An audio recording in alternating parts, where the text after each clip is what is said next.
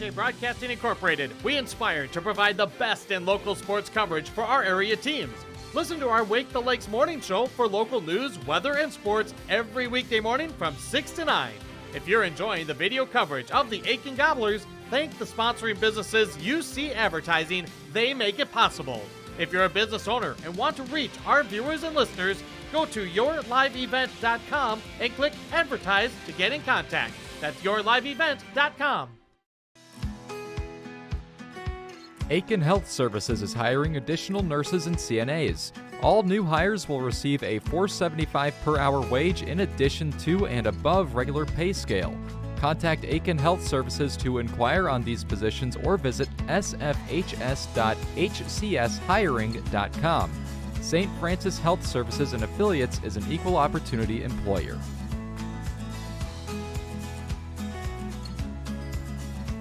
Welcome to Aiken Schools. Keep informed with district news and information for parents, families, students, and staff with your visit to the Aiken School website at home.isd1.org. Our mission at Aiken Schools is to empower students to be lifelong learners and citizens by maximizing community, parent, and staff involvement while developing high expectations and achievement in a safe learning environment. We are ISD1. The Aiken Quarterbacks Club promotes and supports Aiken Gobbler athletics through the use of charitable donations and to conduct activities exclusively for the promotion of social welfare therein. One way to help support the Aiken Quarterbacks Club is to play pull tabs at the Landing in Aiken, where some of the proceeds go directly to the club. Help keep the Aiken Gobbler athletics going strong. Support the Aiken Quarterbacks Club today. Go Gobblers! As a local business, Liljenquist Sewer and Excavating is proud to be serving the Aitkin community and the surrounding area. Services from Liljenquist Sewer and Excavating include gravel products, site development, demolition, and septic systems. Liljenquist Sewer and Excavating, owned and operated by Larry and Kelly Liljenquist. When you need gravel products, site development work, demolition, or septic systems, contact Liljenquist Sewer and Excavating. At Brandel Chevrolet, Buick, and GMC, their team works together to provide you with the ultimate Buick, GMC, and Chevrolet shopping experience. Browse the lot at brandelgm.com. They're there to exceed your expectations, deliver the best service possible, and make car shopping fun again. Browse the lot at brandelgm.com. When looking for your next new or used vehicle, shop Brandel Chevrolet Buick GMC in Aiken. Our reputation rides with you. brandelgm.com. At R&J Broadcasting Incorporated, we inspire to provide the best in local sports coverage for our area teams. Listen to our Wake the Lakes morning show for local news, weather, and sports every weekday morning from 6 to 9. If you're enjoying the video coverage of the Aiken Gobblers, thank the sponsoring businesses UC Advertising. They make it possible. If you're a business owner and want to reach our viewers and listeners, go to yourliveevent.com and click Advertise to get in contact. That's yourliveevent.com.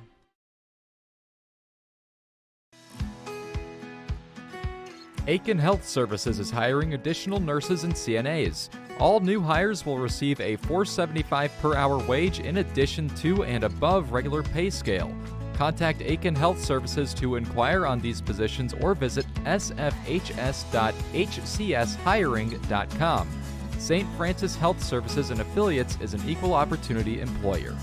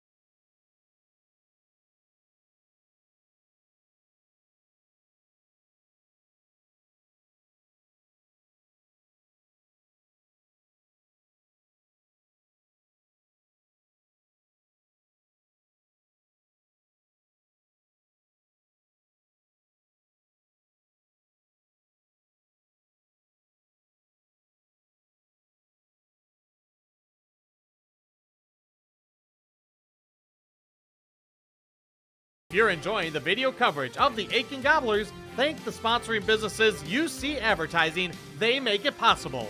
If you're a business owner and want to reach our viewers and listeners,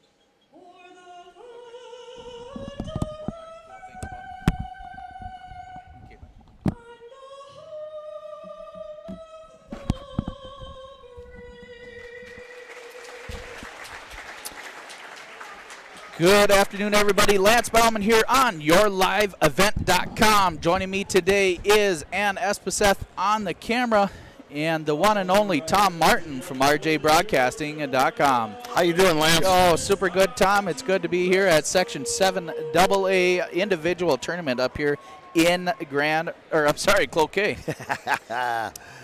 It feels like we're in Grand Rapids, right? Oh, for sure. Hey, this is going to be awesome. I haven't been to a wrestling tournament, a big one all year, so I'm excited to see this. And looks like we got some good kids from our area wrestling up here, and we should have some success today. Exactly. We're going to be following a lot of schools here today. We're going to try to run. You'll be able to see the formats on the screens, everybody. It is hard to concentrate on formats. There's going to be a lot of different wrestling going on. We will probably zoom in on some individual matches throughout the day. Again, concentrate on some of our great sponsors through Aiken Wrestling here. And Piers, I think, was able to get some donations in for us to help us, concentrate on some of those local wrestlers. We'll try to do a good overview of the whole tournament. It'll be going on the rest of the day today. We're going to wrestle up into the semifinals. And then we're going to call it a break until tomorrow. And then we'll be back. We'll finish all the wrestlebacks tomorrow afternoon and get into the finals later tomorrow evening. Again, this is the first time of being able to view this on YourLiveEvent.com, so we're pretty excited to bring this tournament to you. Last weekend we did the team stuff. That was a phenomenal couple days there between Pine City and Mora.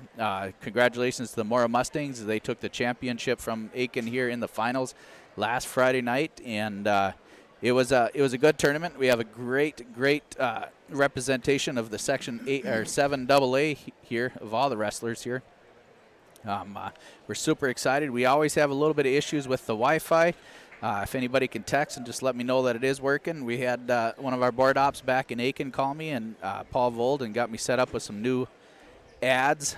This is a very new system and still has its quirks. But for the most part, it's pretty awesome that we're be able to get out here and stream live through YourLiveEvent.com. It's neat to see a lot of the grandparents in all different states and other family members throughout all these towns be able to come in and watch us in the comfort of their own home from their own phone or their own TV. And it's pretty exciting. Totally awesome. A lot of teams here. Yeah, places really starting to fill up, get packed here. It's gonna be noisy in here too a little bit. It will be noisy, but I got good selective listening skills. All right, like Lance said, we'll do what we can to follow certain matches, but try to give an overall view of what's the whole going thing. on. And when it's all said and done, Lance, I believe it's the top 2 kids in each weight class go to the state tournament, correct? You are correct. And that'll be starting off next Thursday is the team tournament down at the state tournament and at the XL Center. Friday and Saturday will be individuals. And also, first time this year will be an all-girls state tournament at the same time down there. So they'll be wrestling also on Friday and Saturday down there. So it's pretty exciting to see the all-girls teams. Yeah, that's awesome. And then we have our own Madeline Strohmeyer from Aiken that will be down there representing. She was a champion this last Saturday. Congratulations to her, and pretty exciting. There's another gal from Wadena that also made it. She was a runner-up. So there's two gals in the central Brainerd Lakes area here that will be able to make it down and represent our area. Let's go ahead and we'll take a quick break here and make sure the ads are rolling. Again, thank you to all the great sponsors here. Enbridge, Aiken Wrestling Club, the Pierce School District, Aiken Public Schools and Aiken Quarterbacks Club, Golden Horizons, Aiken Health Services. There's a whole gamut of sponsors that are able to get this out and get this home to you. We'll go ahead and do a quick break here, and we'll be back starting off with 106-pound and 113-pound class matches. YourLiveEvent.com and click Advertise to get in contact. That's YourLiveEvent.com. Aiken Health Services is hiring additional nurses and CNAs. All new hires will receive a $4.75 per hour wage in addition to and above regular pay scale. Contact Aiken Health Services to inquire on these positions or visit sfhs.hcshiring.com. St. Francis Health Services and Affiliates is an equal opportunity employer.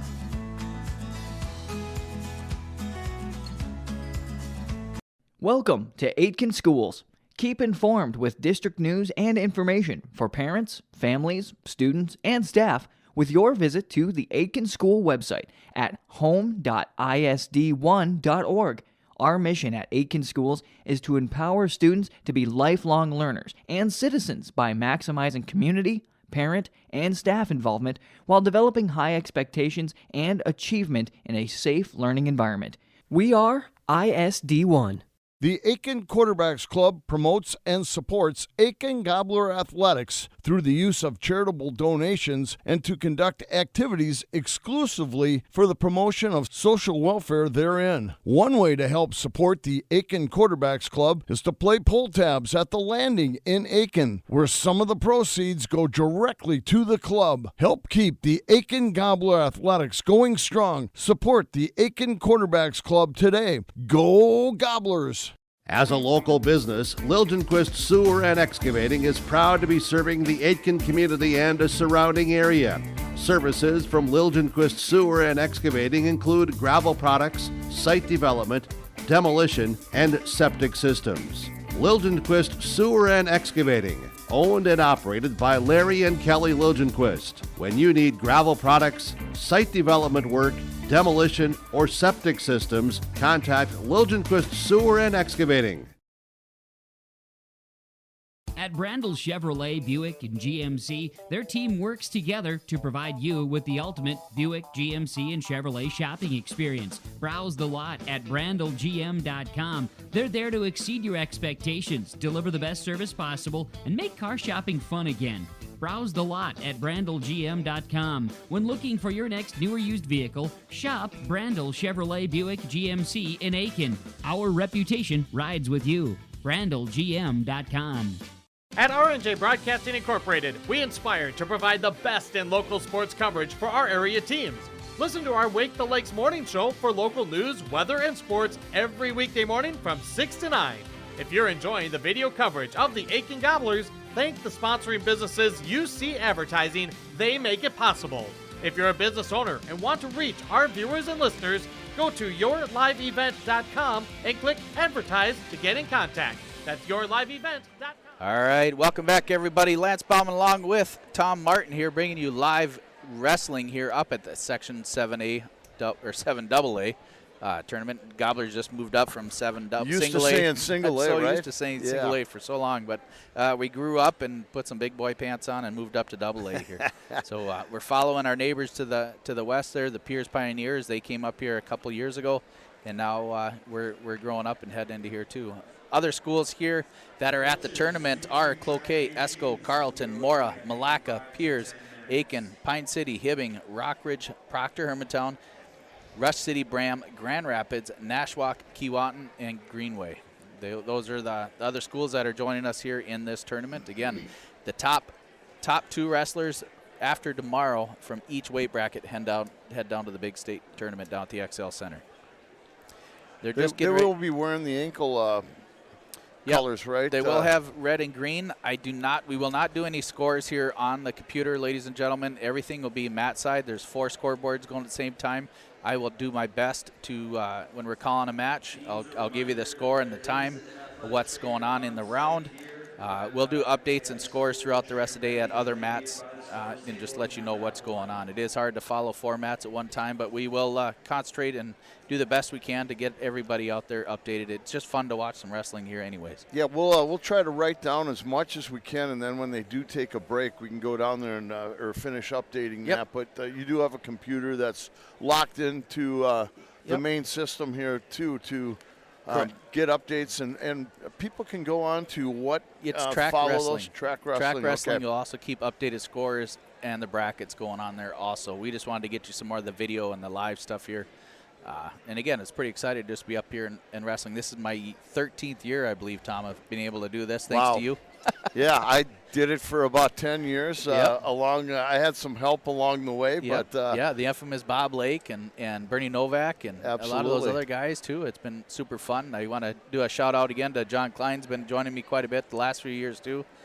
Thank you to him for gabbing with me a little bit. He's always fun to. Ran into him yesterday. Yeah. Told him I was coming up here with you. He was at the tire barn. Oh, is he? It's a meeting place, right? Yeah, it is. It is. You got good coffee there. You got to make your own, though. Yeah. That's right. Make your own coffee. Yeah. And again, hats off to Ann Espeseth that she joins us again. She was with us last weekend.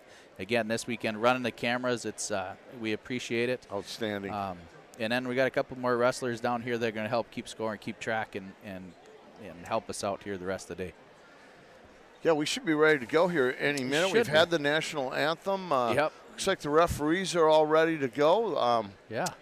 4 mats out in front of us here. Of course, now if we go counterclockwise with the camera, starting with the blue mat, that's 1. That's mat number 1. Then the purple one, the first one on the right, is mat number 2. Then we step back. That'll be mat number 3, and mat number 4 is on the left side. Yep, kind of goes counterclockwise from the blue one if you're watching on your live events. So try not to confuse anybody, right? Because we will be probably talking about mat 1, which mat we're talking about on each separate every time we talk here, almost probably. So right, exactly. Again, thank you, Sharon Dotzler, for texting me and letting me know that you can hear us down there in the cold country. All right. Yeah. And then it was fun also getting to hear that some other good fans of ours, like Tom Klingelhofer, gets to listen in and watch.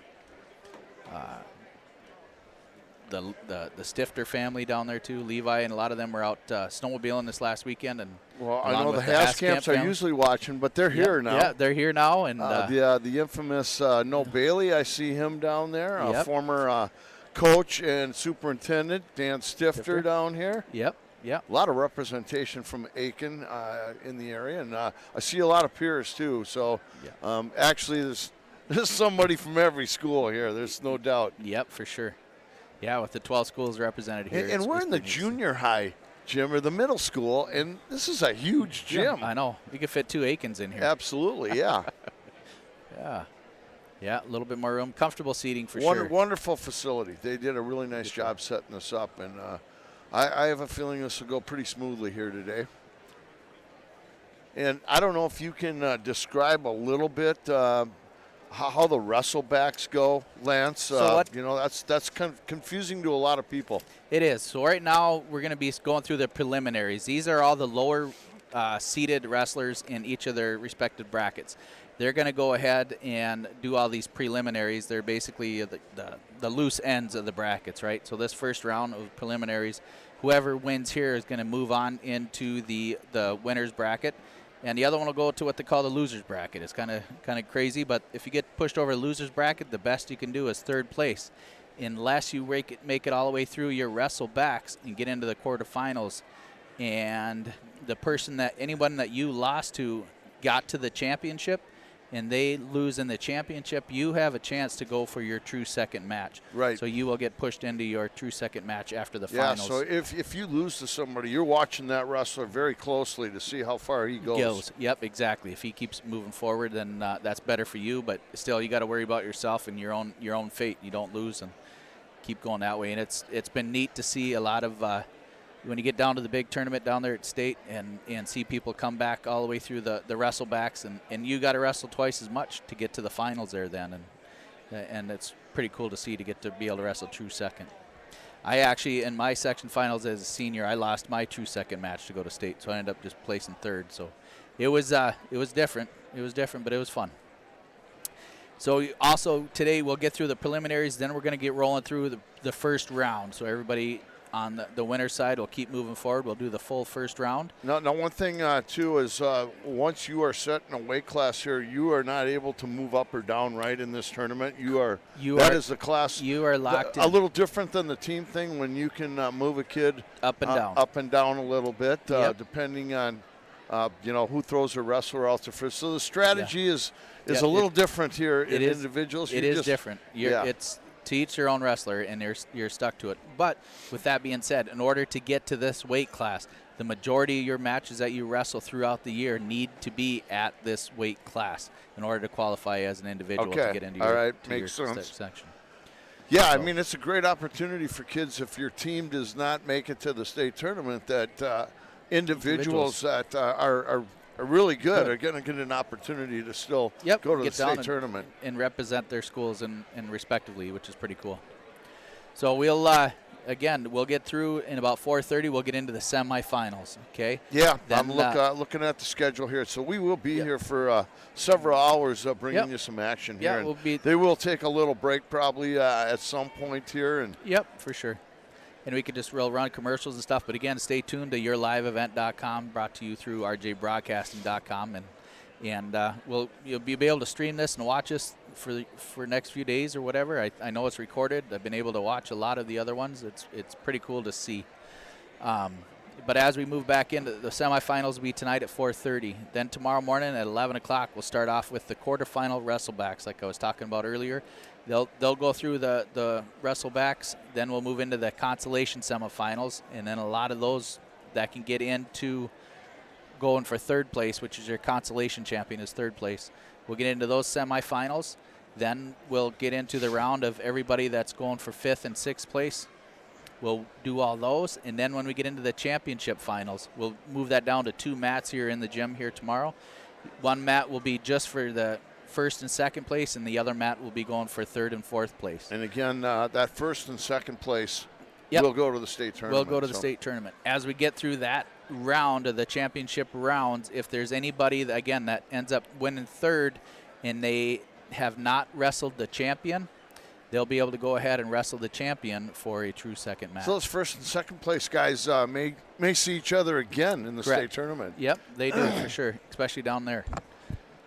What they do is when they do the seedings for the state down there, it's all ranked as individuals. Right now, a lot of the seeding here at this tournament, we have a lot of ranked kids here in Section 2A, 7-2A. Yep, we'll try to highlight those kids as they come up through on the mats and let you know. And I think if you're a wrestling fan, you're familiar with the guillotine that does the state rankings here. Yep. I could not tell you why we're late, except for the fact that I know we were early and set up, and everything to this point has been going good. Yeah, everything was right on time. The anthem played right on time, and like I said, the referees are ready to go. And all right, and then they've cleaned the mats. They did, but they got them dirty already again, so they just got to get out there and start rubbing the noses in them. But anyway, again, thank you to the Aiken Wrestling Club and President Ann Espeseth for coming. She brought a couple more computers for us. They'll have mat assignments all set up through the track wrestling here, so we're able to not have to read my chicken scratch and a whole I think lot. it's separate than the wrestling club, but the Aiken Quarterbacks Club also is sponsored for this here today too. So they're the hierarchy of a lot of the subcommittees or the. And I know they always want me to point out that you can go to the landing and buy pull tabs, and proceeds from that help benefit the and Quarterbacks Club and the meat raffles too, for sure. Right. Get down and support all that stuff. We need all those organizations already just to make ends meet anyways in any high school sports. So again, shop local, shop small. That money right there, 70% of that money goes right back into your schools and your community. So it's very neat to see. And again, we're honored to have all these great sponsors like the Quarterbacks Club, the Pierce School District. And then what do they rotate who does the section tournaments every year? They do. Kind of moves around at different schools. I know they've had them in Aiken in the past. Yep. We've had team tournaments there for sure. A lot of it it goes on voting, so on and so forth. That was more for Section 7 Single A. A lot of it's all voting Yeah, that's right. and This is venues. a whole new thing with 7 AA here. So Yep. We're back in the running, but we need the facilities end of it. You got parking. Now you bring in 12 schools. Right. Try to fit formats and people in the gyms. This is twice as big as what Aikens is, so and it's a little bit more spread out and more comfortable, but it will fill up.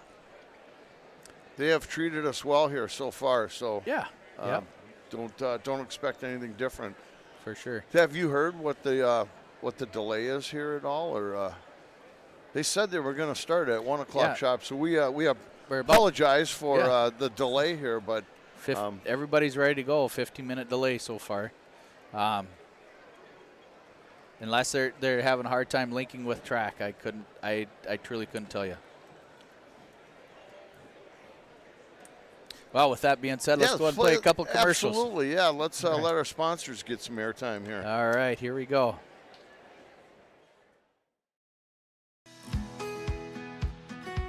Aiken Health Services is hiring additional nurses and CNAs. All new hires will receive a $4.75 per hour wage in addition to and above regular pay scale. Contact Aiken Health Services to inquire on these positions or visit sfhs.hcshiring.com. St. Francis Health Services and Affiliates is an equal opportunity employer.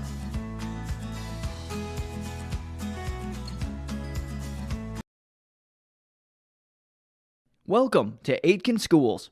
Keep informed with district news and information for parents, families, students, and staff with your visit to the Aitken School website at home.isd1.org. Our mission at Aitken Schools is to empower students to be lifelong learners and citizens by maximizing community, parent, and staff involvement while developing high expectations and achievement in a safe learning environment. We are ISD1. The Aiken Quarterbacks Club promotes and supports Aiken Gobbler Athletics through the use of charitable donations and to conduct activities exclusively for the promotion of social welfare therein. One way to help support the Aiken Quarterbacks Club is to play pull tabs at the Landing in Aiken, where some of the proceeds go directly to the club. Help keep the Aiken Gobbler Athletics going strong. Support the Aiken Quarterbacks Club today. Go Gobblers! As a local business, Liljenquist Sewer and Excavating is proud to be serving the Aitken community and a surrounding area. Services from Liljenquist Sewer and Excavating include gravel products, site development, demolition, and septic systems. Liljenquist Sewer and Excavating, owned and operated by Larry and Kelly Liljenquist. When you need gravel products, site development work, demolition, or septic systems, contact Liljenquist Sewer and Excavating. At Brandel Chevrolet, Buick, and GMC, their team works together to provide you with the ultimate Buick, GMC, and Chevrolet shopping experience. Browse the lot at brandelgm.com. They're there to exceed your expectations, deliver the best service possible, and make car shopping fun again. Browse the lot at brandelgm.com. When looking for your next new or used vehicle, shop Brandel Chevrolet Buick GMC in Aiken. Our reputation rides with you. brandelgm.com. From all of us at Enbridge, thank you. Thank you. Miigwech, and thank you for working on Line 3 replacement. Thank you to everyone who supported this project. Construction is complete on a new and safer pipeline that will deliver the North American energy that we all rely on every day, and is done thanks to the support and hard work of thousands of people. I'm grateful for every single voice of support and every hour of labor put into this project. Thank you. This is Jim Berkemar, owner of R&J Broadcasting Incorporated. Together with Bernie, we're inviting you to join us on a tour of Victoria, Vancouver, and the Canadian Rockies, July 14th through 23rd. On this tour, we'll visit historic Victoria, tour the breathtaking Butchert Gardens, and experience the stunning scenery of the Canadian Rockies via rails train. Visit holidayvacations.com, keyword RJ. Learn more about this tour and watch the travel show, or call 888-557-1020 for a free brochure. Remember the keyword RJ.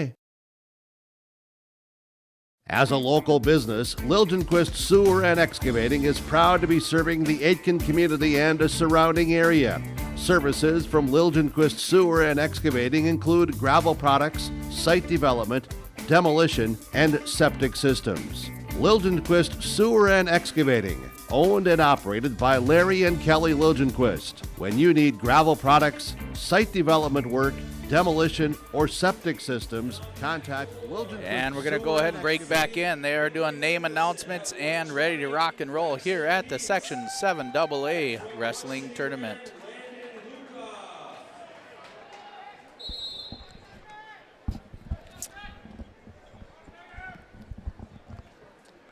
I believe this is 106 here on mat 1. Yep, that's Figueroa from Hibbing and Tucker Gould from Rush City here on mat Correct. 1. Mat 2. So Hibbing is blue with red. Well, red, Yep, red red. ankle.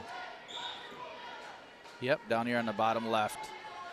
Over on the right, we have Cloquet and Rush City also wrestling. Yep, that's 113. And in the far corner on the far right, you got, looks like Grand Should Rapids. be, there's two 120 matches, I think, going. Yeah, Gabe Martin from Hibbing, Holden Brink from Grand Rapids. And then I believe it's Braxton Peets on mat 4 and Landon Luckoff. Brandon Peets from Pine City, and the other wrestler, Landon, is Rush City Bram.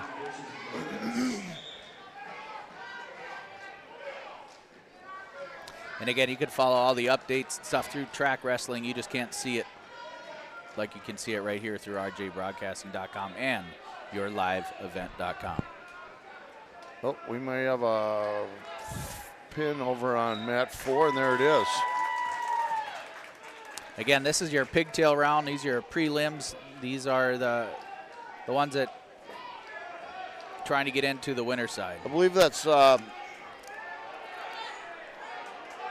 Brandon Peets from Pine River. City. Pine City, yep, yeah. Pine City, Okay. Hinckley. Brandon Peets, a freshman. Pinned Landon Luckoff. Over here on the other side, Grand Rapids Wrestler 1 at mat number 3. All right, that's Holden Brink. Was that a pin also? Yes.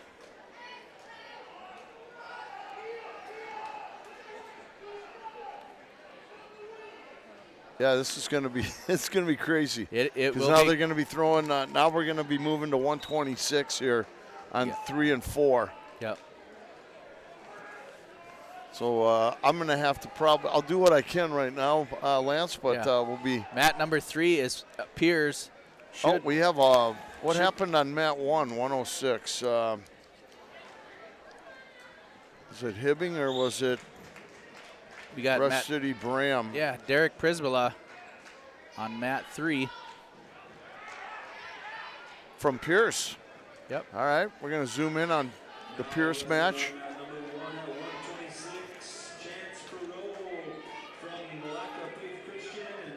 Actually, that's not Prisbilla though. Nope.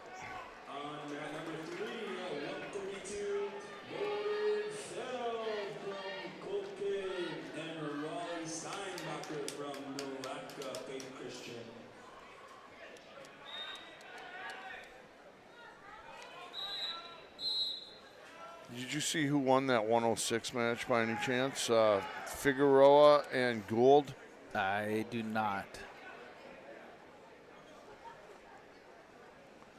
We have a new match starting on mat 1. So on mat 3 is Feld and Steinbrecher. 126, is it? They're wrestling at 132. Okay. And 126 must be on mat number 4 then.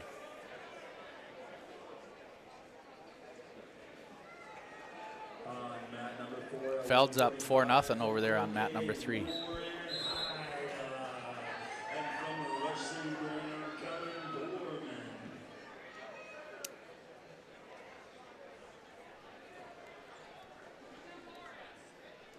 Yep. 5 minutes into this, and I'm already far behind on my brackets. So. It is very hard to follow and stuff here, but we'll do our best on these preliminaries and stuff. Just kind of watch all the wrestling as we get into the. We'll get them all updated here, especially after this first round here. We'll try to get you going for a fall. Because then we go right to like the quarterfinals. This is the round of 16 here, but there's a lot of buys in it. Yep. And that's why we're skipping weight classes so fast. We don't have 16 schools here to fill all 16 spots. Yeah.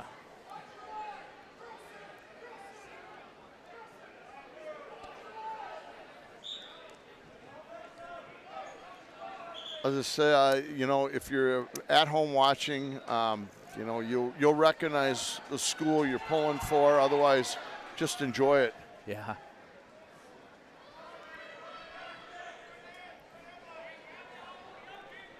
Try not to that was bump. A nice,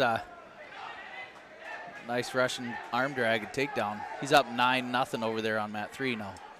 Throws in a half, getting ready to turn him. He's already got a major decision going. He's working on a tech fall now. Now this is going to be close. That'll be the fall. That was a cloquet wrestler.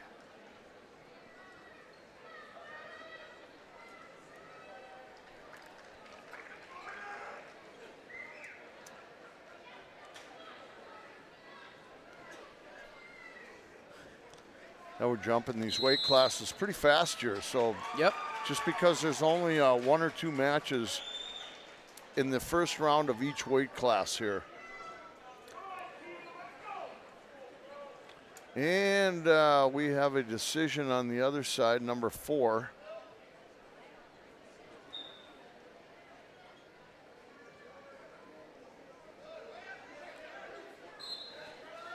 Mat number 3 now. Oh, it doesn't look like track's updating fast enough for us here. We got some injury time going on number 2 here. Trainer out there taking a look at one of the wrestlers. Looks like a Rush City Bram kid. Grand Rapids won there on number 3.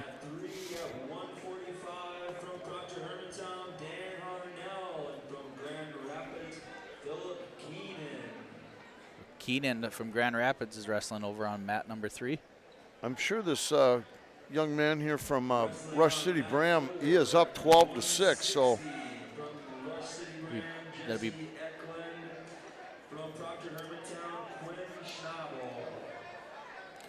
so that would be mat number 3, so it'd be bout number 15. So Tom, on those corners, little triangle scoreboards, you'll see a little number above the green, whether it's number 3 or number 15. Those are the bouts. So those are the bout numbers in track wrestling. So you'll be able to reference back to see who's wrestling there for name-wise. So here on 6 is now is Prisbilla. And then coming up on deck on mat number 3 will be Aikens, Jacob Betzenvik, and Prisbilla is a 160 wrestler from Piers, right? Yep. Yep, and he took his Grand Rapids gentleman down, and he's got Means on his back. Means. We're getting a lot of pins here in the right away in the prelims here. Yep.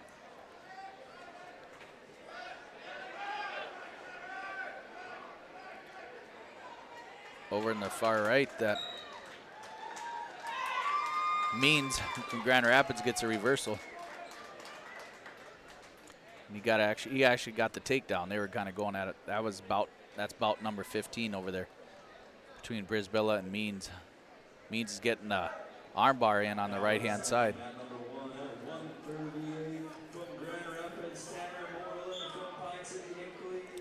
Jacob Benson-Vick's going to be up here on the mat here pretty soon from Aiken.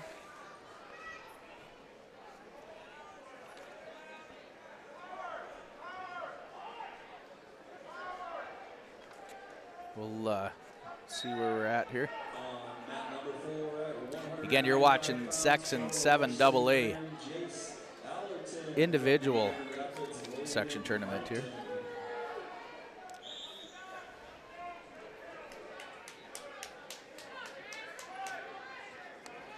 Aiken's John Pilarski is in the hole at bout number 34.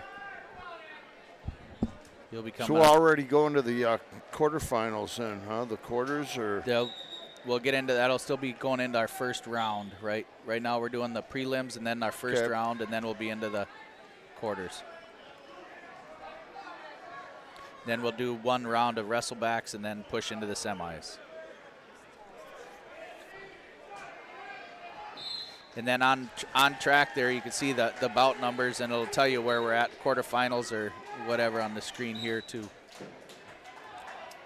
Just pretty neat. I wish we could get all that up on yourliveevent.com here too to kind of show people, but that's efforts in the making. One of these days, we'll have that technology.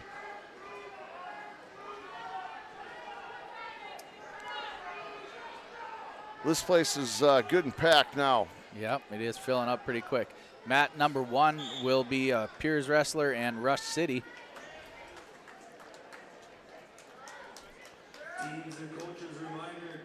Does it tell you what weight class that is by any chance? Should be bout number 16. That should be a 152. It's going to be Caden Gorman from Rush City and Frank Tomberlin from Piers, a senior. Wrestling now on mat number 3, 106 from And they're wrestling at 152, like I said. Okay. She's about 16, you said? Yep, that's about 16. Got it. Yep.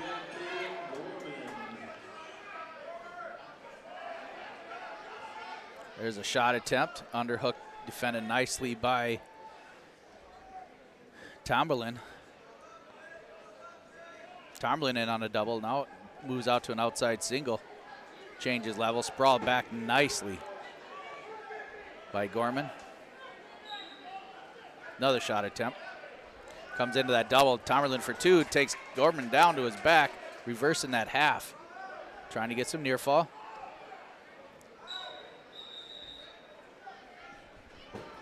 .57 seconds left here in that first period on mat number 1.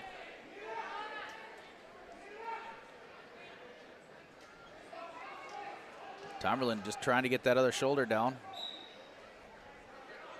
Gorman sprawling, trying to keep that up. Bridgen trying to come around, he gets out. Oh, nicely done. 30 seconds left here in that first period. Tomberlin should be up 5-0. He's got to pop his head out here for a... They're going to stop and restart. Potentially dangerous. Blood time, looks like. Oh, gotcha.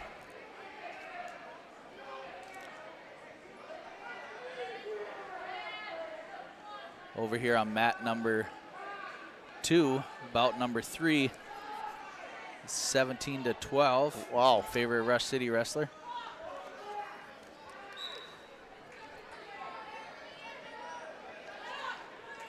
Again, everybody, the blue mat is mat number 1. Then you go directly to your right is number 2, mat number 2. Then you jump back. It'll be mat number 3 in the back right. Mat number 4 in the back left. Counterclockwise from the blue mat. That's all right. We're a little bit backwards up here anyways, Tom. So yeah, you can, exactly. Makes me feel comfortable anyways. That was a good decision there on mat number 2. 18-12 victory. Yeah, there's the Rush City Bram young man, I believe.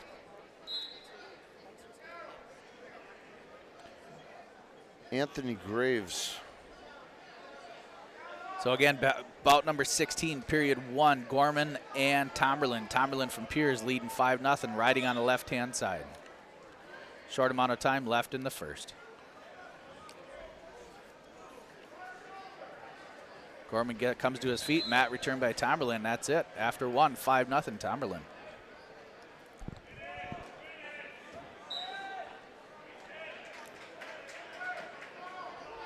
Mat number 2, Zach Wanner is up. He is facing Colton Gallis from Rockbridge. Period number 3 over on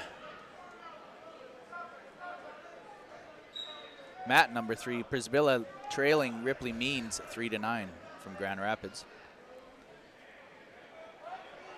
And in the far back corner, Thiessen from Cloquet is leading Roman McKinney, Hinkley Finlayson 4-0.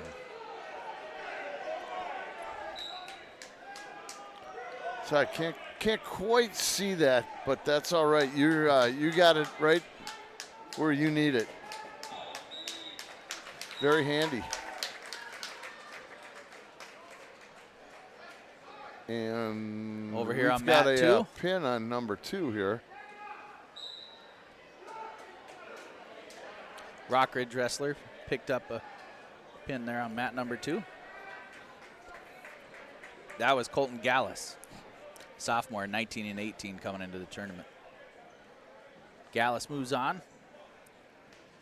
Tamerlan getting some back points again here on mat number 1.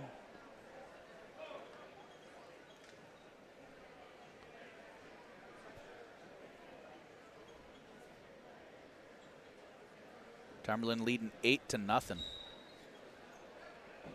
in the second period. Yeah, with he's about got, Gorman again. back to his belly. 35 seconds left here. Leading 11-0. Tamerlan trying to get another tilt in. Wrestling on mat 2 at 145 pounds from Malacca, Pink Christian said no. And from Hibbing, Jack Botch. Tamerlan, a senior from the Pierce Pioneers, comes in today with a 19 and 18 record. Gorman, a junior with an 8-21 record. John Kayoko.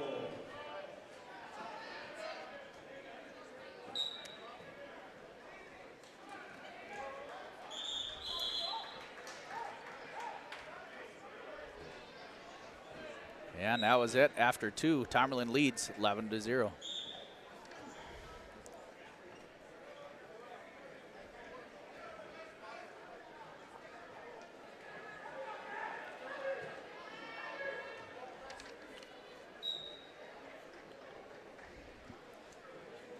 And the refs out there getting a couple more blood spots kind of touched up a little bit.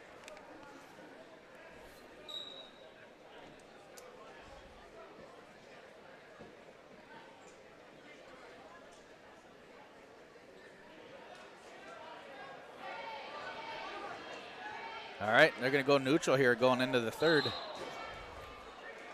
Again, 11-0 Tamerlan here at 152. On deck on this match will be Holcomb and Shadeen.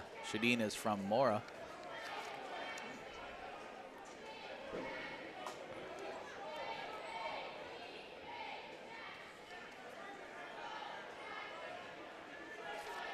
Tying up here. Tamerlan in on a shot. Gorman capitalized on it, sprawled back and tried to go with an underhook and pushed out of bounds to restart.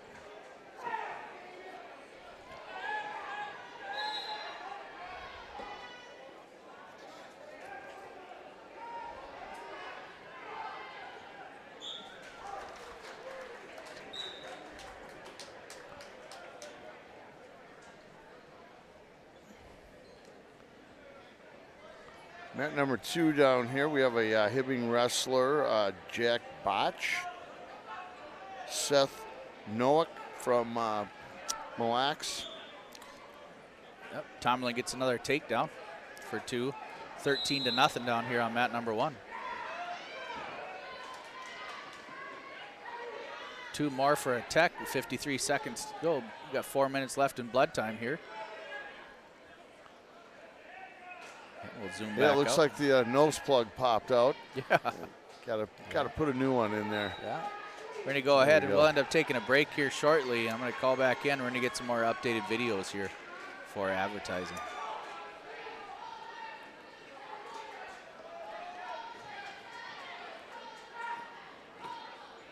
And we are close to a pin on mat number 3, and there it is.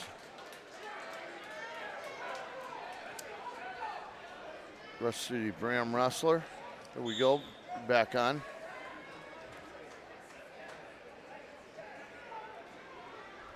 Tamerlan again leading 13-0 here over Gorman from Rush City.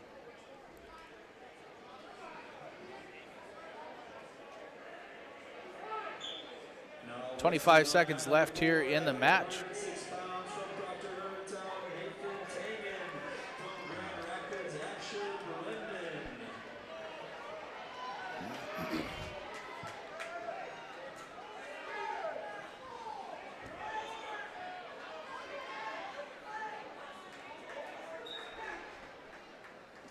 Tamerlane's going to pick up a victory.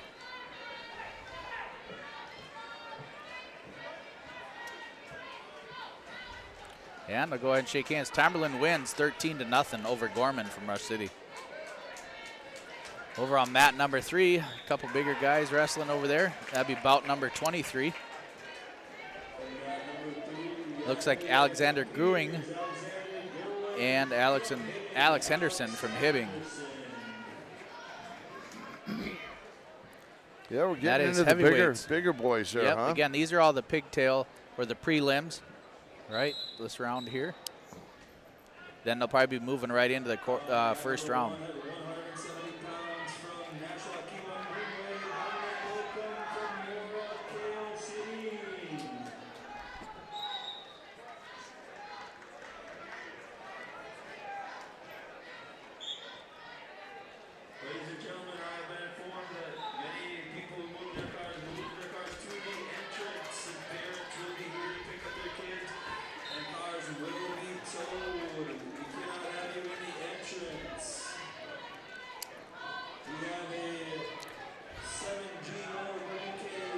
Again, this is Section 7 AA individual wrestling tournament up here in Cloquet.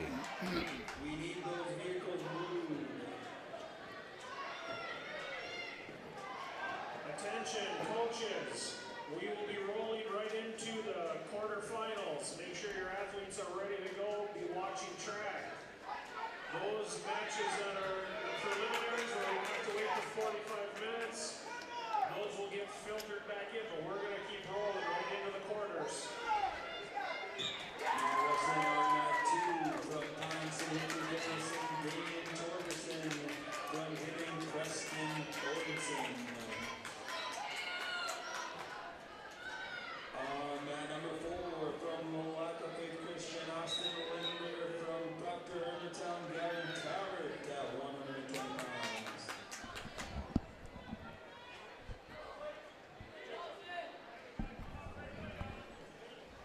Reminder once again, if you are in the entrance row to the middle school, you need to move your vehicle.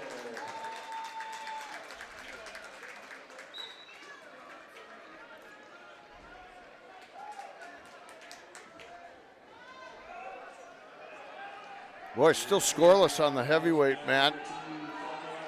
Mat number 3, Alexander Gerwing from Pierce and Alex Henderson from Hibbing.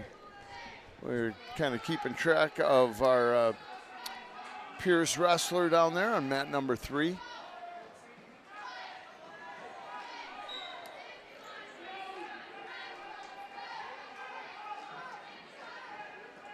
Wrestling now on mat number 1, 220 pounds from Malacca Faith Christian, Hunter Bakaben, and from Grand Rapids, Mason Peterson.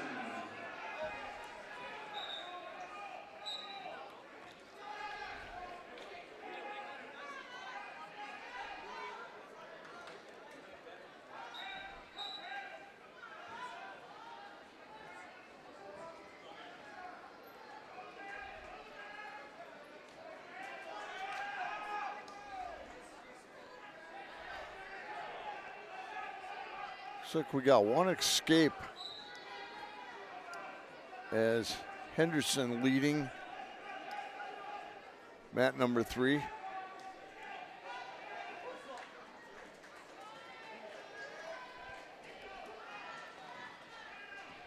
Just keeping my eye on this mat number 3 here, the Alexander Gerwing from Pierce and Alex Henderson out of Hibbing.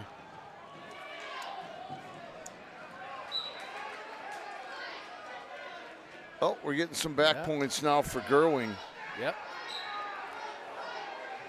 14 seconds left there in that period. Right at the edge. The Hibbing gentleman bellies out there. That'll do it. That would be Henderson. I think there's one more. Is that? I think that was period 2, right? Yep, they're going into second period now. That was the first period that just completed. Now they're moving into the second period. Gearing's leading 5-1.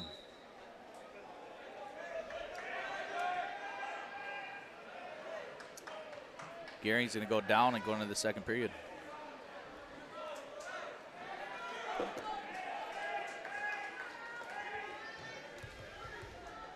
We'll focus in there on mat number 3. Caution, false start. Got to just put, Gearing gets warned. Sorry, Henderson gets warned.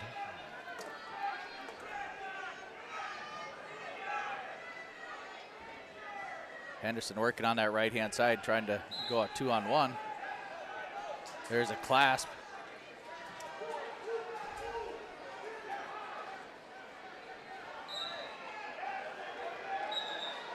And they're going to go ahead and restart and give a point to Gearing.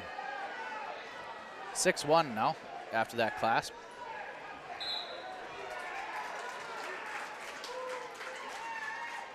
Again, everybody, the scoreboard down on the bottom of your screen is not going to be active. It is not active because we got 4 mats going with scores going all the time. So sorry, but we have no score going on our screen there. Yeah, it's just too tough. Yep, we'll just update scores and winners throughout the day here. I believe they've started the first round on mat 4.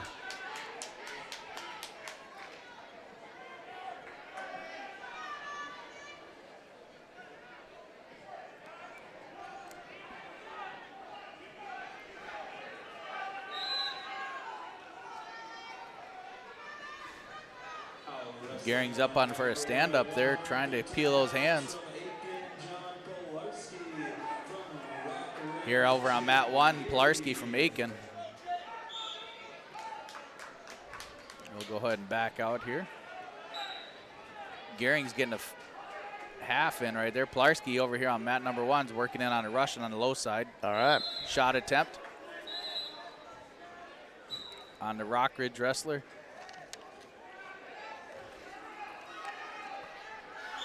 Pilarski wrestling at 113, 25-9 on the year, 9th grader.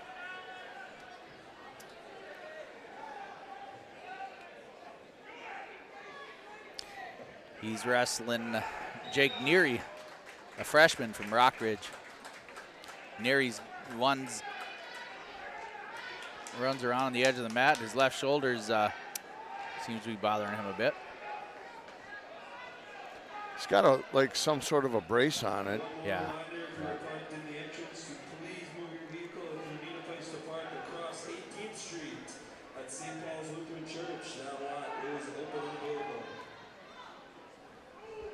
All right, they're going to go ahead and restart here on mat number 1. Minute 30 left here in the first period. And no Gearing score.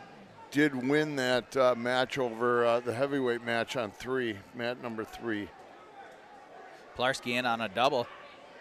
Elevating, taking him down for 2.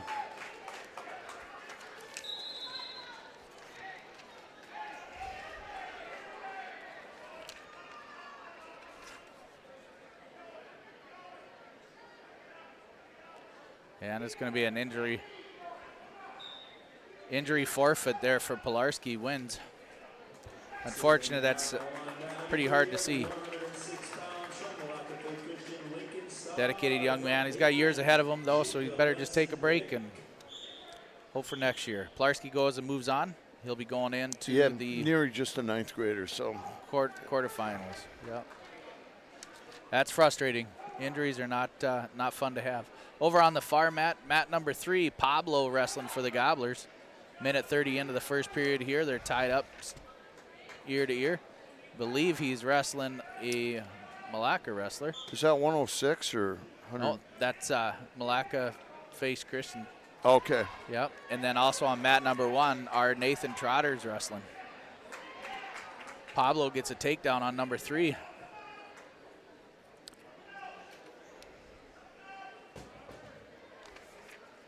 Pablo's leading up 2-0. That is Jacob Benson-Vick. And now for the Gobblers, Nathan Trotter's wrestling on mat number 1. We'll go ahead and kind of just back out here. We'll try to watch both matches at the same time. Again, Trotter's wrestling in the blue mat here. Jacob Benson-Vick is in the far mat number 3 on the right-hand side.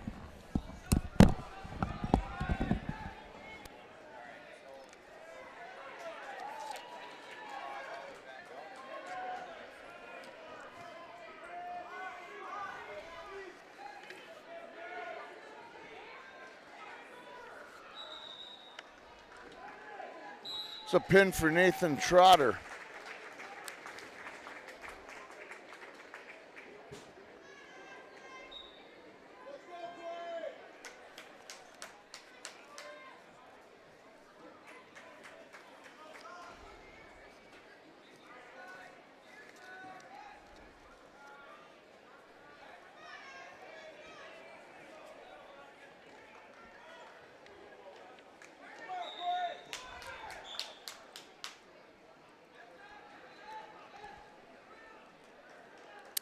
Now wrestling on mat 2 from Rock Ridge, Corey Weir.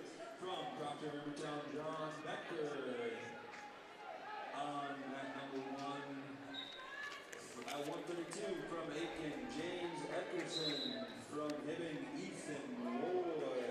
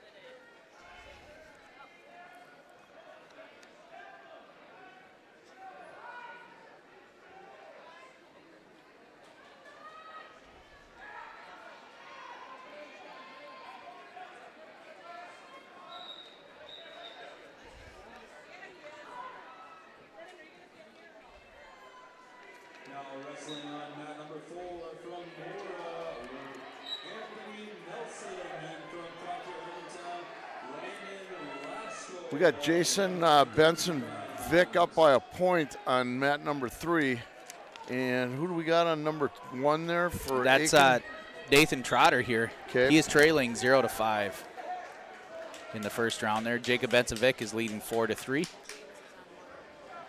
And coming up next, oh, that's James on mat 1 there. Okay, I'm sorry. James Erickson. Trotter won by pin. Okay, James Erickson, I'm sorry, is in a cradle right now on mat number 1. Okay. He is now trailing 8-0 on mat number 1. Jacob Benson-Vick is again leading 4-3. Correct. Just coming to the end of the second period over there on mat number 3. You're going to go neutral position here going into the second period with James Erickson.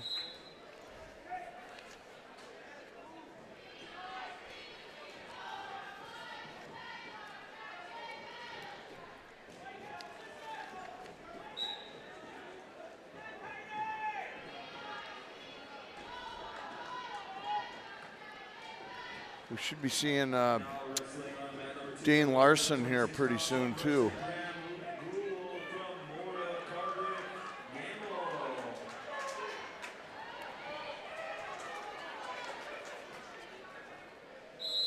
Erickson tried to do one of his notorious shoulder throws there.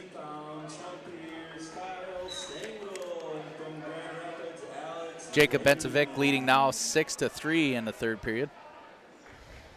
That is bout number 25. And that is 106 weight class. Yep. James Erickson wrestling at 132 on mat number 1. He's trailing 8-0 with 1:20 left here in the second period.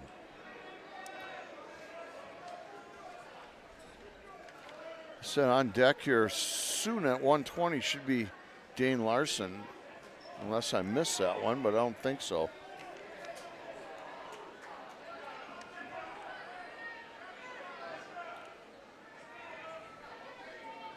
Eric's trying to work in on that overhook, trying to work into a Russian, and then he comes and ties up, hitting that corner, trying to set up his throw. He's jacking him up a little bit. Ethan Roy down on that high crotch on Erickson. 30 seconds to go with Erickson's going to get a takedown. Jacob Benson Vick, and it's 8-5.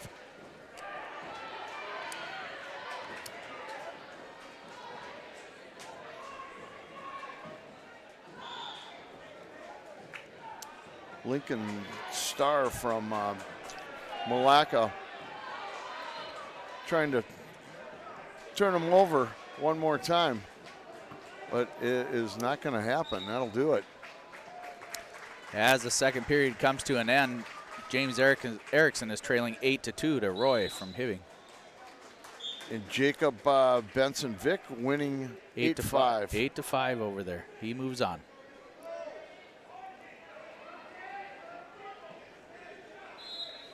James Erickson here on the blue mat.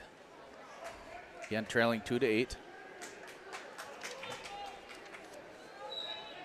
This is a preliminary round, and the first round is just starting. We'll keep moving in, get through here, get moving into the quarterfinals. Semifinals will be at 4:30, everybody, so we're 2.5 hours away from making the semifinals. Erickson gets a throw, takes Roy to his back. Right now it's 4-8. 4-8. Erickson tried to settle Could be in. a big comeback here, huh? Yeah. Erickson trying to pressure All right, in here. Dean Larson is on mat number 3. Just got taken down.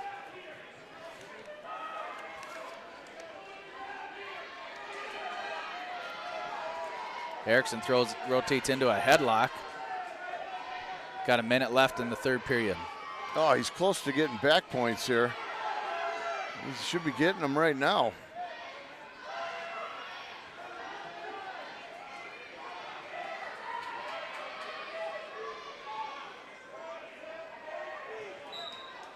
Erickson just reefing on that head and that headlock on Roy.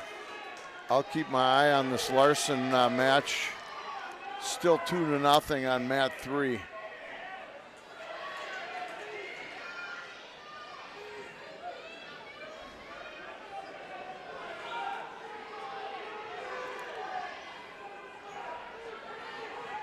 There's a fall from James Erickson. What a comeback. He would have had 21 awesome. seconds left. James Erickson moves on in the round, picks up a fall. That was a nice fight with Ethan Roy from Hibbing. Now we can watch Dane Larson and Asher Hedblum. Yep, Hedblum is, I believe, from Rockridge. Right, correct. Right? Yep. And Larson, it says he's just 1-1 on the year. Yep, he has not been able to wrestle a lot there and Larson's fighting off his back as Hedblum's got in a cradle. 13 seconds left there in the first period. Dane's trying to stay bridged up. And saved by the bell is Dane Larson. Gives up another 3, so it's 5-0 going into the second period. It'll be Dane's choice. He's going to go neutral. And we have a Piers wrestler on number 4, I believe, mat 4.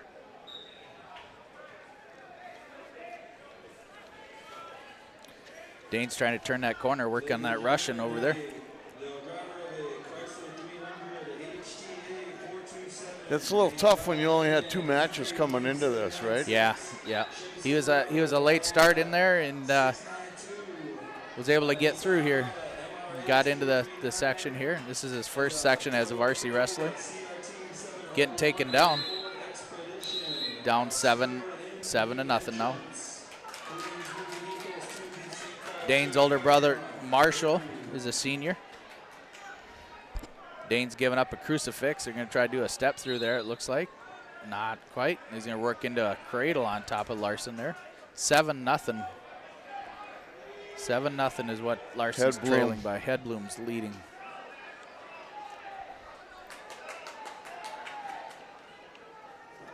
Hedblum working on that cradle still. Minute left there in the period.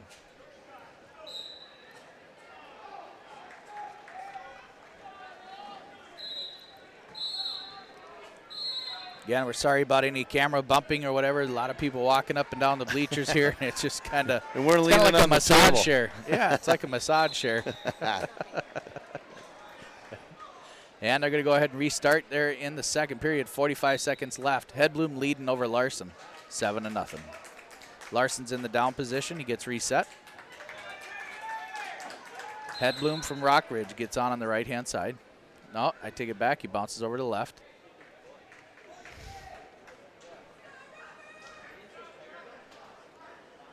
Got a Pierce wrestler coming out on mat 2 now. 2 and 4 are a couple of guys from Pierce wrestling. Larson gets that escape, goes back in on a shot with 34 seconds left here in the second period. Gets taken down, gets thrown into a reverse half. Fighting off his back is Larson.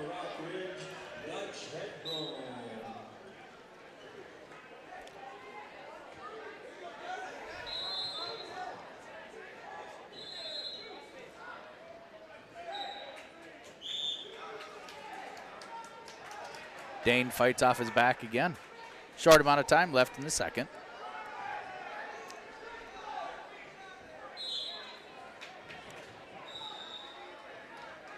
Larson gets an escape right towards the end of the period there, so the score going into the third is 2-12 in favor of Hedblum from Rockridge.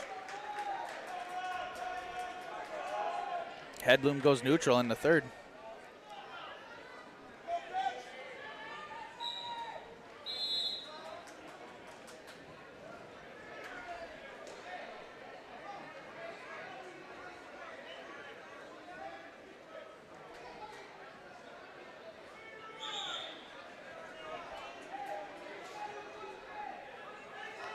Overhooked by Larson, working into a Russian on that side.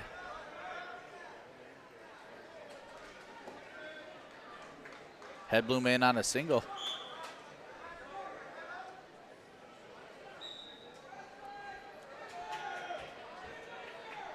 Off the mat at 4 o'clock.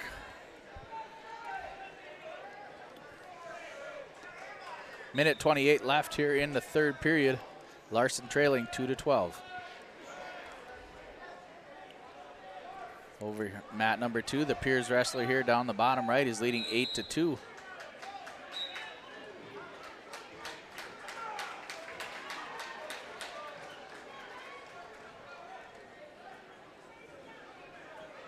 Piers leading 5-4 over on mat 4. And they're going to restart here, back to the center of the mat. Still neutral, minute 3 left here in the match. Looks like it'll be blood time there on mat number 3 between Larson and Hedblum. I picked up 2 more points. It's going to probably need a pin here. We saw Erickson do it. Right. Come back. He was down, what, 8-0 and came back? Came back and pinned him. And he moves on.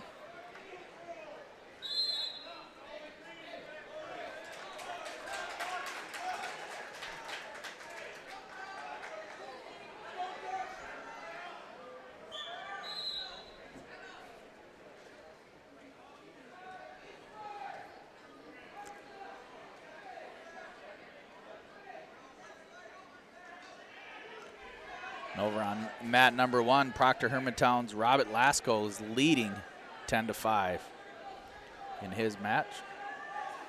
10-5 over Landon Umbrat from Rush City Bram. Just got another takedown.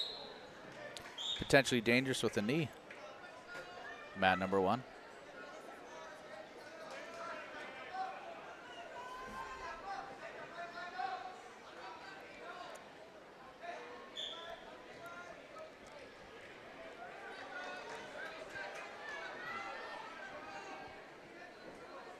Mat number 2, Derek Stengel from Piers leading over Dutch Hedblum, 14-2. That's on mat number 2. That'll be at the bottom of your screen right now. 14-3 now. 14-3 Stengel. Over on mat number 1, Lasko from Proctor Hermantown picks up a fall over Landon Umbright.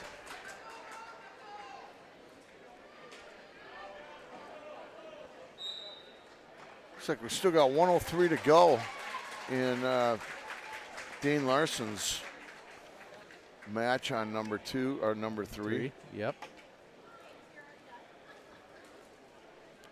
We'll just start. We're just really basically getting into the rhythm here, Tom. Yeah, no, they're starting to roll them now. Yeah. Over here on mat number 1 on the blue mat, we're going to have Aiken's Jacob Williams. No, I take that back. Looks like Kenny Hesse. Or not Kenny Hesse. Kenny Hesse's working all over the state now. He's a little older. He graduated. Sorry. Kenny Erickson, I'm sorry. Kenny Erickson on mat number 1. It'll be bout number 54. Bout number 54, and he is wrestling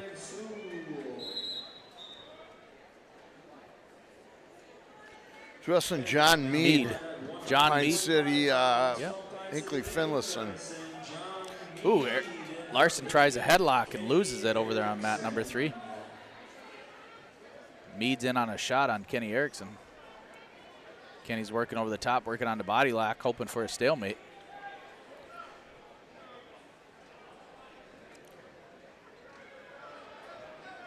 Kenny scrambling there, still trying to keep it neutral.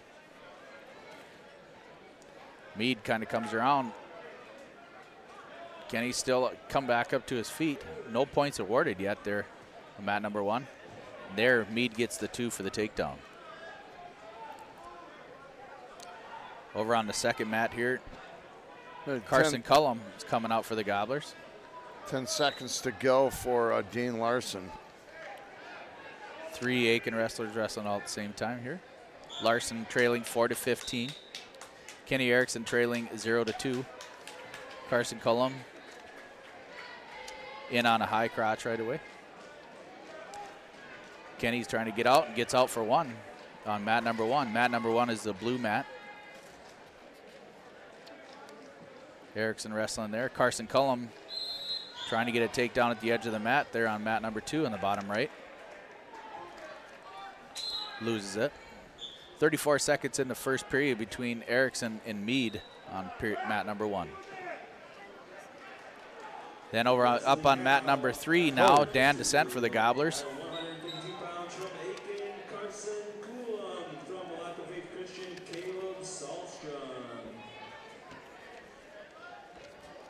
Kenny trying to get in there. He's got 10 seconds left here in the first. Kenny's got a body lock hooked up.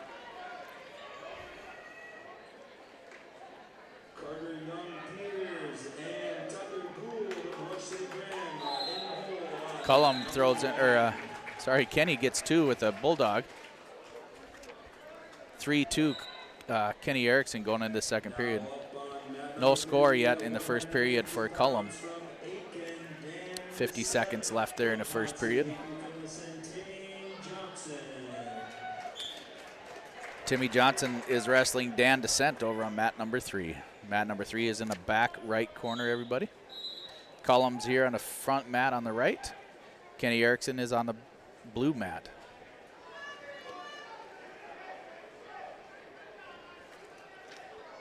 Erickson comes in on a body lock, goes for that throw, takes him down for 2. Kenny's up now 5-2 with 1:40 left here in the second period.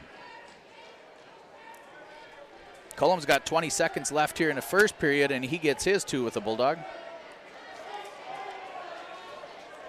Kenny's got his guy on Mead on the back. Clock issues there on mat number 1. Oh boy. Somebody unplugged something. Yeah. As the period comes to an end, Carson Cullum over on mat number 2 leading 2-0. Dan Descent's trying to fix up a bloody finger over there on his match. Trots back to the center on mat number 3. Cullum gets set here on mat number 2.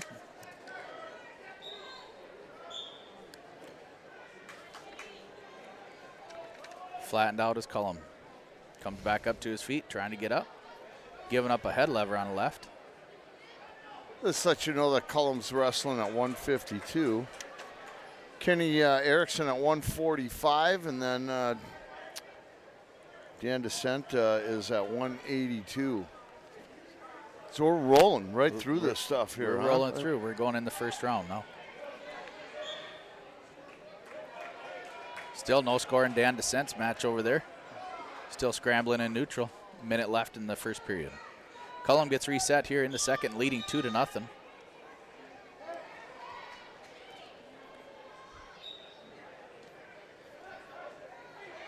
Cullum trails back in, gets a reversal for 2, takes his wrestler to his back. Minute 15 left for Cullum to try to get a pin. Getting some back points right now and getting awful close to that pin. Dan Descent gets taken down for 2. Cullum working on that cradle. Near side, 50 seconds left for Cullum.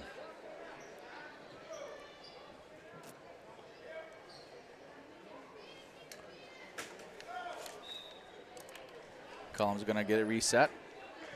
Let that wrestler come back up. I believe he's from Malacca. Well, take that back. It's a Piers wrestler.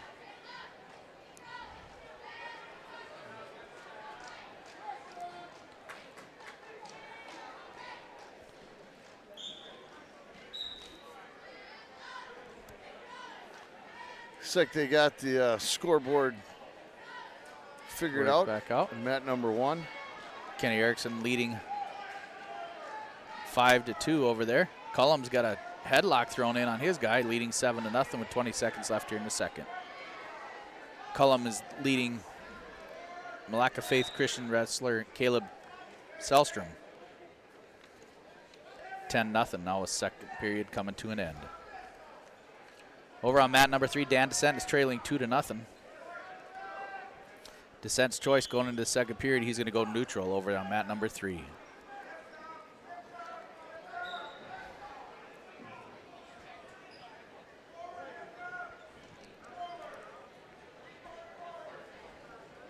Cullum on the top, on the left-hand side, leading 10-0. Let Selstrom up for 1. Is it good or bad to have to wait this long? It's frustrating. You lose your momentum. But you get a little rest at the same time, right? Yeah. Dan Descent picked up a takedown up there, tied it up now 2-2 in bout number 70 at 182. Back to the center of the mat is Cullum and Selstrom here on mat number 2. Leading 10-1 is Cullum. Minute 20 left here in the third period.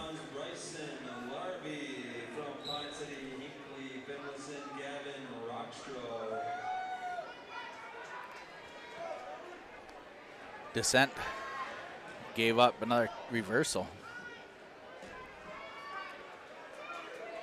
Cullum got a takedown to get some near fall here.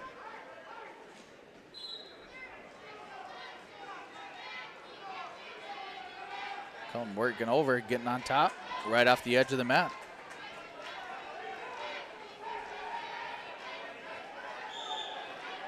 There you go. Cullum picks up another 3 near fall, 15-1. Wow. 15-1 here with 47 seconds left in the third period. Cullum's going to let him up for 1, so it's 15-2. Cullum wants to go for that takedown. He gets a takedown. He gets the tech fall. Yeah, now, will they stop it at the tech fall? There it is. It's not like team points. Yep, but they stopped it at the tech fall right there. Cullum threw in a bulldog right away and got the 2 as he gained control. 17-2 victory for Carson Cullum. He moves on over on the other far mat there. Dan Descent trailing 4-2 on the near mat here. Kenny Erickson leading 8-2. Kenny Erickson on the blue mat, Dan Descent on the far back purple mat.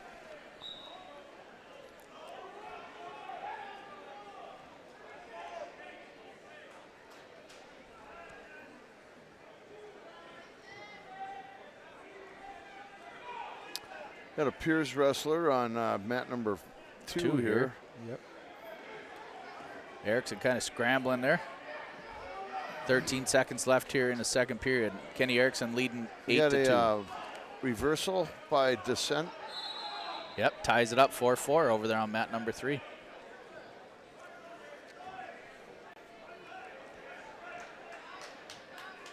Four seconds left here in the second period. Kenny Erickson in the blue mat right here. Gets set.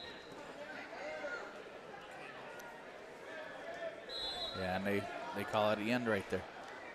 Then Descent, we got a minute left here in the third period, it looks like over there, tied up at 4. Trying to get some near fall. Getting a little bit high. Gonna get back and lose the control, trying to throw some legs in. Kenny Erickson comes up to his feet right away. Matt return.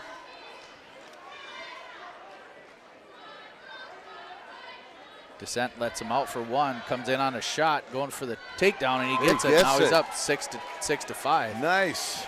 Now he's got 30 seconds to ride him out. 6-5 Descent, working in on a half. Trying to throw it in. He pries and gets him turned. Matt number 3, Dan Descent's going for a fall. Trying to reef on that, and there it is. Dan Descent moves on. Very nice. Congratulations, Daniel Descent. Picks up a fall. Over here on mat number 1, Kenny Erickson working off his belly. Giving up an armbar on the left-hand side. Minute left here in the period.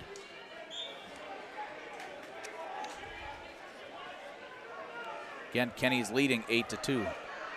So far, Eklund Gobbler wrestlers very successful so far here. Yep, they're moving on. Gobblers are runner-up to the Mora Mustangs here and the section team tournament, lost by 34-27. Kenny Erickson comes up with a reversal.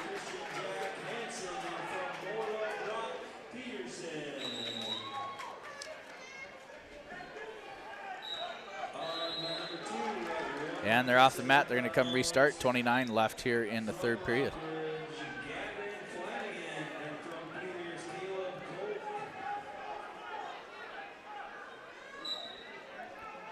Kenny gets on.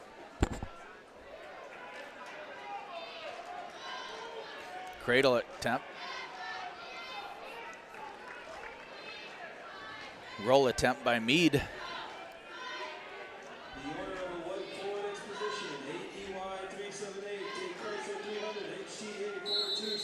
Potentially dangerous right there as they're rolling over ankles. Yeah, they were twisted around like pretzels there. Yep. Good call by the ref. Yep. Kenny's going to restart. 8 seconds left in the match, leading 10-5. Three-quarter attempt by Kenny. And that'll be it. That'll be a victory for Kenny Erickson. All right. Kenny Erickson, 10-5 victory over John Mead from Pine City.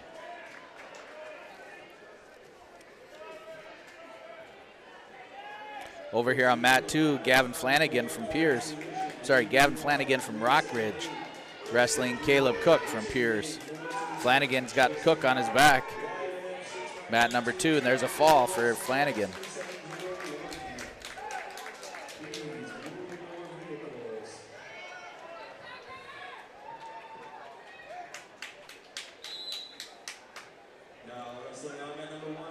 Again, you're watching YourLiveEvent.com, brought to you through RJBroadcasting.com, bringing you live Section 7-2A wrestling individual tournaments up here in Cloquet. Along with Tom Martin and Espeseth, we are bringing you the live action here. Yeah, and if I'm not saying a whole lot, I'm trying to watch 4 matches at once here. I know. Lance, I tell you what, that's like a guy going into the grocery store. He doesn't know if he should go to the milk or the eggs or the cheese. Right. He is lost, and just bring home the bacon is all we hear. And yeah, exactly. Tell you what, you walk in, it's like a deer in headlights. We'll bring you the best wrestling action as we can here. Again, thank you all the great sponsors, all the school districts that help bring this together. Piers, Proctor, Aiken.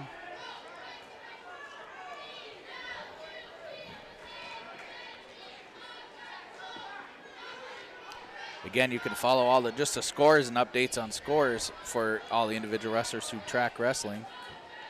Yeah, if you want to watch the state tournament live, head down to the XL Energy Center next week, and I'm telling you, it's well worth the trip. It's a great venue and a lot of energy down there. It's just phenomenal.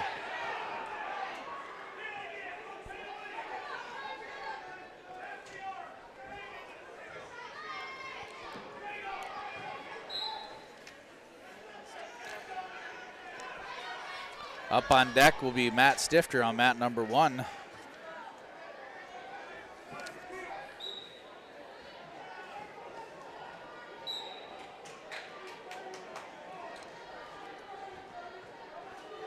And Zach Leidinger, he's in the hole on mat number 4.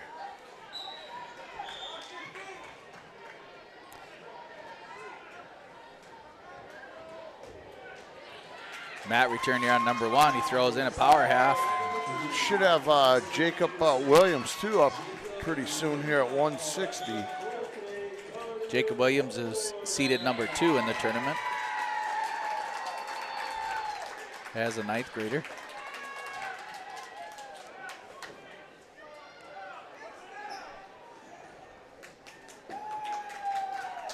Mat number 1, Tucker Haas beat Caden Lehman by fall. Stifter now wrestling on mat number 1 here at 220.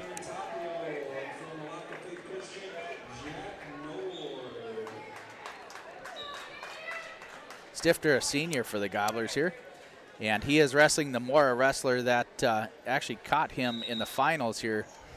So this is a rematch. This rematch between the other night. Wow, this should be a good match. Stifter was leading in that match and ended up getting caught in a half Nelson from Dylan Adam, and Adam beat him. So this is a rematch. This would be a good little match here on mat number 1. Stifter 20-10 on the year, and Dylan Adam 36-4 on the year. Yep. 220 pounds. Stifter usually gets pretty heavy on the head. Really like to see Stifter go ahead and pull off a victory here. Adam comes in trying to work on that rush, and Stifter doesn't let it happen. Stifter goes with that front headlock, kind of go knock down, go around, trying to spin around behind. That was Stifter's usually pretty successful with that one. He's going to take Adam to his back, but he gets the 2. Oh, he had him in a good spot there first. Yeah. This is where Stifter's got to stay in control.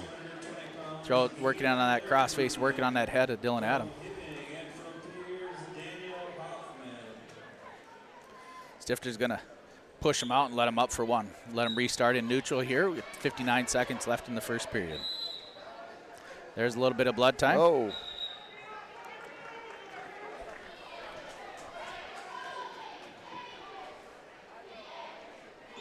Yeah, Stifter 20-10, like you said, Tom. Yep. Dylan Adams 36-4 from Mora.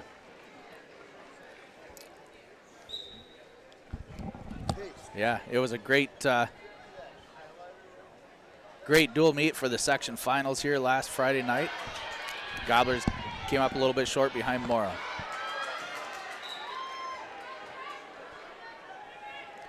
Maybe, Lance, just for if you got a minute, just explain how the blood time works. So the blood time, you get about 5 minutes each wrestler, and it's basically a timeout as they try to plug the nose and clean the blood up. They actually start a clock. They do. There's a running clock. If it's bleeding and not being attended to, there's a running clock. So you can only have a certain amount of minutes per match for blood time. Now there's also the same thing of the injury time too. So the blood and injury are 2 different clocks. If you got an injury time, if you can't recover from an injury in a certain amount of time, you are disqualified. Correct. You're disqualified. Yep. You get a little bit more time with your blood time than you do your injury time. Stifter gets her plugged up, comes back to the center. They're going to be in neutral. Stifter leads 2-1. Adam trying to go to that low single right away. Stifter coming over the top, trying to lock it up. Stifter gives up the 2.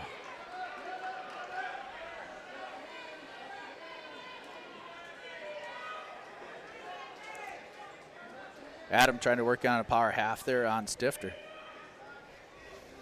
30 seconds left here in the first period.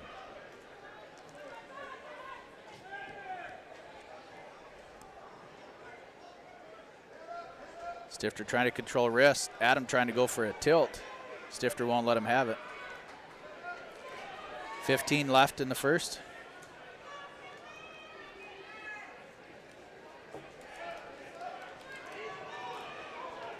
Adam kind of stalling a little bit on the top, trying to go for another roll. Stifter trying to go through and gets a reversal. There we go. Gets Adam to his back. 1 second left. Stifter picks up a reversal and some near fall.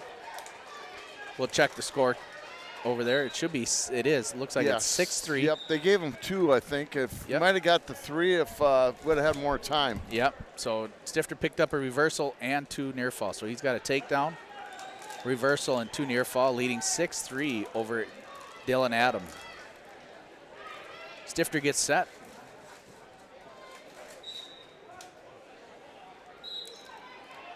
Stifter trying to get up to his feet. Adam throws in a leg.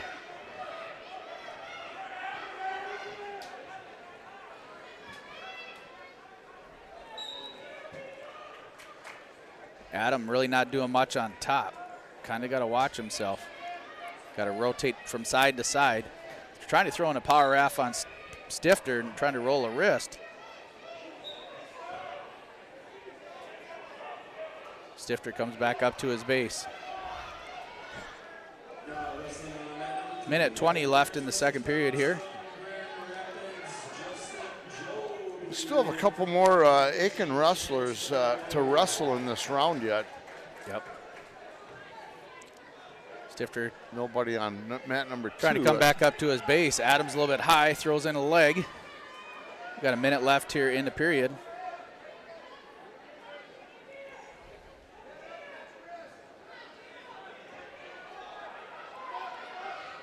Stifter comes up to his feet.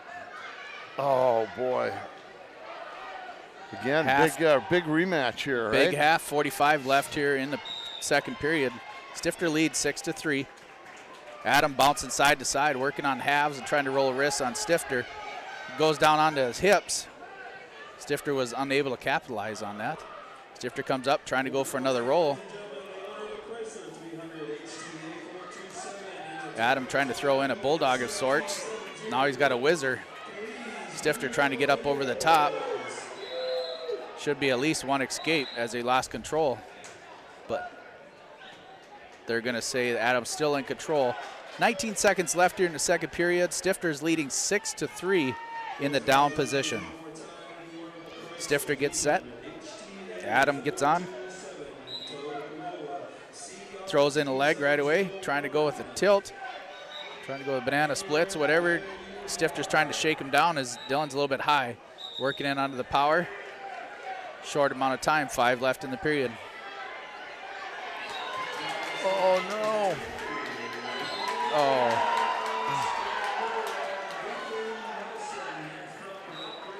They're going to say. I think the Aiken coaches are saying time ran out before the fall.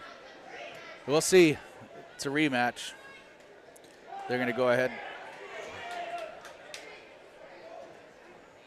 Stifter gets turned. Loses by fall at the end of the second period.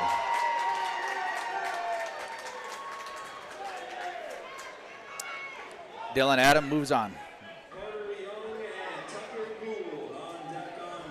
Another hard match for Nathan Stifter. Oh, boy. Again, he had the lead and looking good. Yep. It's just a fraction of a second difference there of going to the third period. Slowing down here on this first round of prelims.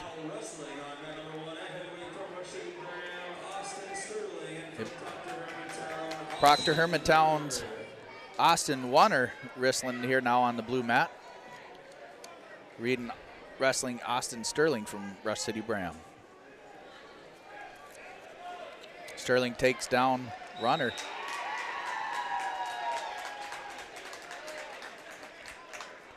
Now with a few more matches yet to go, why aren't they using mat number 2? Are they set up to wrestle on? Correct. Each mat, every bout is set up for each mat. Gotcha. So they're all strategically done. So then they'll roll through and then they'll complete their round. Once all the rounds are done, all the matches are done for each round. They've got kids that are on deck and in the hole, right, on each of the other mats over there? Because we've got a few Aiken wrestlers yet to wrestle yet here. Yep. So as you look through the tournament there, Tom, you'll see bout numbers, right? And each of these bout numbers. Yeah, they kind of don't have them on this round here anymore.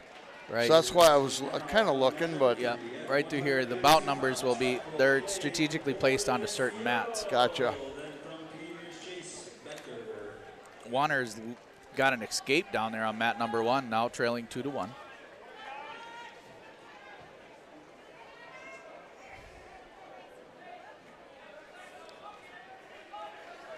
So I'm not sure we saw Marshall Larson wrestle yet. Nope, in this not round, yet. Right? He'll be into the quarterfinals. And that's 138, and of course we've got heavyweights wrestling over here. So yep, some mats are just moving much quicker than others. they move much quicker, and again, these are Marshall was seated first, so he'll get pushed right down to the quarterfinals right away.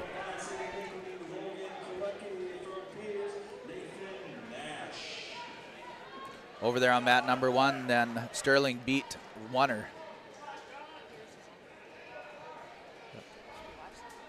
Yeah, we'll go ahead and we'll zoom in on number 3, Chase Becker from Piers, a sophomore at 24-9, is wrestling Brandon Field from Cloquet. Field gets set. Becker on the left-hand side, leading 5-1.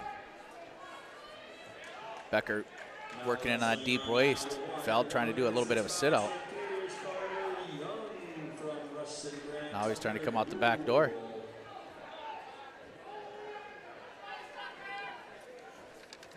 Becker stays in control on the front headlock. Yeah, and that's 132 pounds, so that's kind of the difference here. We had some heavyweights going on 1 and 132 pounders on mat 3, and yeah, now we're back down to some looks like some 106 wrestlers here. Right. Another Piers wrestler wrestling down there too. Over here on mat 1, we got 3 Piers wrestlers. We got mat number 1, Carter Young, 8th grader, 29-4, wrestling on the blue mat here against Tucker Gould. And then over on mat number 4, which is directly behind mat number 1. Mat number 4, that is Nathan Nash, 20-10 freshman, facing Logan Klecki from Pine City, Hinckley, Finlayson. Well, we got a Pierce on number 2 now too, so yep, Pierce on all 4 mats. 4 mats are all wrestling. Mat number 3.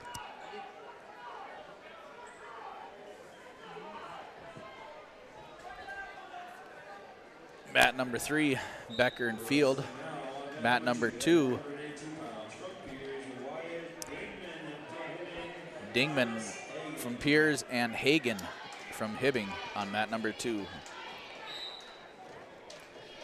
So again, everybody on the screen there, the blue mat is number 1. One to the mat to the right is number 2. Then you bounce back to number 3 in the far right. And on the far left is mat number 4. Again, 4 Piers wrestlers wrestling all at the same time here.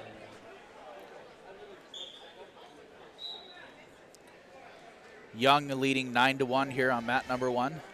Dingman trailing 0-2 on mat number 2. Becker leading 8-1 on mat number 3. No score on mat number 4 with 15 seconds left in that period.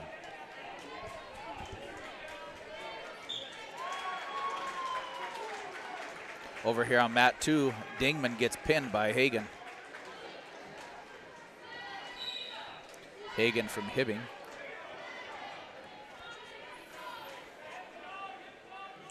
There we go, number 3, mat number 3, far back right corner. Becker leads 8-2 over Field. Minute 27 left in the second. Mat number 4, Carter Young, 8th grader, leading 9-1 over Tucker Gould. Getting turned by Gould. Young trying to come out the back door and roll through, but gets caught in that half. Young trying to fight off his back.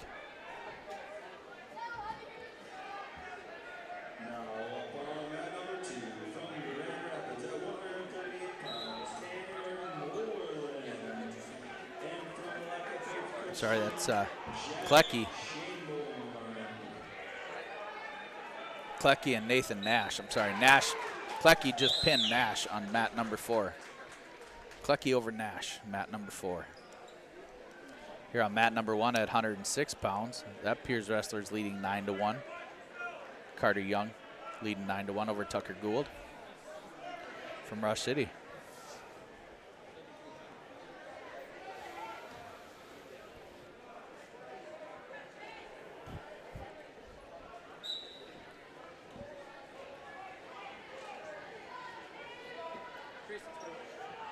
We got an Aiken wrestler on number 4 now. Yep, that's Zach Leidinger at 195. And Leidinger's wrestling Zenz from Malacca Faith Christian. Yeah, Colby.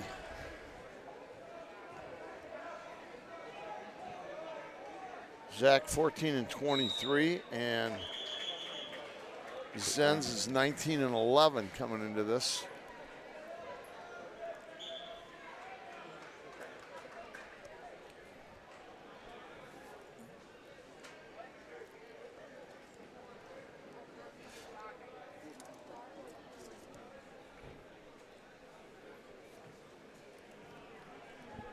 Minute 20 left there in the first period. No score between those two wrestlers, between Leidinger and Zenz.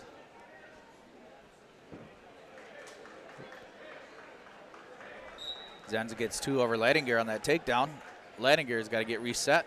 Got a minute 13 left in the first.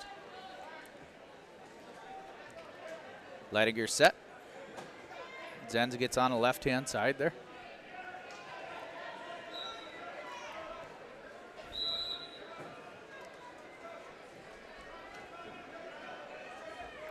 Leidinger giving up a wrist on the left-hand side.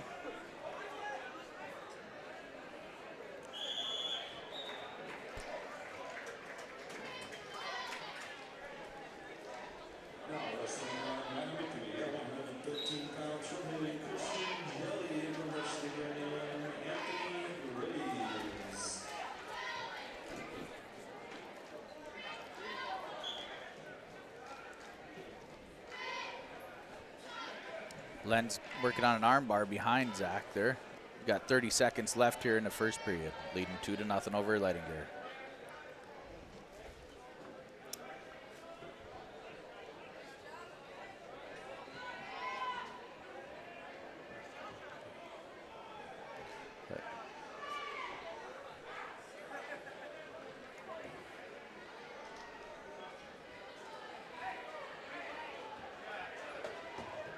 Zenz tries to get Zach to turn. Short amount of time left, does not happen. Going to the second period, Zenz leads 2-0 over Leidinger.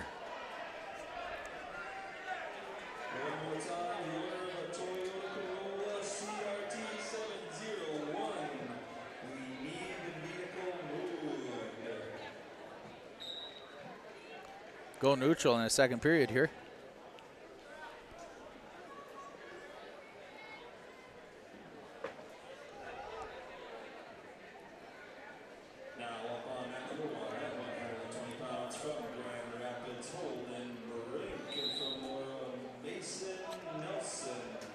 Leidinger not being able to do much, just kind of dancing around here a little bit, working on trying to get some inside control. Another throw by takedown. A little bit of a duck under throw by. It was kind of nice by Zenz, leading now 4-0 over Leidinger.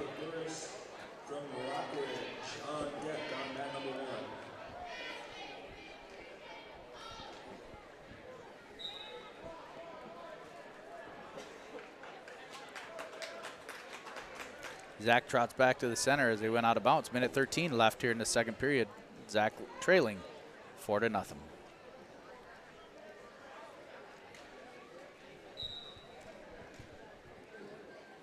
Zach tried to get up to his feet, and he does.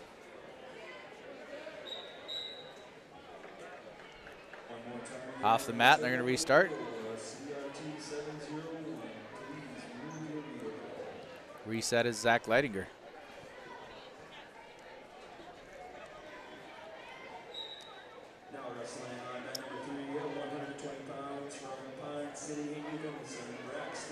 Zach's out for 1.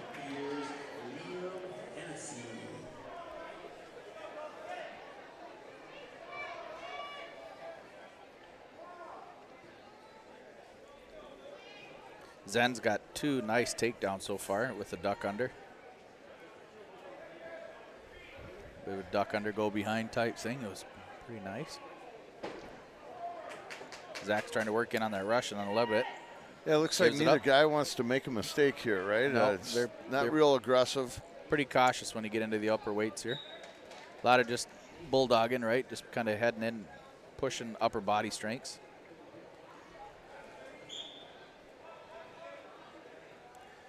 Zach did do a shot attempt there.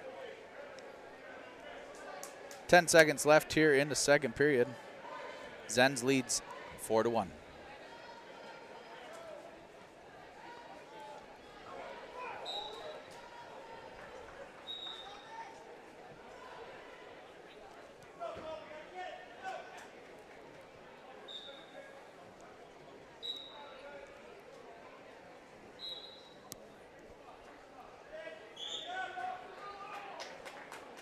Start off neutral again here.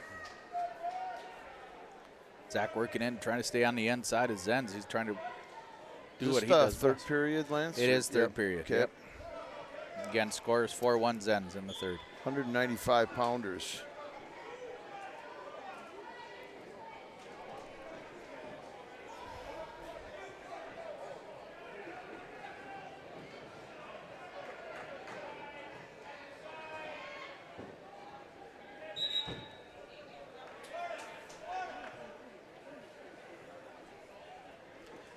Not a whole lot of action. Minute 15 left here in the match.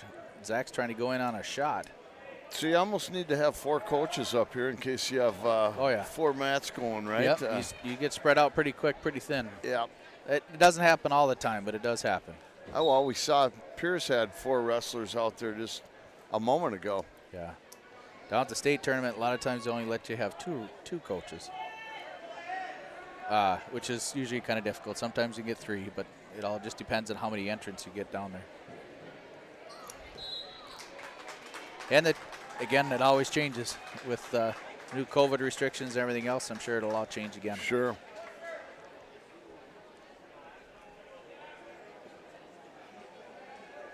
Zach gives up another 2. Now it's 6-1 with 25 seconds left in the third period there at 195 between Zenz and Leidinger. Over here on mat number 1, the blue mat, Marshall Larson, ranked 4th in the state right now in 2A. Wrestling Burris from Rockridge.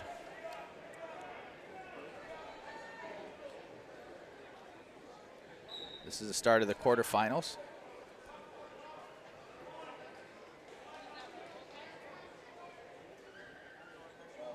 Zach's almost out with 7 seconds, gets another point. Leidinger is going to end up losing this first round match for him, 6-2. Larson, minute 30 left here in the first period, just starting, working on a 2-on-1 a little bit. Now working. It's already over? Yep, Leidinger's. Okay, Leidinger. Leidinger's over. Yep. No score here on mat number 1 in the blue mat. And Zenz, what was the final of that one? Did you see? I think it was 6-2. Okay.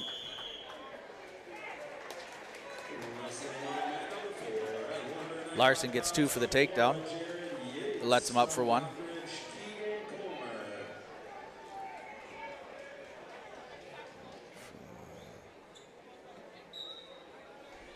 Larson lead now 2-1.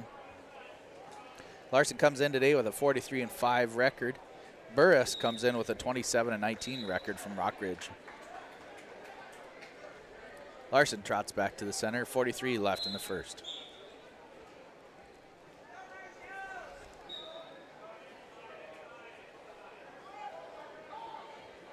Burris tries to go for a shot, go behind for Larson, take down for 2.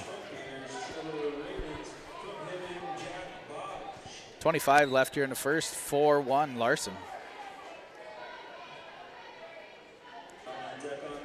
Larson works on that bar on the left.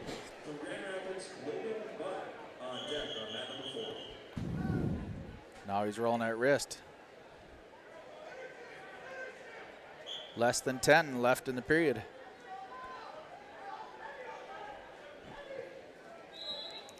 That's it. After 1 period, Marshall Larson leads Burris from Rockridge 4-1.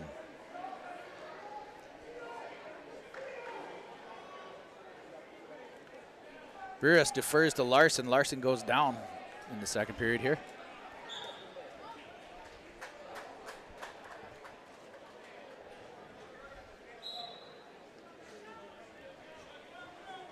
Larson up and out for 1. 5-1 Larson. Larson in on another shot.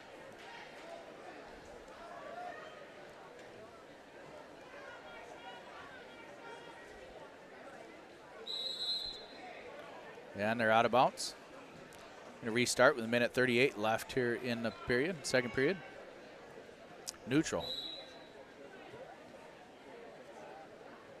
Larson getting in underhook on the left-hand side. Trying to get it, change levels a little bit.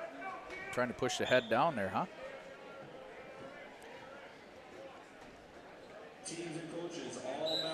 Larson feeds the hips a little bit. Kind of come over for that trip and go down. Throws in that half. He's got Beerus on his back. Oh. Settles in, minute 12 left here in the period. Larson going for a pin.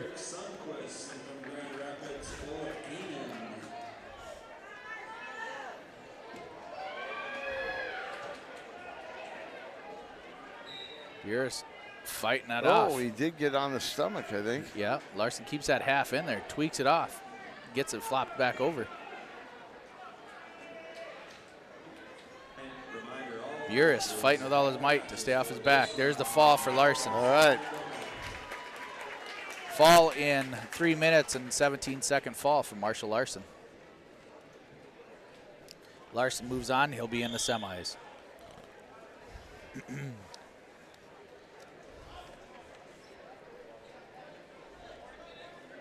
Coming in quarter to 3, everybody, it looks like. About an hour and a half, we'll be rolling into the semifinals.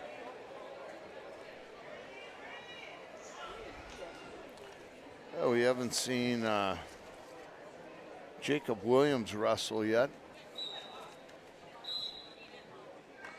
Or Craig Ashton from Aiken.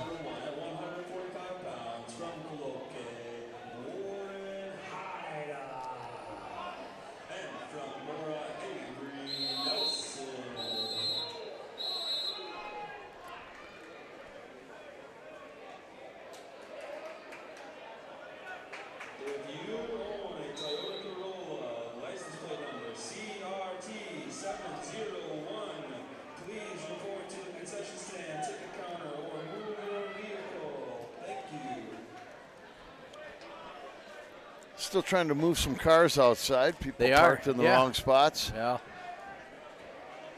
I'm listening close to make sure we're not walking home. All they got to do is, well, we don't have to worry about moving that car.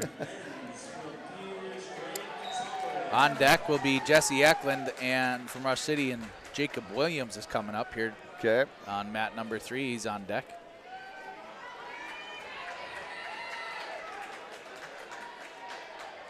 And heavyweights, Craig Ashton will be facing Alexander Gearing on mat number 4. Gearing is from Pierce.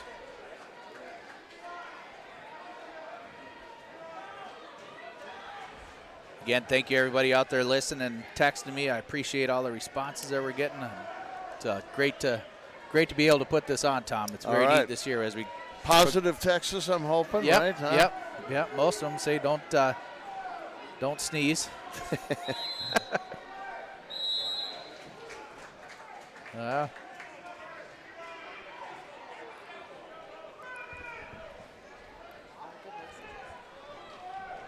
Well, I think it's just great that you can sit home and take it all in on your computer. You know, you don't have to make the drive here. And yeah, for sure. And again, thanks to all the great sponsors. Absolutely. Rotating through their Aiken Health Services. Yeah, pay attention to those, please. Yeah, yep. We appreciate it.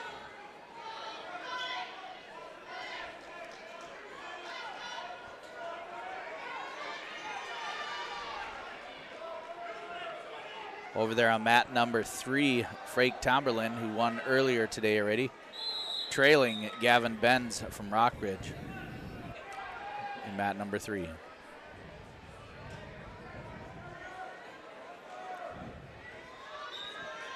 Tomberlin trying to go through a roll through. Not going to have it. Trailing 2-0.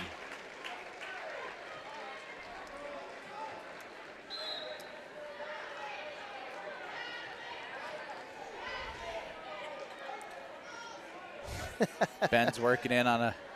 I got one of my own. Oh, did you? Hey, congratulations. Positive text there from Mr. Maliner. Mr. Maliner. Ah, boy. Thanks, Bob. Yeah.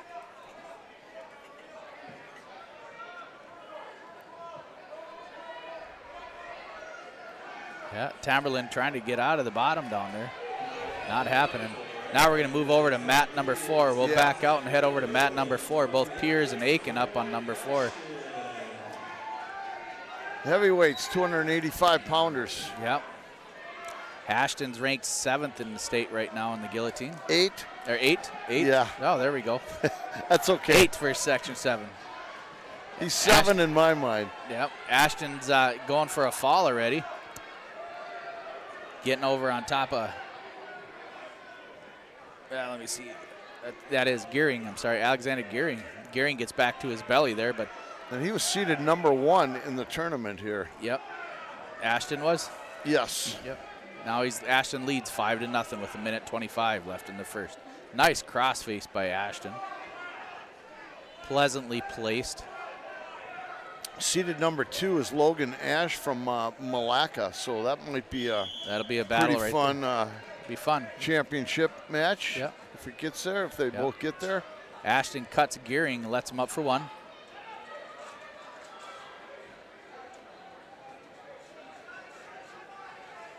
Ashton and Gearing going at it here. Ashton leading 5-1 with 1 minute left here in the first. Ooh, there's a little bit of a throwdown tackle by Ashton. They're going to trot back to the circle here. 42 left in the first period. No points for that because they went off the mat. Yep.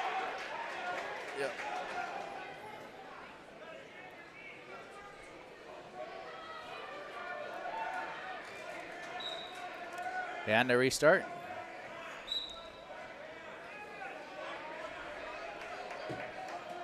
Ashton comes in with a record of 35-6.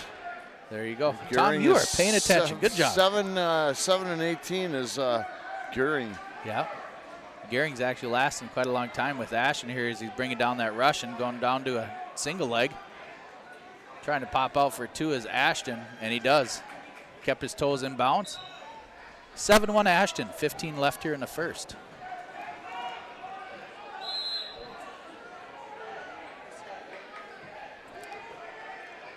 Gearing gets set.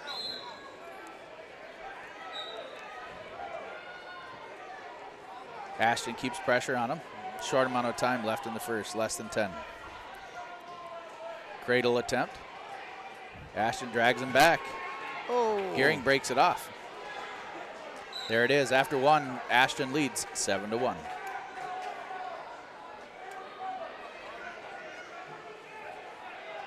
Ashton's choice. He goes down. We got any listeners out there from Crosby? You might recognize Champ Hesh out here running around. Yep, Champ, a longtime coach for the Rangers. Yeah, for the Rangers, and came over and helped Aiken for a couple years, and now he's up to Grand Rapids. Ashton gets a reversal right now, 9-1 now. He's working in that power half. Jumps over the other side.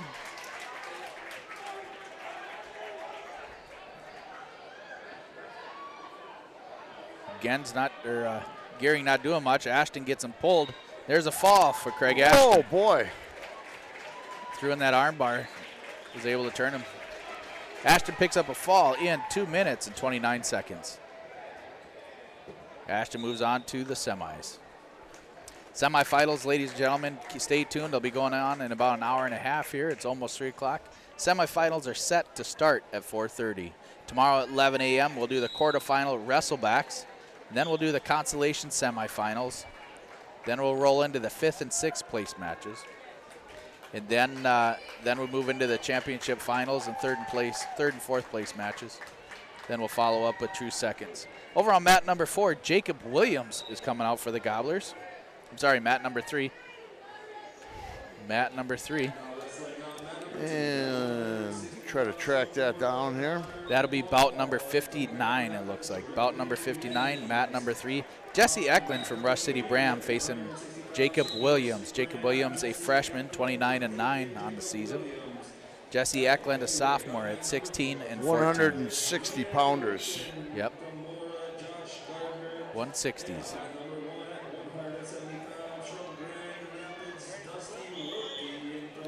Williams working in on that shot again. Eklund backs off.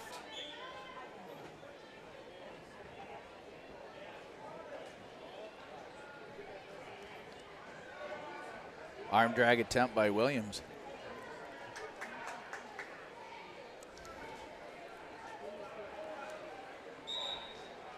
Out of bounds. Minute 12 left here in the first period. No score between Williams and Eklund on mat number 3.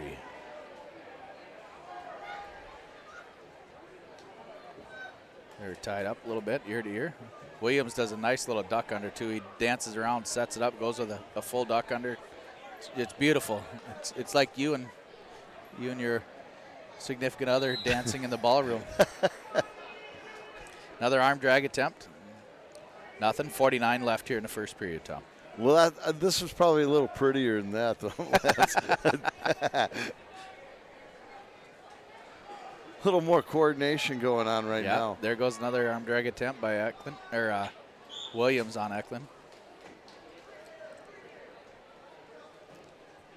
28 left here in the first period then. No score.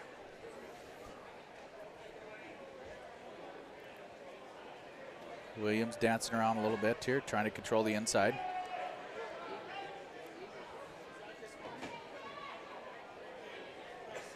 Two on one by Eklund. 5 left here in the first. That's it. After one, no score here at 160 pounds. Bout number 59 between Williams and Eklund. Mat number 3. Eklund's going to take the down position going into the second period. Optional start by Williams.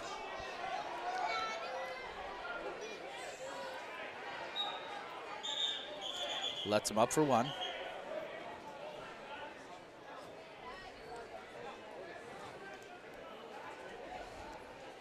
Eklund is defending that duck under Williams very nicely.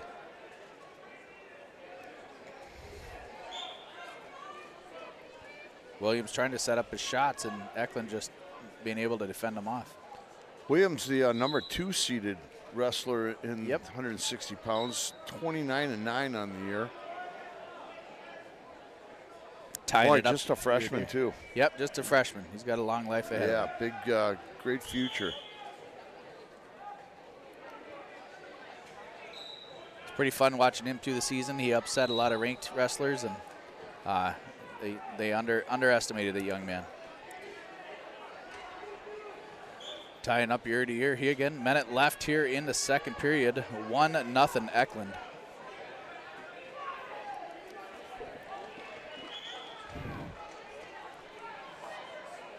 Well, besides Coach Liljenquist, who else we got up here watching some of these matches for Aiken? Coach Liljenquist. We have other coaches, Coach Larson, Keith Larson, Greg Hills. Okay.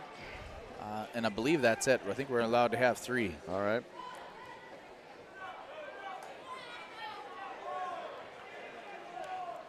.30 left here in the second period. Williams only trailing 1-0. Again, no takedowns here in this match yet. Oh, Williams going to try to get around. He does for 2. Williams now leading with 15 seconds left here in the second period, 2-1.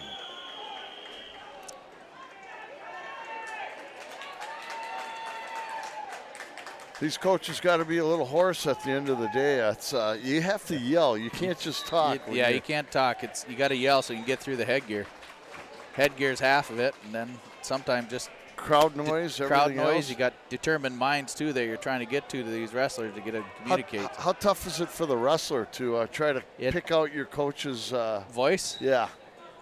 Yeah, well, like Bailey and Stifter, they just had to stomp their foot, and then you know the next voice was coming was from them. So we always knew when they were talking. Williams comes up with a nice reversal, leading now 4-1. He's going to cut him for one. 4-2. 4-2, minute 40 left here in the third period.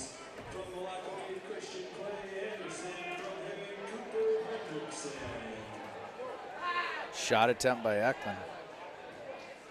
Whizzer by Williams. He straightens up his leg and gets it down. Oh, how do you get out of that? Duck under. There's that duck under by Williams for 2.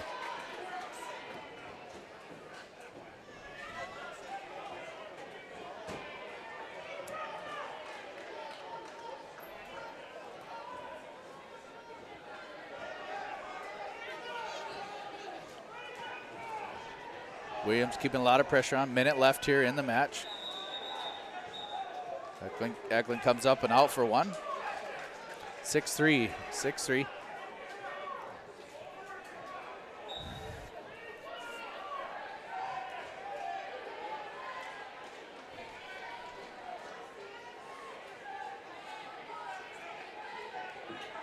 .45 left in the third. Arm drag attempt by Williams as he comes around behind for 2. 8-3 Williams. Well, he's a good young wrestler. You watch his hips. He's always in good position with his whole body. He does a good job keeping his hips in the right spot. Does not get high. If he does, he gets down and readjusts pretty quick.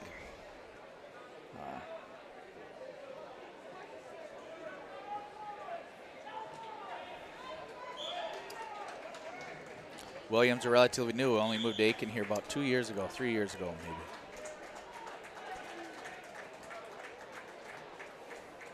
Cross-face attempt there. Short amount of time left in the match. Williams leads 8-3, pulls off a victory. All right. There you go. Jacob Williams moves on with an 8-3 victory.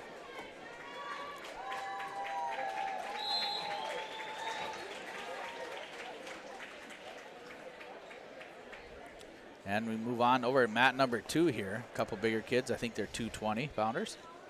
Looks like Proctor Hermantown's going to face the Nashwauk Keewatin wrestler on mat number 2. So it looks like, it's Corey Byer from Rockridge facing Mason Marks here on number 2 from Nashwauk Keewatin.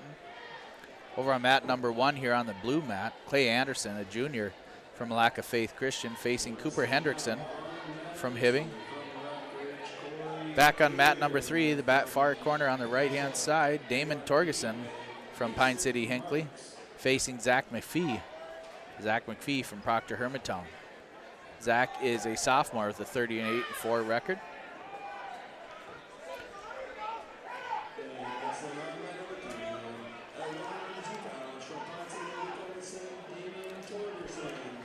Zach tried to McPhee with that whizzer, trying to feed his hips in.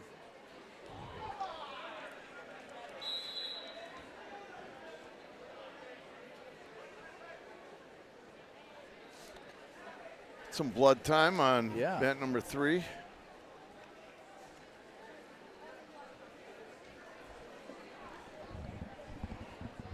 Mat number 1's got some blood time.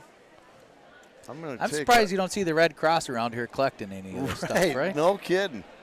This would be the place. No kidding. Might be a little dirty, but.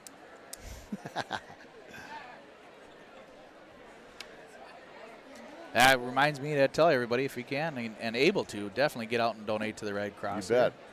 That's a good organization that's well needed. More than ever right now.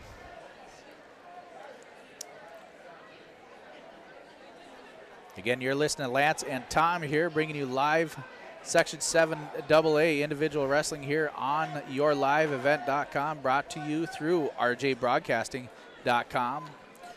Thank you to the Aiken Wrestling Club president, Ann Espeseth, helping us run the camera. It's always great to be followed by a great leader. Yes. Van Espeseth. And she rolls her eyes at me. It's like, whatever. Looks like we're getting pretty close here to transitioning into the next section. Yeah, I see a vacuum cleaner coming out. Shop vac. Yeah. And they got some broom sweeping going on mat 4. Yep. They got that UV light sterilizer. Those are pretty cool. I was going to take a quick break, but this might not be the time. Oh, you can take a break, Tom. Well, no worries. Could get a little busy out there. Over here on mat number 2, Corey Byer loses by fall to Mason Marks from Nashua Keewatin.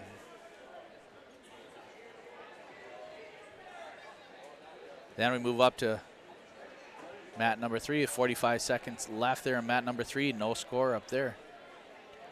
No score at about 60 between Torgerson and McPhee. It's a good little battle up there.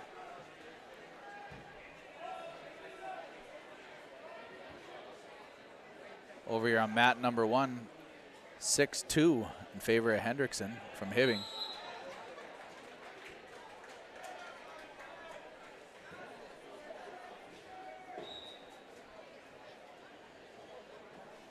McPhee picks up 2 takedown over on mat number 3 there with 14 seconds left here in the period.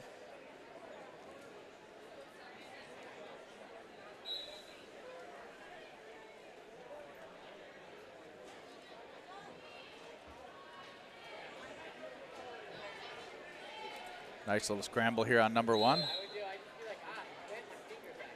Hendrickson out for 1. Nope, we're going to restart. Anderson stays in control.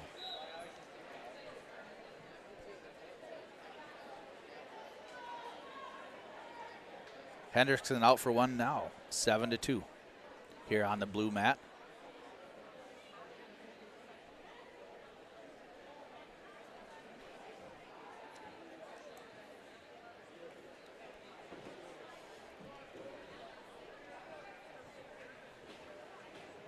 Hendrickson trying to get another takedown here. Trying to throw the leg in. Ooh, there's a nice Granby takedown for 2 by Anderson. 4-7 and 4-7 Hendrickson from Hibbing. Anderson gets that takedown. Minute left here in the second period.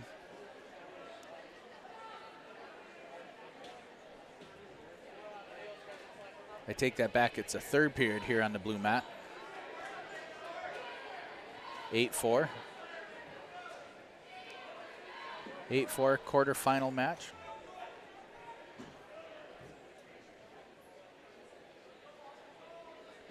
Trot back to center here. 30 seconds left.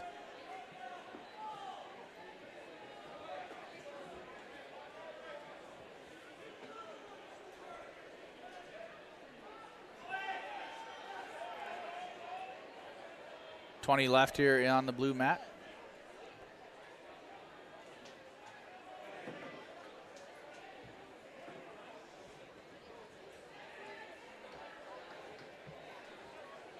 And that'll be a big victory for Cooper Hendrickson from Hibbing there on mat number 1, the blue mat, over Clay Anderson from Malacca Faith Christian.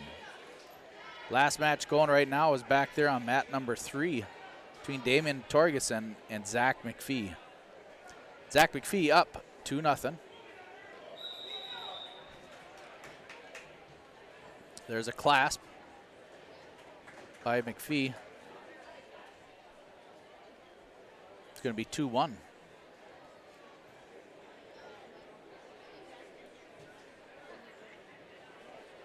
Going into the second period. McPhee takes the down position. Torgerson getting on the right-hand side.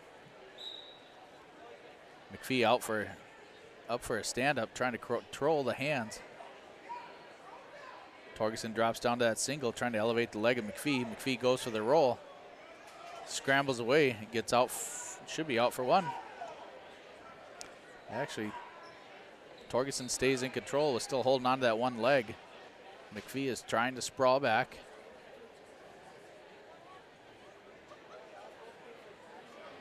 Working on a front headlock.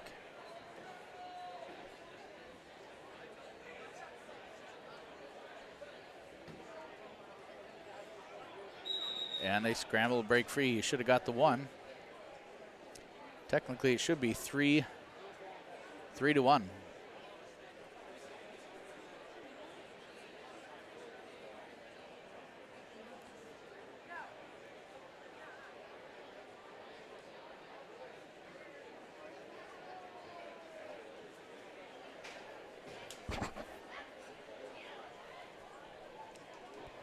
They didn't award that escape yet.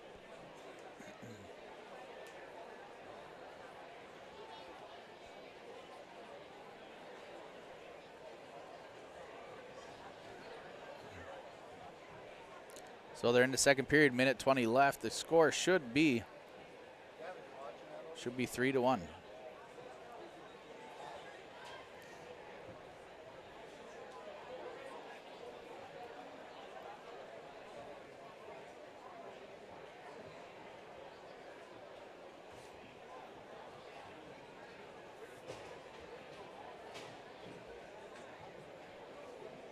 Oh, they're not going to give him escape. Do you need the water, Ann? I'll go back and get some.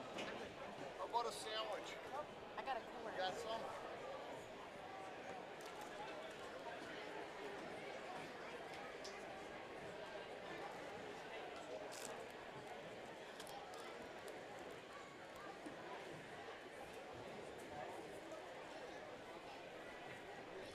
Watching a little bit of table discussion over there at mat number 3.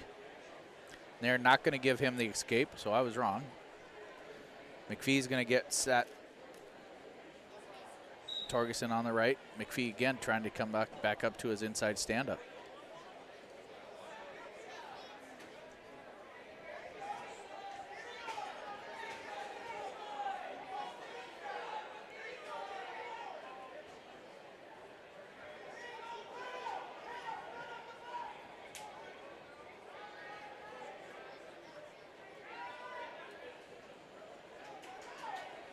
There's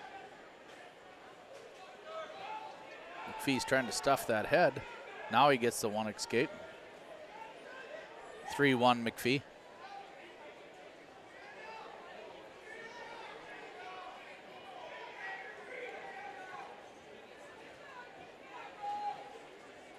McPhee does a go behind for 2.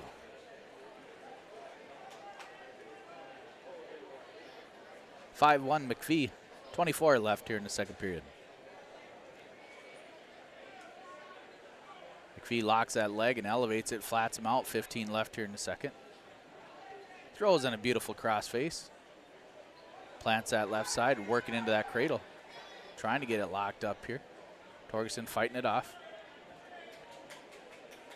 McPhee's throwing a knee on the side. Time is out of bounds, or out of time, I'm sorry. Should have picked up another 2. 7-1. 7-1 McPhee going into the third period. Torgerson's choice. He's going to take neutral position. And they start off. McPhee in on a single.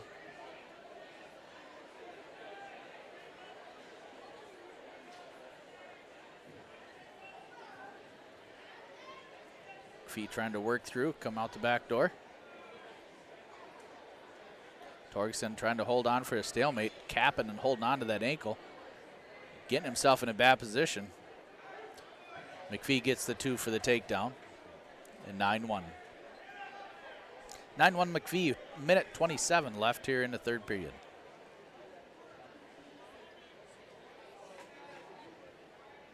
Again, we'll take a quick short break after this last match here in the quarterfinals.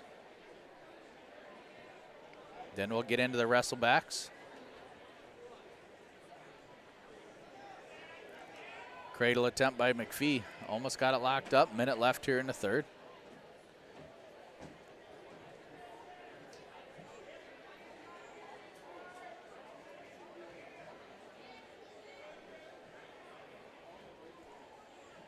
Torgerson trying to pick hands on that far side over there. 45 left here in the third period. McPhee gets him tilted. Scrambling and kicking is Torgerson.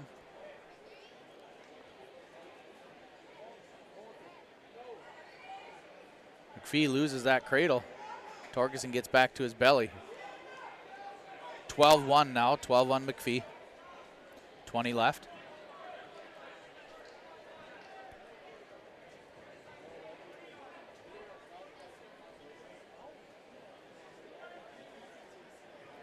McPhee caps that shoulder and trying to go for another tilt. Reverse in the reverse half. He's going to pick up a couple more near fall.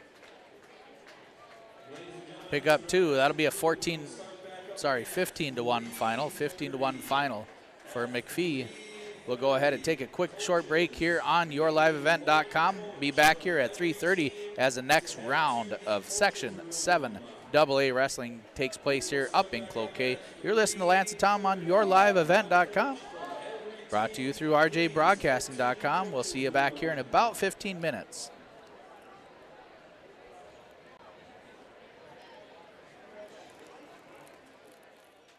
Coming June 23rd through the 25th at Brainerd International Raceway, the Midwest Premier Country and Rock Festival. Lakes Jam presented by R&J Broadcasting. Hear John Party, Tesla, Gabby Barrett, Warrant, Kicks, Mark Wills, and more. It's more than a music festival with watercross, drifting, poker tourneys, lawnmower racing, and more. For tickets and more information, visit lakesjam.com. Who will our next generation be? What will they achieve?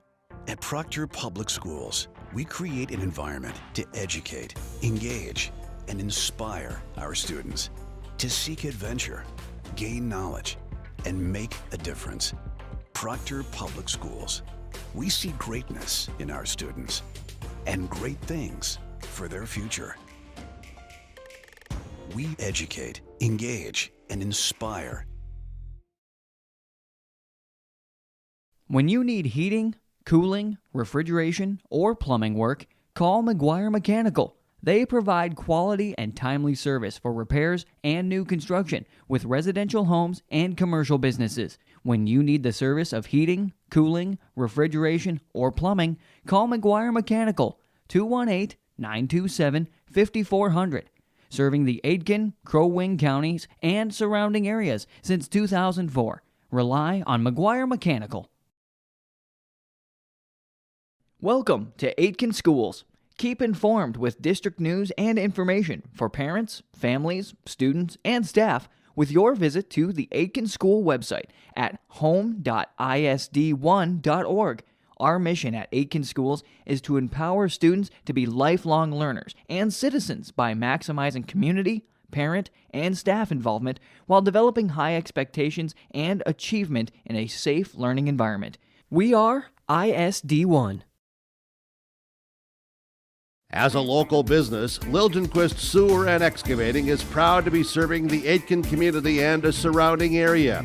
Services from Liljenquist Sewer and Excavating include gravel products, site development, demolition, and septic systems. Liljenquist Sewer and Excavating, owned and operated by Larry and Kelly Liljenquist. When you need gravel products, site development work, demolition, or septic systems, contact Liljenquist Sewer and Excavating.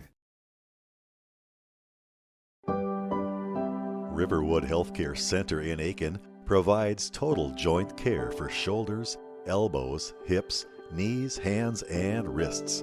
Our team of highly skilled orthopedic surgeons use innovative procedures to increase mobility and reduce pain. Get back to the activities you enjoy. Learn more at riverwoodhealthcare.org. Riverwood Healthcare, your trusted leader for orthopedics and sports medicine.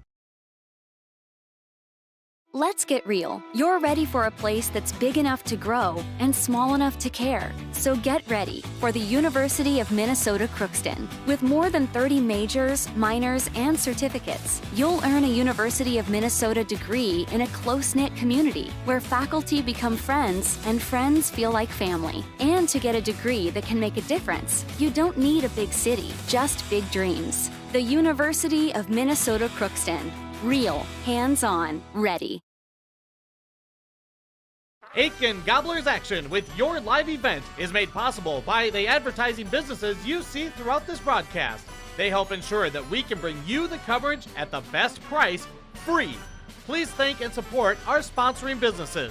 If you own a business or your organization wants to reach the listeners and viewers of your live event and R&J Broadcasting Incorporated, go to yourliveevent.com and click Advertise or contact one of the offices in Brainerd or Aiken. Enjoy the broadcast. As a local business, Liljenquist Sewer and Excavating is proud to be serving the Aitkin community and a surrounding area. Services from Liljenquist Sewer and Excavating include gravel products, site development, demolition, and septic systems. Liljenquist Sewer and Excavating, owned and operated by Larry and Kelly Liljenquist. When you need gravel products, site development work, demolition, or septic systems, contact Liljenquist Sewer and Excavating. Coming June 23rd through the 25th at Brainerd International Raceway, the Midwest Premier Country and Rock Festival. Lakes Jam presented by R&J Broadcasting. On the Bud Light main stage, hear John Party, Tesla, Gabby Barrett, Warrant, Kix, Mark Wills, and more. It's more than a music festival with watercross, drifting, poker tourneys, lawnmower racing, and more. For tickets and more information, visit lakesjam.com. From all of us at Enbridge, thank you. Thank you. Miigwech, and thank you for working on Line 3 replacement. Thank you to everyone who supported this project. Construction is complete on a new and safer pipeline that will deliver the North American energy that we all rely on every day, and is done thanks to the support and hard work of thousands of people. I'm grateful for every single voice of support and every hour of labor put into this project. Thank you. This is Jim Berkemar, owner of R&J Broadcasting Incorporated. Together with Bernie, we're inviting you to join us on a tour of Victoria, Vancouver, and the Canadian Rockies, July 14th through 23rd. On this tour, we'll visit historic Victoria, tour the breathtaking Butchert Gardens, and experience the stunning scenery of the Canadian Rockies via rails train. Visit holidayvacations.com, keyword RJ. Learn more about this tour and watch the travel show, or call 888-557-1020 for a free brochure. Remember the keyword RJ. As a local business, Liljenquist Sewer and Excavating is proud to be serving the Aitkin community and a surrounding area. Services from Liljenquist Sewer and Excavating include gravel products, site development, demolition, and septic systems. Liljenquist Sewer and Excavating, owned and operated by Larry and Kelly Liljenquist. When you need gravel products, site development work, demolition, or septic systems, contact Liljenquist Sewer and Excavating.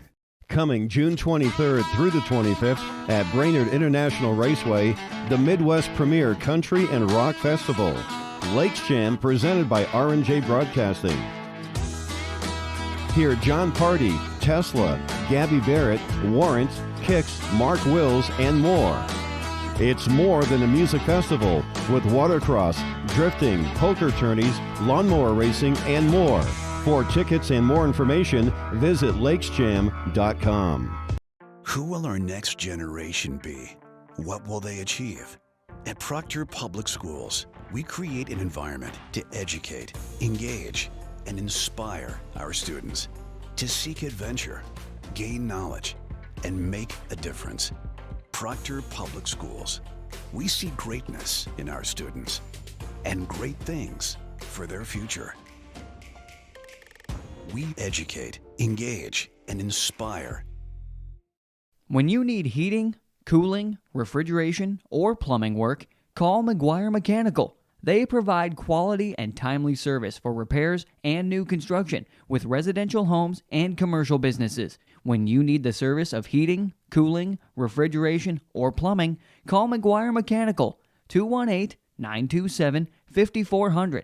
Serving the Aitkin, Crow Wing counties, and surrounding areas since 2004. Rely on McGuire Mechanical. Welcome to Aitkin Schools.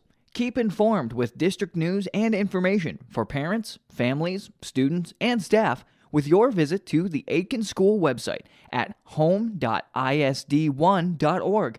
Our mission at Aitkin Schools is to empower students to be lifelong learners and citizens by maximizing community, parent, and staff involvement while developing high expectations and achievement in a safe learning environment. We are ISD1. As a local business, Liljenquist Sewer and Excavating is proud to be serving the Aitkin community and a surrounding area. Services from Liljenquist Sewer and Excavating include gravel products, site development, demolition, and septic systems. Liljenquist Sewer and Excavating, owned and operated by Larry and Kelly Liljenquist. When you need gravel products, site development work, demolition, or septic systems, contact Liljenquist Sewer and Excavating. Riverwood Healthcare Center in Aiken provides total joint care for shoulders, elbows, hips, knees, hands, and wrists. Our team of highly skilled orthopedic surgeons use innovative procedures to increase mobility and reduce pain. Get back to the activities you enjoy. Learn more at riverwoodhealthcare.org. Riverwood Healthcare, your trusted leader for orthopedics and sports medicine. Let's get real. You're ready for a place that's big enough to grow and small enough to care. So get ready for the University of Minnesota Crookston. With more than 30 majors, minors, and certificates, you'll earn a University of Minnesota degree in a close-knit community where faculty become friends and friends feel like family. And to get a degree that can make a difference, you don't need a big city, just big dreams. The University of Minnesota Crookston. Real, hands-on, ready. Aiken Gobblers Action with your live event is made possible by the advertising businesses you see throughout this broadcast. They help ensure that we can bring you the coverage at the best price, free. Please thank and support our sponsoring businesses. If you own a business or your organization wants to reach the listeners and viewers of your live event and R&J Broadcasting Incorporated, go to yourliveevent.com and click Advertise or contact one of the offices in Brainerd or Aiken. Enjoy the broadcast. As a local business, Liljenquist Sewer and Excavating is proud to be serving the Aitkin community and a surrounding area. Services from Liljenquist Sewer and Excavating include gravel products, site development, demolition, and septic systems. Liljenquist Sewer and Excavating, owned and operated by Larry and Kelly Liljenquist. When you need gravel products, site development work, demolition, or septic systems, contact Liljenquist Sewer and Excavating. Coming June 23rd through the 25th at Brainerd International Raceway, the Midwest premier country and rock festival. Lakes Jam presented by R&J Broadcasting. On the Bud Light main stage, hear John Party, Tesla, Gabby Barrett, Warrant, Kix, Mark Wills, and more. It's more than a music festival with watercross, drifting, poker tourneys, lawnmower racing, and more. For tickets and more information, visit lakesjam.com. At R&J Broadcasting Incorporated, we inspire to provide the best in local sports coverage for our area teams. Listen to our Wake the Lakes morning show for local news, weather, and sports every weekday morning from 6 to 9. If you're enjoying the video coverage of the Aiken Gobblers, thank the sponsoring businesses you see advertising. They make it possible. If you're a business owner and want to reach our viewers and listeners, go to yourliveevent.com and click Advertise to get in contact. That's yourliveevent.com. Aiken Health Services is hiring additional nurses and CNAs. All new hires will receive a $4.75 per hour wage in addition to and above regular pay scale. Contact Aiken Health Services to inquire on these positions or visit sfhs.hcshiring.com. St. Francis Health Services and Affiliates is an equal opportunity employer.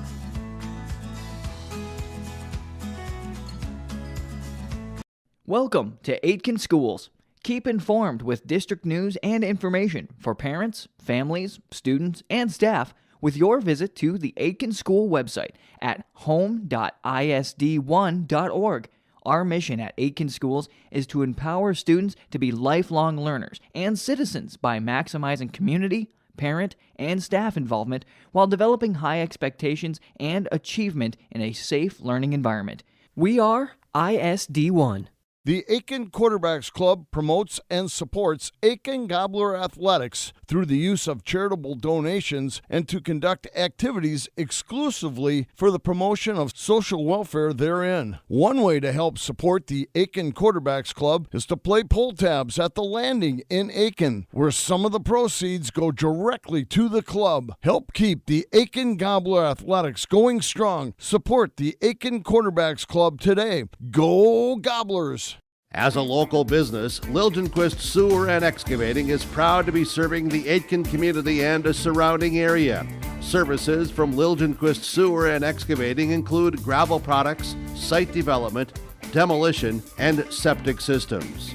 Liljenquist Sewer and Excavating, owned and operated by Larry and Kelly Liljenquist. When you need gravel products, site development work, demolition, or septic systems, contact Liljenquist Sewer and Excavating.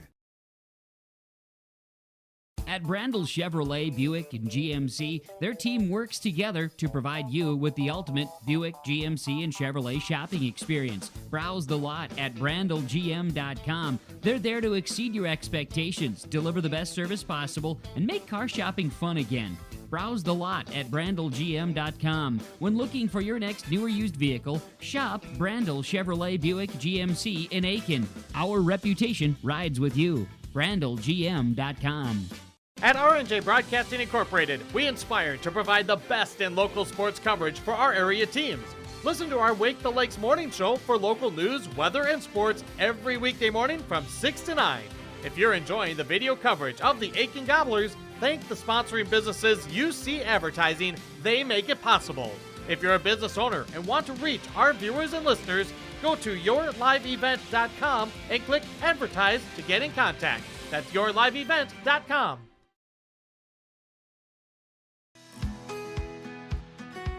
Aiken Health Services is hiring additional nurses and CNAs. All new hires will receive a $4.75 per hour wage in addition to and above regular pay scale. Contact Aiken Health Services to inquire on these positions or visit sfhs.hcshiring.com. St. Francis Health Services and Affiliates is an equal opportunity employer.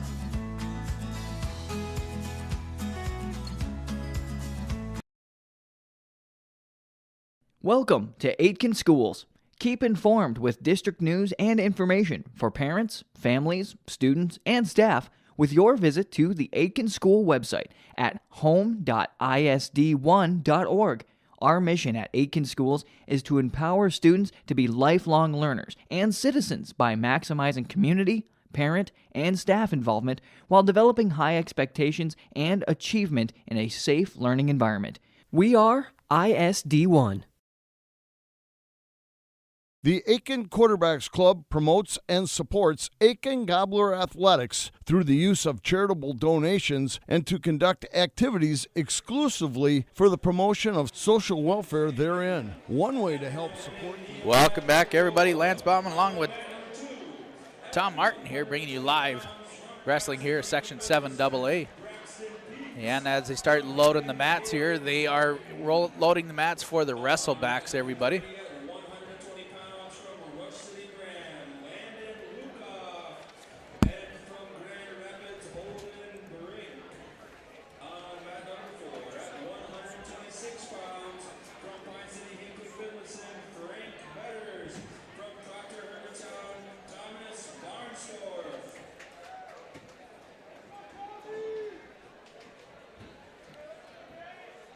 And we'll and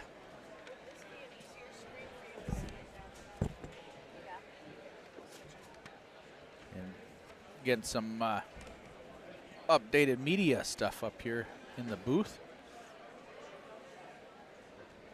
Thanks to Ann Espeseth.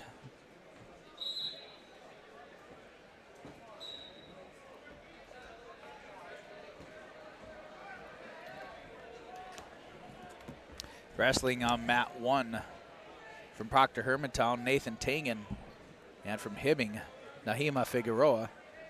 Over on mat number 2, just getting ready to start, will be Braxton Peets from Hinckley Finlayson, facing Gabe Martin from Hibbing. Mat number 3, not out there yet, should be Landon Luckoff and will be Hale Holden Brink.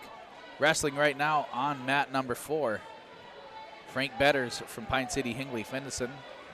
He is wrestling Thomas Barnstorff from Proctor Hermantown.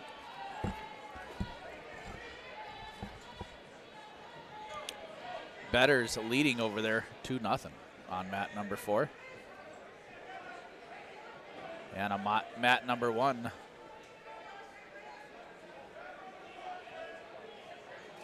Tangen is leading 2-0. Again, everybody, mat number 1 is the blue mat on the bottom left. On the bottom right is mat number 2. Far back on the right is mat number 3. Wrestling right now on mat number 4 is on the far back left mat, and that's mat number 4.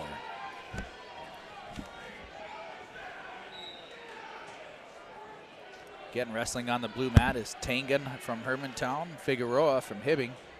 Mat number 2 on the right here, Peets from Hinckley Finlayson, Martin from Hibbing.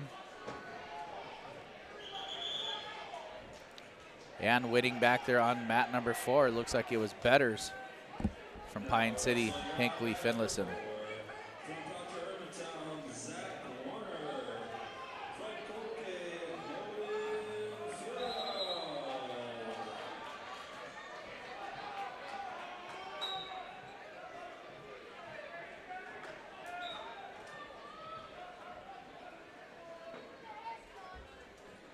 Mat number 4 now back there on that far back left mat.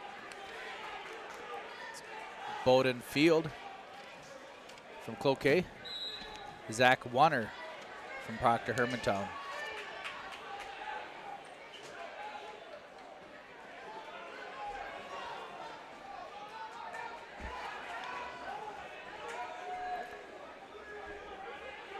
Over here on mat number 2, Pete's trying to get a pin over Figueroa. Figueroa bellies out. Pete's leading 6-2 on mat number 2.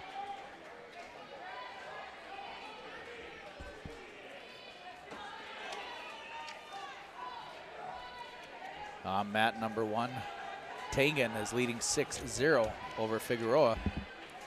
Tangen working on that near side cradle there on the blue mat.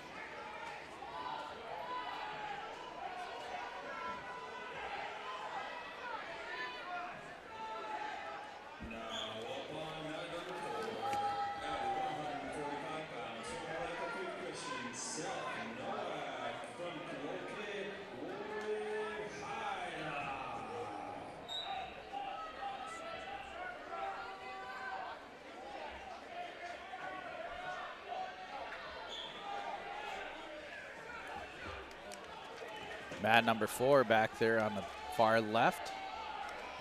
Warren Heidela for the Lumberjacks. Wrestling Seth Nowak from Malacca Faith Christian.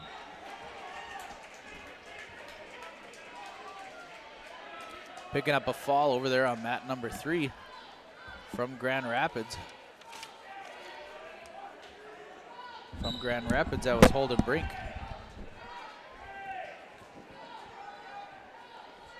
All right, I'm back. We're back there.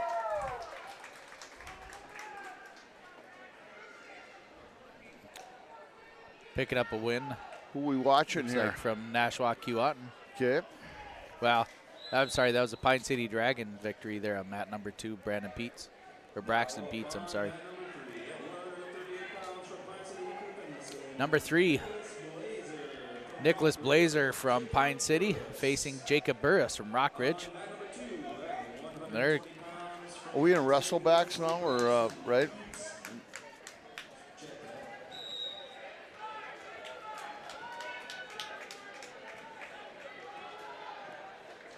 Yeah, we are in the wrestlebacks. This is a consolation round. Picking up a fall really quick for Rock Ridge was, I believe that was Burris. Burris got a fall there real quick over Blazer.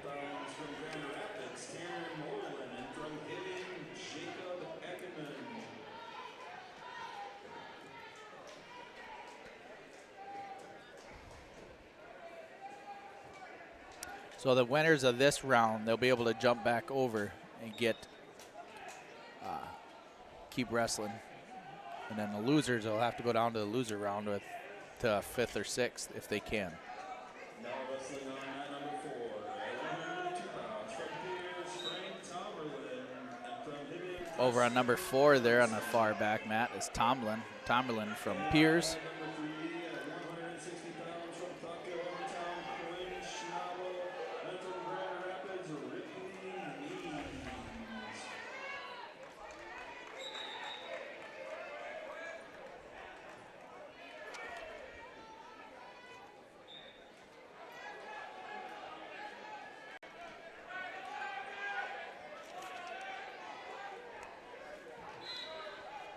Tangen here on mat number 1 picks up a fall over Figueroa.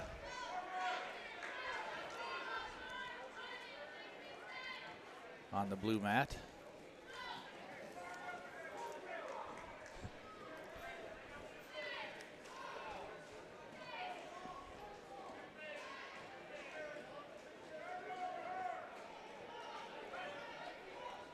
And Tanner Moreland from Grand Rapids just picks up a takedown. He's leading 6-3 over Jacob E. Eklund, mat number 2 on the bottom right here.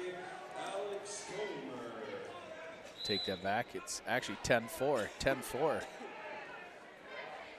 on mat number 2.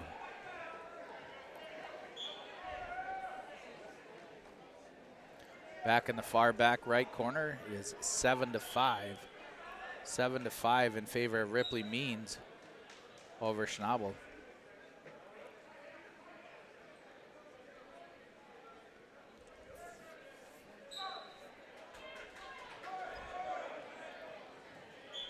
Mat number 4 in the far back corner on the left. Frank Tomberlin and Preston Thronson are scoreless with 15 seconds left there in the first period on the top left.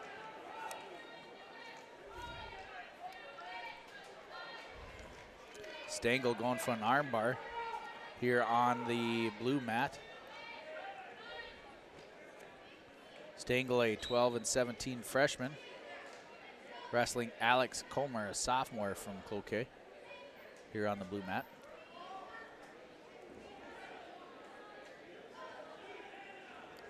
Over in the bottom right mat, that's just a little bit out of sight there, I'm sorry. Need a little bit bigger, wider view on the camera. Grand Rapids wrestler Tanner Moreland leading 17-5 over Jacob B. Eklund. Double armbar trying to stack him. There it is. There's a stack for Moreland. Picks up the fall here on mat number 2. Tanner Moreland from Grand Rapids over Jacoby Eklund. That's where it gets a little confusing to me. They don't like move straight over. You have to follow. Yep. Where they lost and what number and. Yep, they jump opposite sides of the bracket so they can wrestle back on non-opposing opponents. Which, if that makes any sense. Not opposing opponents.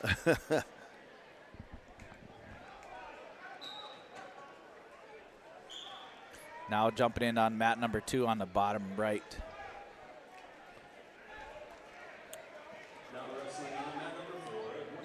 I believe that's Jesse Eklund from Rush City Bram and Derek Presbilla on the bottom right corner here from Piers. Bottom left corner, blue mat. Kyle Stengel for Piers, Alex Comer. Okay. Top left corner. Top left corner, mat number 4, Wyatt Dingman from Piers. Brett Pampich on the top left there from Proctor Hermantown.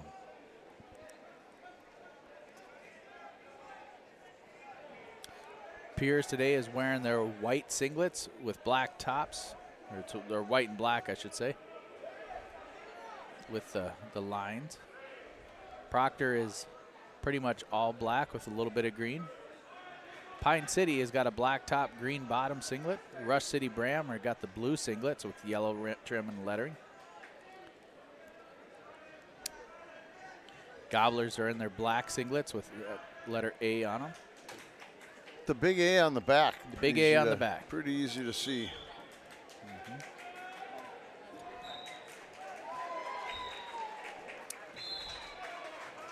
There was a fall for Kyle Stengel from Piers on the blue mat here over Alex Comer from Cloquet.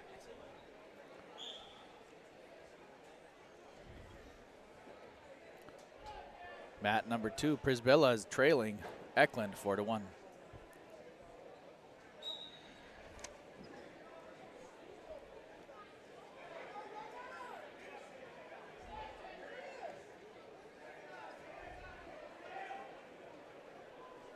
Mat number 3 on the far back right is Torgeson from Pine City.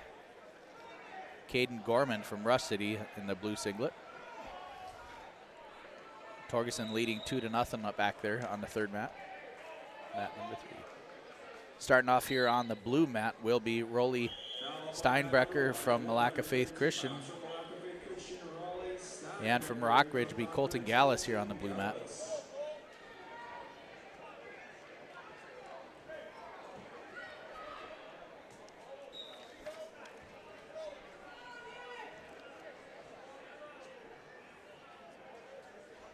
Colton Gallis got a headlock going on the blue mat there. We'll zoom in here on mat number 2 with 2 minutes, well, just starting in the second period. Leading 4-2, Jesse Eklund from Rush City Bram over Derek Prisbilla. Eklund throws in an arm on the left side. Prisbilla gets out for 1. 4-3, minute 40 left in the second.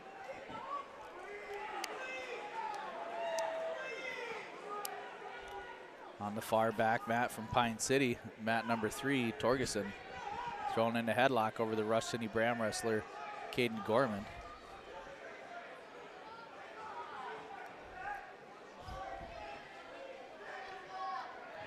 Minute left here in the second period.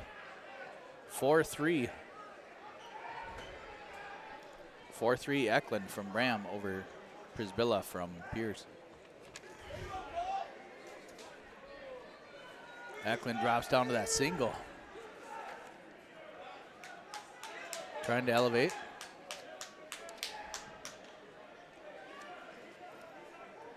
And they're out of bounds. Back to the center of the mat they go.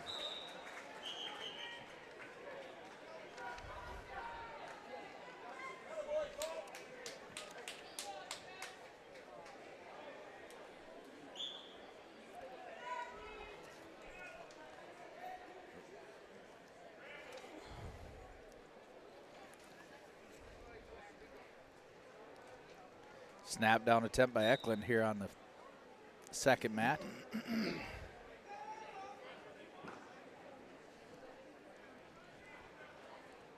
And a push out of bounds there. 25 left here in the second period. Eklund leading Prisbilla 4-3. Yeah, in case you wondered, it's 160 pounders. Nice. Good job, Tom. 15 left here in the second period. Eklund gets another takedown, 6-3 over Prisbilla. So one thing those scoreboards don't put up is the weight, which weight class they're in. And well, they do. Where it says at 94, which is a little bit bigger, that smaller writing to the left should be your weight category. I need some binoculars to see that. It is hard to see. We can at least see the score and the time easily. Yeah, that's good. The bout number and the weight, it's all primitive. Eklund's going to take the down position going into the third period here, leading 6-3 over Derek Prisbilla from Pierce. And he gets out for 1.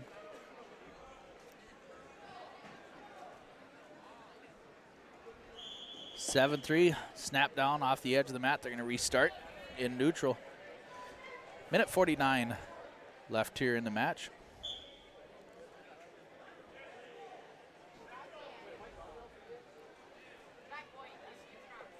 Jesse Eklund. I know Jesse Eklund back up in Crosby also. A couple years difference between this Jesse Eklund and that Jesse Eklund. Yeah. Eklund working on kind of a near side cradle or attempt. He got Prisbilla kind of folded up. Prisbilla is defended off, trying to get to his belly. Backing out. Minute 18 left here in the third period. They're going to restart back in the center.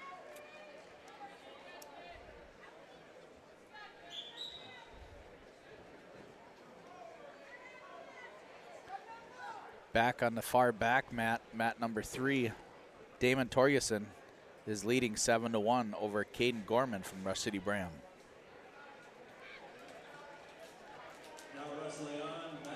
Ooh, got some big boys coming on mat 1. Alex Henderson from Hibbing on mat number 1.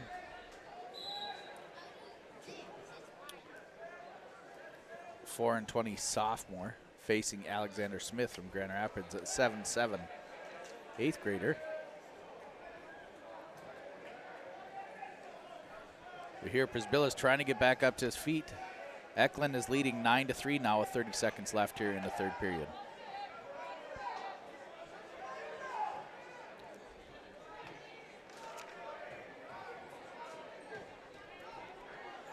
Torgerson from Pine City up there on mat number 3, leading 7-1 with 55 seconds left in the third period.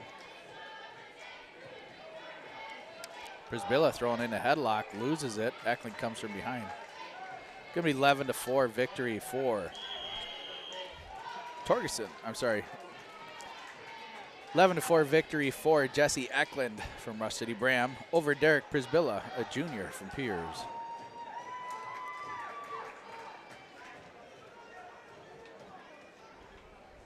Mat number 3 on that far back corner on the right now. That's coming to an end with 20 seconds left. 7-1 in favor of Torgerson. Torgerson from Pine City over Garmin from Rush City. Heavyweight match going on right now on the blue mat. Looks like Alex Henderson got a pinning combination on right now with Alexander Smith from Grand Rapids. Working on a little bit of a front half. Got him. That was a fall. That'd be a fall for Alex Henderson from Hibbing.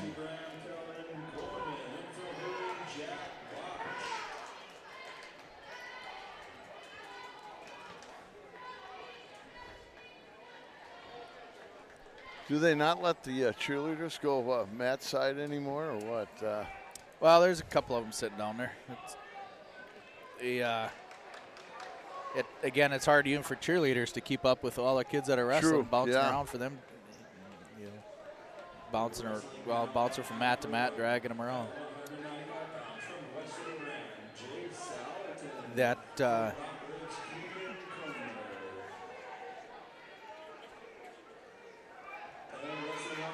Mat number 2, which would be that first mat on the bottom right down here. Kaylin Gorman, Rush City Bram, losing right now to Jack Bouch from Hibbing. Bouch is thrown in a pinning combination. He's got 50 seconds left here in the period.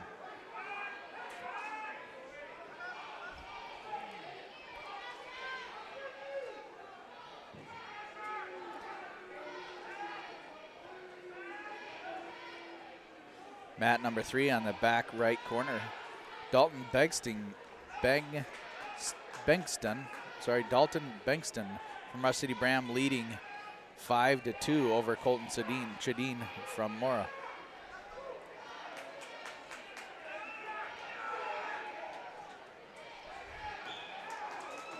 Oh, there's a fall. Picking up a fall from Hibbing, Jack Bouch over Kellen Gorman.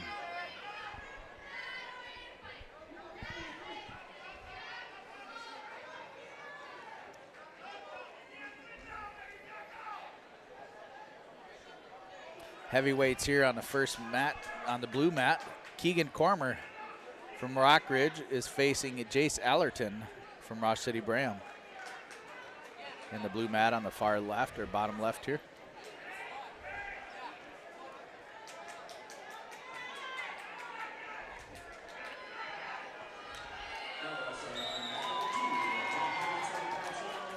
Picking up a fall over there on mat number 3, be Kale Shadeen. Kale Shadeen picks up a fall over Rush City.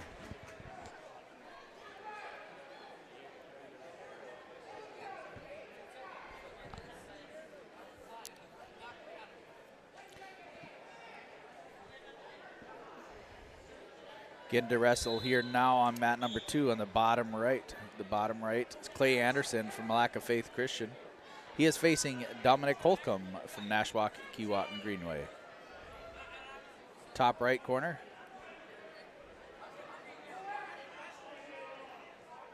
Mat number 3, not updated yet. So on the bottom left here on the blue mat, again, it's still Jace Ellerton from Rush City Bram. No score with Keegan Comer from Rockridge.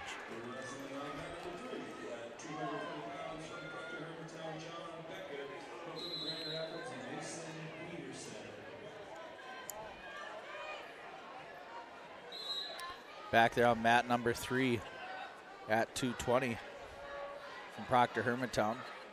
John Becker from Grand Rapids will be Mason Peterson. Peterson is leading at 2-0 on the far back right mat with a minute left here in the first period.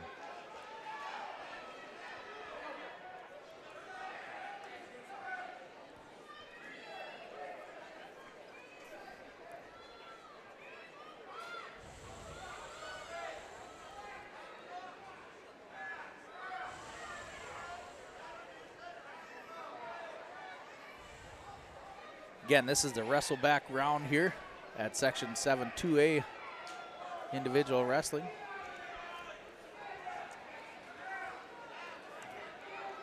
All the schools that are represented here are Cloquet, Esco, Carleton, Mora, Malacca, Pierce, Aiken, Pine City, Hibbing, Rockridge, Proctor, Hermitown, Rush City, Bram, Grand Rapids, and Nashwauk, Keewatin, Greenway.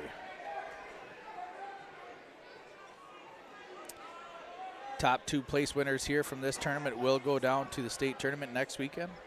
Team tournament will start on the 3rd at the XL Center. And we'll get how far today, Lance? We're going to get all the way to the semifinals. Okay. And then we'll work back in. Semifinals will be at 4:30. Then we're going to go ahead and take a break for the night. Then we'll start back here tomorrow morning at 11 a.m. with the quarterfinal wrestlebacks on the consolation side. Then we'll move into the consolation semifinals. And then we'll figure out the losers of all those matches will end up wrestling for the fifth and sixth place matches. Then we'll take a break, get to 2 p.m. We'll do the championship rounds for the 3rd and 4th place and 1st and 2nd place. If there's any true seconds after that, then we'll wrestle those at the very end.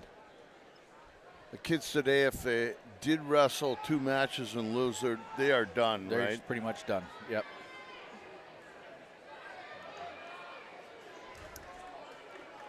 So these are big matches right now in order to keep wrestling. Just to keep rolling into the semifinals, yep. Well, to be on these are all on the consolation side of the wrestlebacks per se. If you lose this match in this round, you're done. Yeah. If you win, you're still going on to the consolation. Yeah, you're still wrestling anyway. You're still alive. Yep. On the blue mat here, last. Looks like the last match, huh? Maybe. Yep. Well, it looks like we'll have one more here on mat number 2 on the bottom right. Bottom right from the Malacca Faith Christian wrestler Hunter Bachhoven, I'm sorry. He is facing Rockridge's Corey Byer.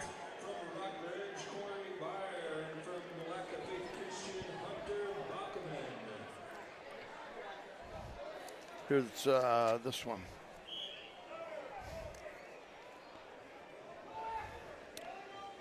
Bottom left here on the blue mat, leading 3-1 is Keegan Comer from Rockridge over Jace Ellerton from Rush City. 30 seconds left there in the 3rd period.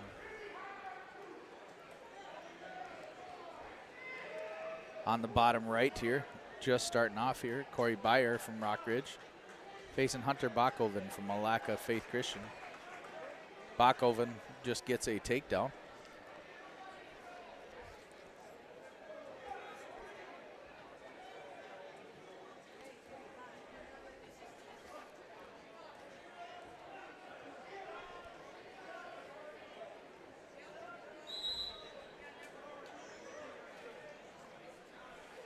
Working in on arm bars at Bachhoven from Malacca.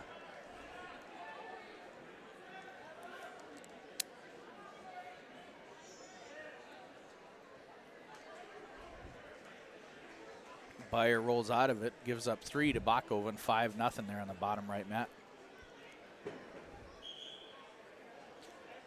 This is the last match going to finish off this round.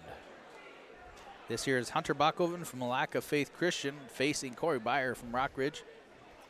Bachhoven leading 5-0.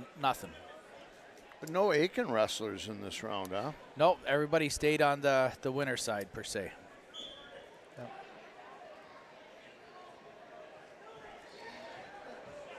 There's a headlock attempt, followed through by Bachhoven. Picks up 2 more near fall. 7-0 Bachhoven.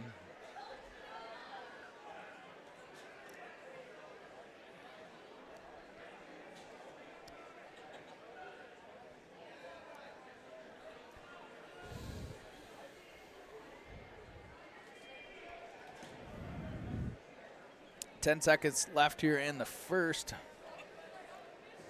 On bout number 109. This is 220-pound weight class. Bachhoven picks up another 3. 10-0. Yeah, he had a pinning combination there and got saved by the bell. He did. Actually, I correct. I only saw, I guess, only 2 fingers, so only 9-0. 9-0 going into the second period here. They choose neutral.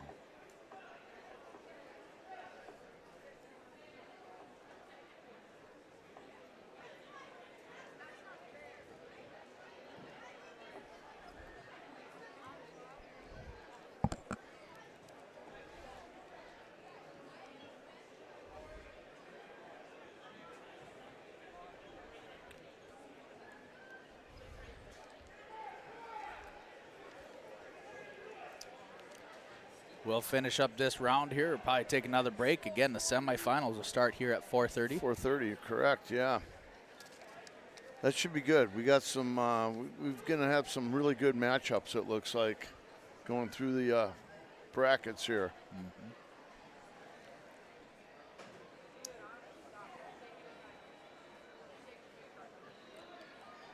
Minute left here in the second period. Bachhoven from Malacca Faith Christian leading 9-0 over Corey Byer from Rockridge. Bachhoven in on a double leg.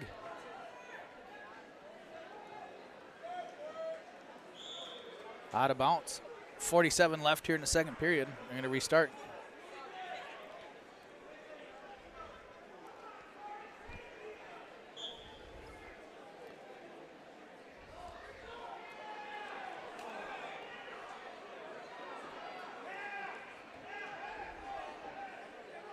Bachhoven gets another takedown.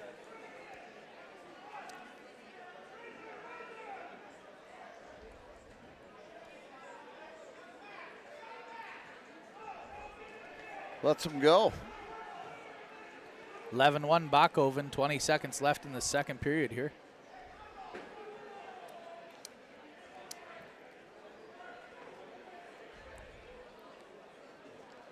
One of the things I always admired about the Aiken wrestlers is conditioning, and these two guys look like they're getting kind of gassed here in the second period. Yep, 4 minutes into it. Technically probably about 6 or 8 minutes into it by the time they have their hesitations and stuff. But yeah, both of them pretty tired wrestlers. Going into the third period, Bachhoven takes the down position. Byer's going to cut him up for 1. So 12-1. Bachhoven gets the escape. 12-1 going into the third period here. Bachhoven. Bachhoven double underhook, changes into a body lock. Byer's trying to block his hips. There goes a headlock throw. No head. Out of bounds. They're going to restart. So he had the head, I'm sorry, but no arm in that headlock attempt. So you would have to give it up anyways.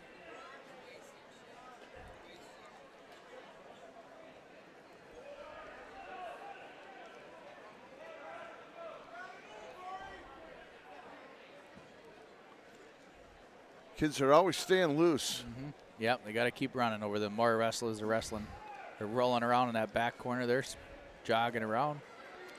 Comes a headlock attempt by Bachhoven, takes Byer down to his back. Got to settle back, but Byer gets back to his base and out for 1. But there's fall. Tech fall by Bachhoven. Final score be 17-1. A tech fall by Bachhoven from Malacca Faith Christian. Tech fall in 4 minutes and 51 seconds. What we have coming up next on mat number 1 and across from it on mat number 3. Those will be the 2 mats we use for the semifinal round. We're going to go ahead and take a quick short break here. 2 officials per mat. Oh, they're going to go with just 2 mats now, huh? Mat 1 and 3, it sounds like, with the officials doubling up. Yep, they'll double up. They'll do 2 mats.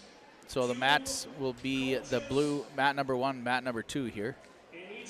Be semifinals. We'll go ahead and take a quick short break here at yourliveevent.com and rjbroadcasting.com. And you're listening to Lance and Tom here at Section 7 AA Wrestling Tournament here up in Cloquet. We'll take a quick short break. We'll be back in about 15 minutes, 10 to 15. Play pull tabs at the Landing in Aiken, where some of the proceeds go directly to the club. Help keep the Aiken Gobbler Athletics going strong. Support the Aiken Quarterbacks Club today. Go Gobblers! As a local business, Liljenquist Sewer and Excavating is proud to be serving the Aitken community and a surrounding area. Services from Liljenquist Sewer and Excavating include gravel products, site development, demolition, and septic systems. Liljenquist Sewer and Excavating, owned and operated by Larry and Kelly Liljenquist. When you need gravel products, site development work, demolition, or septic systems, contact Liljenquist Sewer and Excavating. At Brandel Chevrolet, Buick, and GMC, their team works together to provide you with the ultimate Buick, GMC, and Chevrolet shopping experience. Browse the lot at brandelgm.com. They're there to exceed your expectations, deliver the best service possible, and make car shopping fun again. Browse the lot at brandelgm.com. When looking for your next new or used vehicle, shop Brandel Chevrolet Buick GMC in Aiken. Our reputation rides with you. brandelgm.com. From all of us at Enbridge, thank you. Thank you. Miigwech, and thank you for working on Line 3 replacement. Thank you to everyone who supported this project. Construction is complete on a new and safer pipeline that will deliver the North American energy that we all rely on every day, and is done thanks to the support and hard work of thousands of people. I'm grateful for every single voice of support and every hour of labor put into this project. Thank you. This is Jim Berkemar, owner of R&J Broadcasting Incorporated. Together with Bernie, we're inviting you to join us on a tour of Victoria, Vancouver, and the Canadian Rockies, July 14th through 23rd. On this tour, we'll visit historic Victoria, tour the breathtaking Butchart Gardens, and experience the stunning scenery of the Canadian Rockies via rails train. Visit holidayvacations.com, keyword RJ. Learn more about this tour and watch the travel show, or call 888-557-1020 for a free brochure. Remember the keyword RJ. As a local business, Liljenquist Sewer and Excavating is proud to be serving the Aitken community and a surrounding area. Services from Liljenquist Sewer and Excavating include gravel products, site development, demolition, and septic systems. Liljenquist Sewer and Excavating, owned and operated by Larry and Kelly Liljenquist. When you need gravel products, site development work, demolition, or septic systems, contact Liljenquist Sewer and Excavating. Coming June 23rd through the 25th at Brainerd International Raceway, the Midwest Premier Country and Rock Festival. Lakes Jam presented by R&J Broadcasting. Hear John Party, Tesla, Gabby Barrett, Warrant, Kix, Mark Wills, and more. It's more than a music festival with watercross, drifting, poker tourneys, lawnmower racing, and more. For tickets and more information, visit lakesjam.com. Who will our next generation be? What will they achieve? At Proctor Public Schools, we create an environment to educate, engage, and inspire our students to seek adventure, gain knowledge, and make a difference. Proctor Public Schools. We see greatness in our students and great things for their future. We educate, engage, and inspire. When you need heating, cooling, refrigeration, or plumbing work, call McGuire Mechanical. They provide quality and timely service for repairs and new construction with residential homes and commercial businesses. When you need the service of heating, cooling, refrigeration, or plumbing, call McGuire Mechanical, 218-927-5400. Serving the Aitken, Crow Wing counties, and surrounding areas since 2004. Rely on McGuire Mechanical. Welcome to Aitken Schools. Keep informed with district news and information for parents, families, students, and staff with your visit to the Aiken School website at home.isd1.org. Our mission at Aiken Schools is to empower students to be lifelong learners and citizens by maximizing community, parent, and staff involvement while developing high expectations and achievement in a safe learning environment. We are ISD1. As a local business, Liljenquist Sewer and Excavating is proud to be serving the Aitkin community and a surrounding area. Services from Liljenquist Sewer and Excavating include gravel products, site development, demolition, and septic systems. Liljenquist Sewer and Excavating, owned and operated by Larry and Kelly Liljenquist. When you need gravel products, site development work, demolition, or septic systems, contact Liljenquist Sewer and Excavating. Riverwood Healthcare Center in Aiken provides total joint care for shoulders, elbows, hips, knees, hands, and wrists. Our team of highly skilled orthopedic surgeons use innovative procedures to increase mobility and reduce pain. Get back to the activities you enjoy. Learn more at riverwoodhealthcare.org. Riverwood Healthcare, your trusted leader for orthopedics and sports medicine.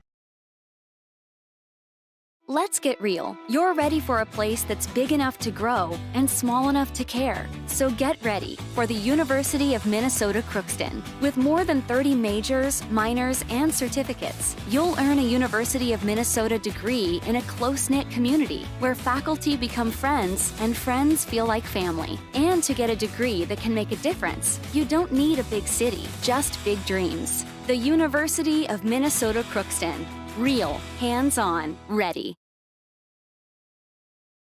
Aitken Gobblers Action with your live event is made possible by the advertising businesses you see throughout this broadcast. They help ensure that we can bring you the coverage at the best price, free. Please thank and support our sponsoring businesses. If you own a business or your organization wants to reach the listeners and viewers of your live event and R&J Broadcasting Incorporated, go to yourliveevent.com and click Advertise or contact one of the offices in Brainerd or Aiken. Enjoy the broadcast. As a local business, Liljenquist Sewer and Excavating is proud to be serving the Aitkin community and a surrounding area.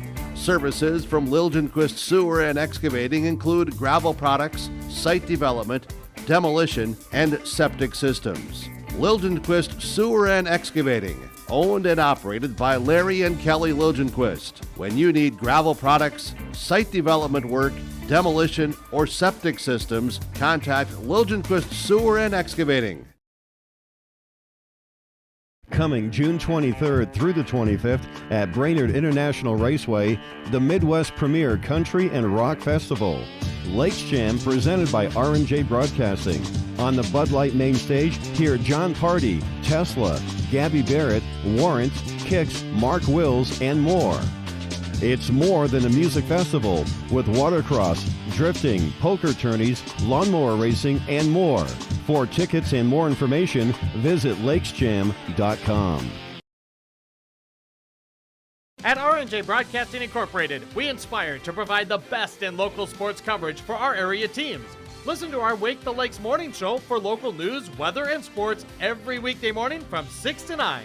If you're enjoying the video coverage of the Aiken Gobblers, thank the sponsoring businesses you see advertising. They make it possible.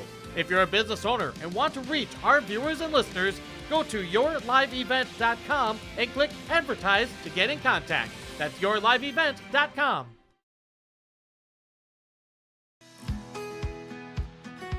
Aiken Health Services is hiring additional nurses and CNAs. All new hires will receive a $4.75 per hour wage in addition to and above regular pay scale. Contact Aiken Health Services to inquire on these positions or visit sfhs.hcshiring.com. St. Francis Health Services and Affiliates is an equal opportunity employer.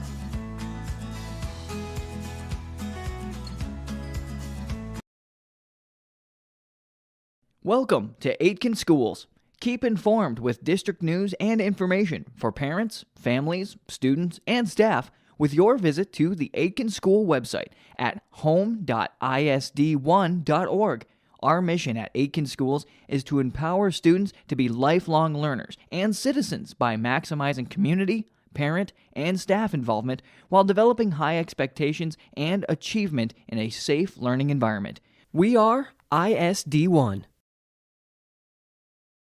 The Aiken Quarterbacks Club promotes and supports Aiken Gobbler Athletics through the use of charitable donations and to conduct activities exclusively for the promotion of social welfare therein. One way to help support the Aiken Quarterbacks Club is to play pull tabs at the Landing in Aiken, where some of the proceeds go directly to the club. Help keep the Aiken Gobbler Athletics going strong. Support the Aiken Quarterbacks Club today. Go Gobblers! And as we get rolling here, welcome back, everybody. Lance Baum and Tom Martin bringing you semi-final matches here. Up here on mat number 1, on the blue mat, Jacob Benson Vick from the Gobblers. Pablo will be facing Carter Young from Piers. Tom, I'm out of breath coming up these bleachers. I know it, yeah. Talking about getting in shape, right? Yeah. Wow. Sucking a little bit of wind again. Jacob Benson Vick from the Gobblers facing Young from the Piers Pioneers.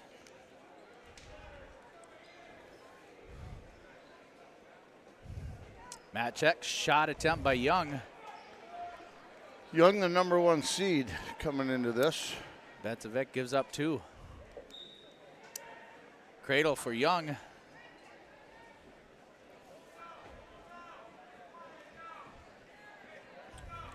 Benson Vick flattens out 2-0 Young. Benson Vick gives up a few pounds to here, also at 106. A little bit light. Still grinding.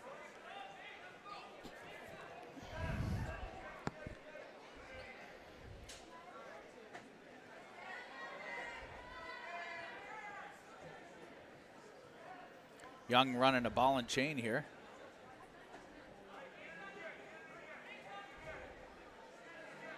Jumps over to the far side cradle. Benson Vick trying to peel it off and get up to his feet. Out of bounds. 50 seconds left here in the first period. Young leading Benson Vick 2-0.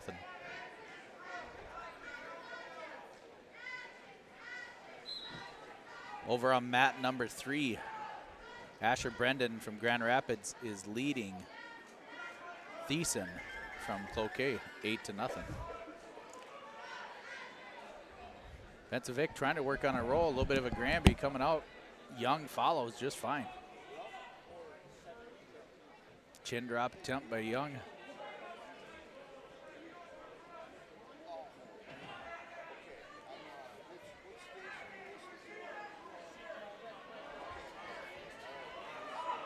Benson Vick coming out the backside, drops down to a single.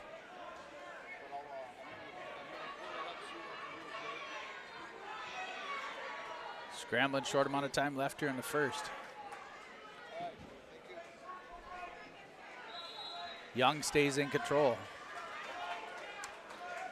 Moving into the second period, Young is leading 2-0 over Benson Vick. Benson Vick's choice, he defers to Young. Young goes neutral.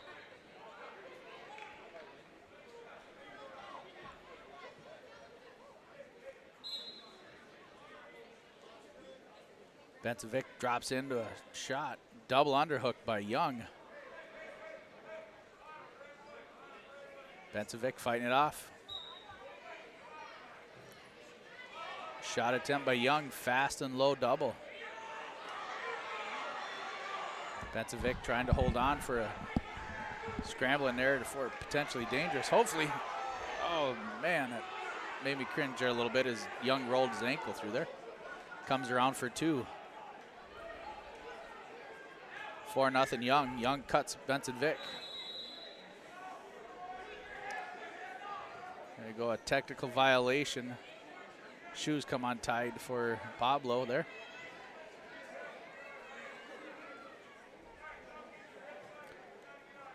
Pablo is a nickname for Jacob Benson Vick. I don't know why. I just know that's what the kids call him.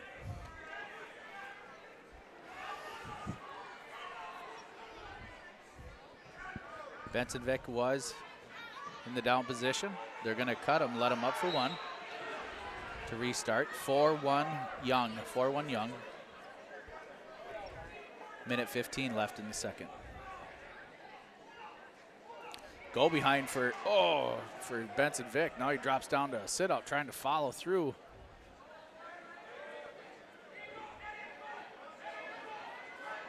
Benson Vick gets caught in a cradle.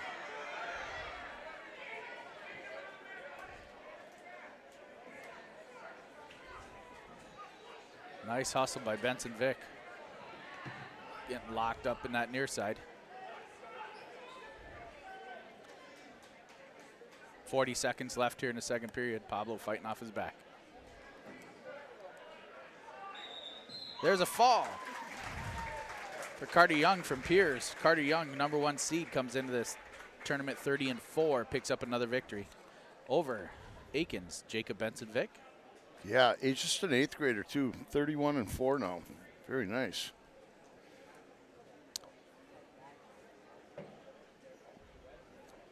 Benson Vick gets a little congratulations there from Coach Larson, Coach Lildquist.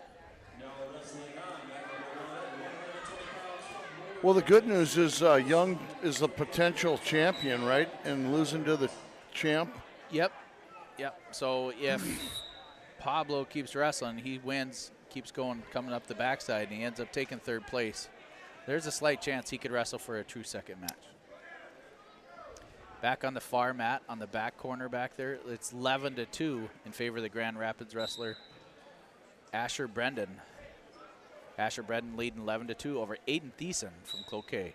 Starting off here on the blue mat from Mora, Mason Nelson, a sophomore, 36-2. He is facing Proctor Hermantown's Gavin Tabbert, a sophomore, 18-13 record.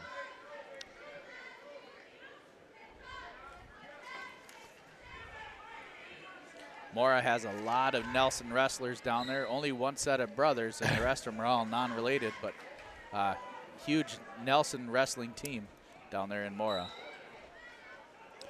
That Nelson goes in for a shot attempt. Yeah, I'm confused with the Nelsons. Yeah, there's another shot attempt by Nelson. Drops down to a single, tries to go for a go behind.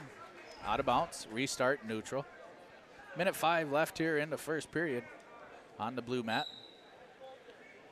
On the far mat in the back right, Grand Rapids wrestler Asher Brennan is still leading 11-2. Minute 26 left in the third back there. Nelson gets a takedown for 2 here on the blue mat.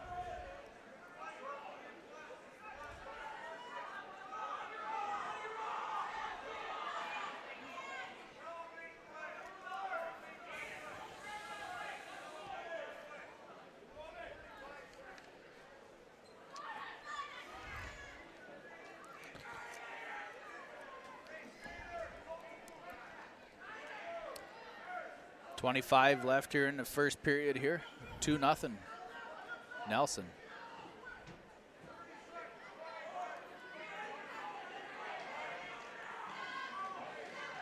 Nelson has a cheap cradle in. Banana split tilt. Out of bounds. 8 seconds left here in the first period. Nelson picks up a couple near fall. 4-0. Tabbert gets set. Tabbert tries. And you said this is Mason? Yep, this is Mason right. Nelson. Mason. Number 1 seed at 120. Mason's choice, he defers. Tabbert's going to take the down position.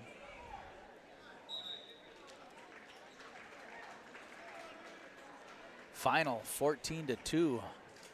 Favor Asher Brendan over Aiden Thiessen on mat number 3. So that's a 1 and 2 seed. Yep. Throw by go behind for Nelson. 6-1 Nelson. 106 pounds, 1 and 2 are going to match up.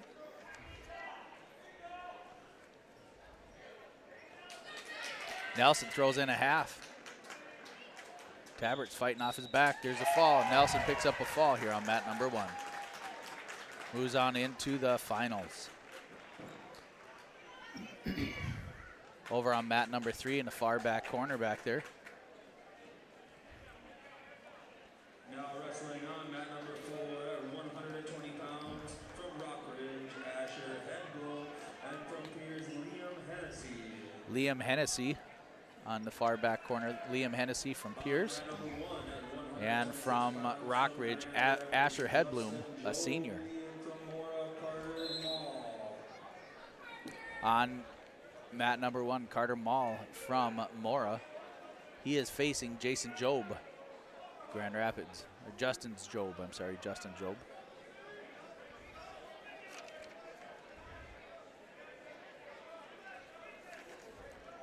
Double attempt by Job. Comes around, drops down to a low single, elevates. We're seeing all the number 1 seeds pop out now here. Yep, this will be number 1. These are all the winners of this match get into the finals for tomorrow.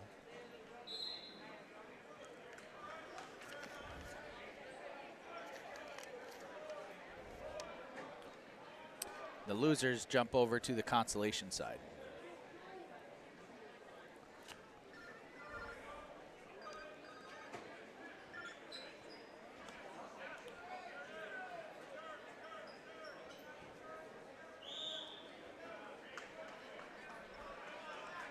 Jump out of bounds back there.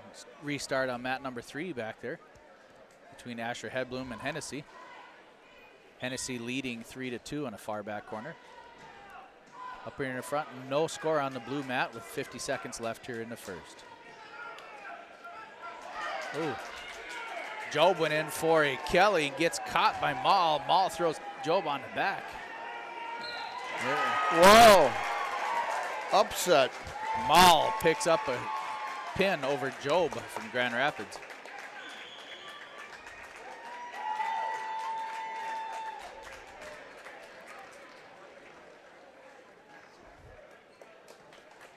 Can happen that quick. Yep, that was number 1 seed wrestler. Just one false move and. Yeah. Now wrestling on the blue mat here.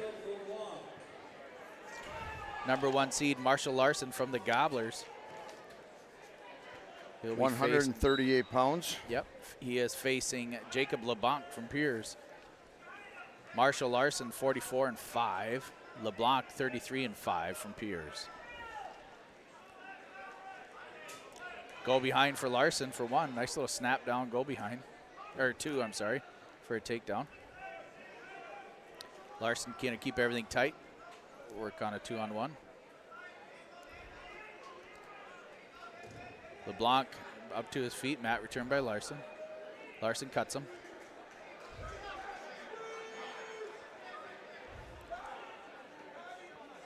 Again, this is a semifinal match here. Winner of this match will move on to the finals tomorrow. Snap down, go behind. Little shuck by Larson. Nice mat return for 2. 4-1 Larson. Larson keeping a lot of pressure on LeBlanc.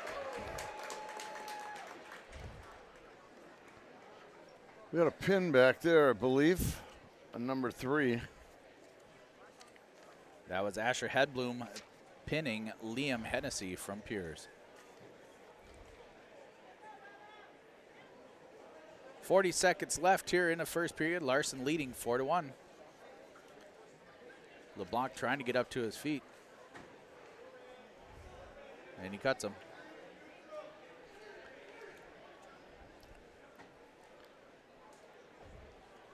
Throw down, go behind for Larson for another 2. Back on the mat number 3, we're going to have also new Aiken wrestler facing a Piers wrestler. We'll get them both going here. Larson's wrestling in the blue mat here, leading 6-2. Coming to the end of the first period. In that far back corner there, that is Nathan Trotter. Nathan Trotter is facing Derek Stengel from Piers. Trotter's 34-11 on the season. Stengel 25-11 as a junior. Larson leading going into the second period here, 6-2 on the blue mat. They're going to choose neutral. Larson on a low single. Elevates, changes to a double, and go behind for 2. 8-2 Larson.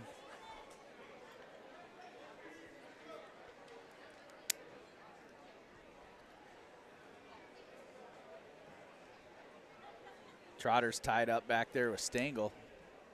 Trying to work on his rush and dancing around. There's only a minute 10 left there in the first period in the far back right corner. Yeah, still scoreless. Minute 30 left here in the second period for the blue mat.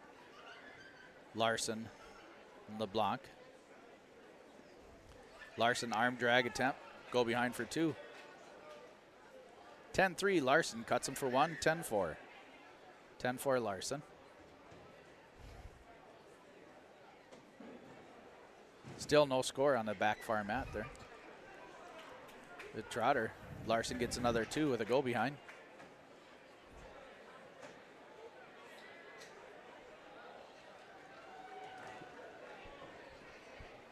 Larson mat return. 12-4 Larson. Still no score with 20 seconds left here in the first period between Trotter and Stengel. A lot of dancing going on. There is. Yeah, it's strategic. Out of bounds here on the blue mat. Mat number 1. Stengel's going to get set. And time runs out in the first period. Over on mat number 3. Trotter just went in on a single and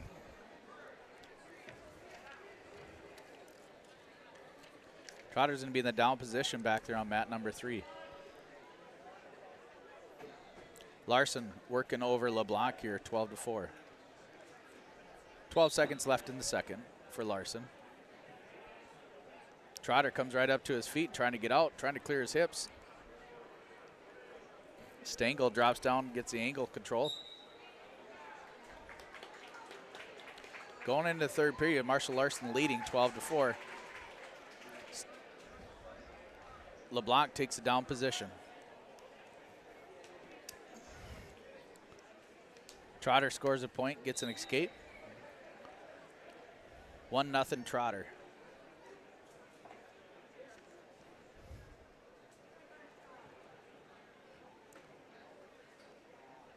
Again, thank you to Ann Espeseth. She's trying to run the camera here, trying to get 2 mats, 1 view. Tom and I are trying to talk together for you. Minute 30 left here in the third period. Larson cuts LeBlanc for 1, 12-5. Still back in the far mat back there. Trotter leads 1-0. Oh, there we got some action now. Stengel in on a shot.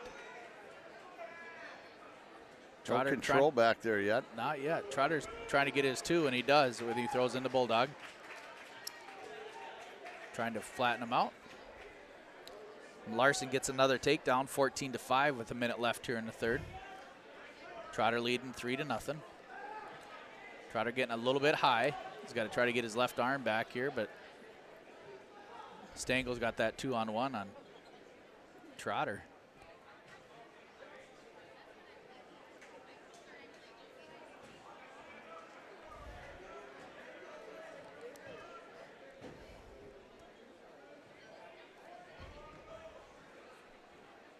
The stalling. Down on the bottom down there.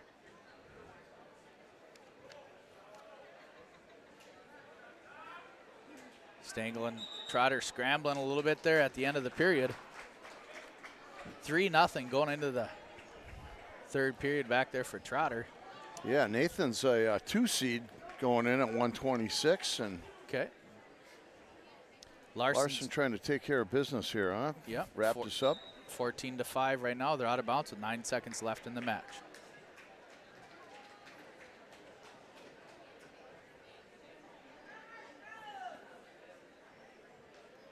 LeBlanc is set. Larson cuts him for 1. 14-6. 14-6. Larson works on the Russian on the left. Larson advances into the finals with a 14-6 victory. Trotter's working on an armbar on the left-hand side, leading 3-0 with a minute 39 left here in the third period. Here on the blue mat coming out for the Gobblers will be John Pilarski. On mat number 1 at 113 pounds from Aiken, John Pilarski. From Hibbing, Christian Jelly. Pilarski wrestling Jelly from Hibbing. Jelly, another aggressive wrestler for Hibbing. Yeah, 26-2, the 1 seed at 113. And they're going to restart. Jelly was in on a shot on Pilarski. Pilarski was working on a wizard, trying to defend it off. 55 seconds left there for Trotter, back there in that back quarter, leading 3-0. Pilarski drops down to an ankle pick or knee pick. Same thing with Jelly. Trotter working on behind. 39 seconds left for Trotter back there, leading 3-0. Pilarski in on a single leg shot, out of bounds. Minute 18 left here on the blue mat.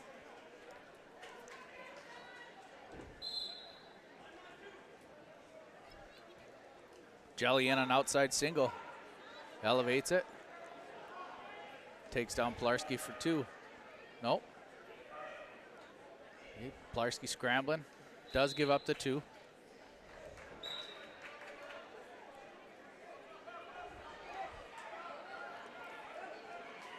With 30 seconds to go on mat 3. Still 3-0 Trotter. Yep, 3-0 Trotter still being in control. Oh, they're going to give. All right, take that back. Reversal or yep, what? Stengel did get a reversal right off the edge of the mat there. He's going to let Trotter up, try to get the takedown here to tie it. Tie it up. Jelly working over on Pilarski here a little bit, leading 2-0.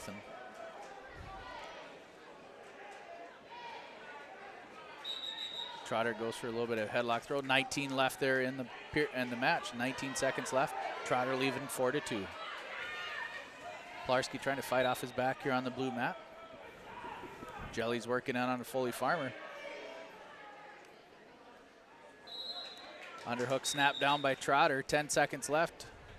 Trotter's warned for stalling. Wow, he was just the aggressor too. And Trotter. 4 left. Trotter picks up another takedown right at the end. Trotter advances here into the finals with a 6-2 victory over Derek Stengel from Piers. Going to the second period, John Pilarski's trailing 2-0 to Christian Jelly from Hibbing. Jelly's going to take the down position.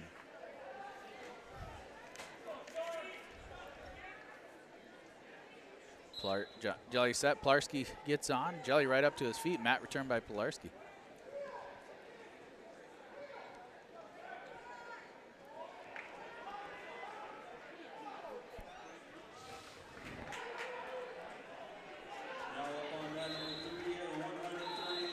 oh boy. And they go out of bounds here in the blue mat. Minute 43 left here in a second. Pilarski's wrestling him tough. Yep, Jelly's in the down position. Pilarski's on the right. Set out attempt by Jelly, followed by Pilarski. Pilarski gets caught. Fights off his back, throws in the headlock, trying to reef on Jelly's head. Jelly throws in a half, changes to a reverse half, gets the reversal. Pilarski now fighting off his back. Minute 20 left here in the second. There's a fall for Jelly. Again, how quickly things turn. Yep. Pilarski be in the wrestle backgrounds, going over the consolation side. Over on mat number 3, wrestling for Malacca Faith Christian. Junior with a 21-11 record, Jack Schoenburn. And from Proctor Hermitown, Robert Lasko, a senior, a 32-6 senior. Lasko, well, they're fighting off a wizard, and there's going to be a stalemate back there on mat number 3. 57 seconds left here in the first period, no score. Now wrestling on mat number 1 at 160 pounds from Mora. Mat number 1 here on the blue mat will be Connor Mall from Mora. Gavin Rockstroh from Pine City. From Pine City Hinckley Finlayson. 39 seconds back there on the far back right, Matt. No score between Schoenborn and Lasko.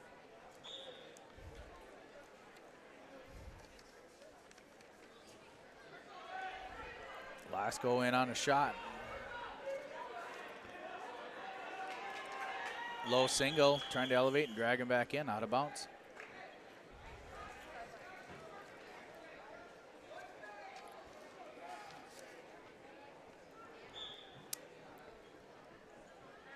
Winner of that back one will take on Marshall Larson.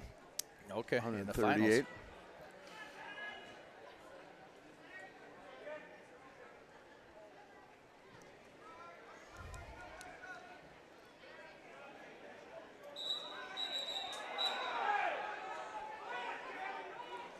Laxo in a shot.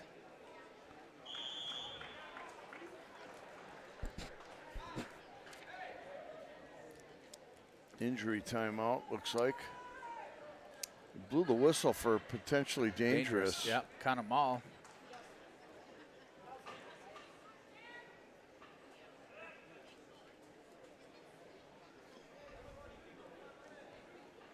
Connor Mall working on his knees there a little bit. Back in that far corner, Jack Schoenborn leading 1-0 over Laxco.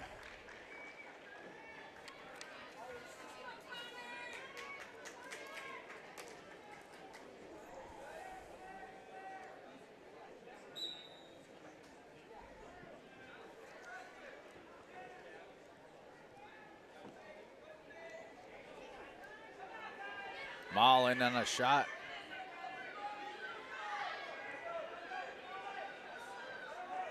Defended by Rockstro. Off the mat, restart here on the blue mat. No score here on the blue mat.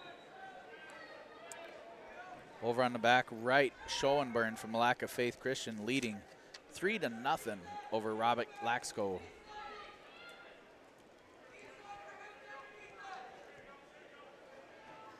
Mall in on a high crotch single, takes down Rockstro for 2.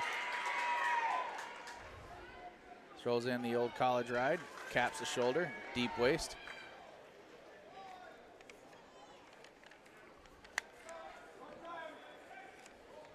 Ten seconds left here on the blue mat.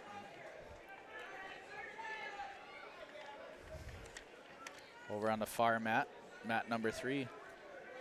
28 seconds left in the second period. 3-0 Schoenborn on the back right. Mall leading now 2-0 here on the blue mat over Rockstro. Semifinals match going on right now, everybody. Winner of this will be in the finals tomorrow after 2 o'clock. Mall is set. Rockstro throws in a cradle on the far side. Takes Mall back. Oh. Rockstro scrambling a little bit here. Connor Mall trying to fight off that cradle. He's getting back points now. Mall fights it off. Rockstro picks up 3. 3-2 Rockstro now here on the blue mat. Watch that one. Mall is the number 1 seed. We've seen one fall already. Warning stalling. Called on, I believe it was stalling on Mall, but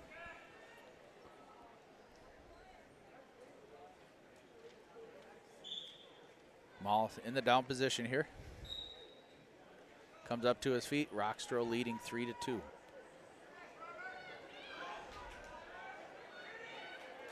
Mat return. Mall out for 1. Ties it up 3-all. Minute 18 left here in the second period. Mall gets a scrambling. They're going to say they're out of bounds. Yeah. Out of bounds, still They neutral. looked at each other, and the 2 referees made the decision.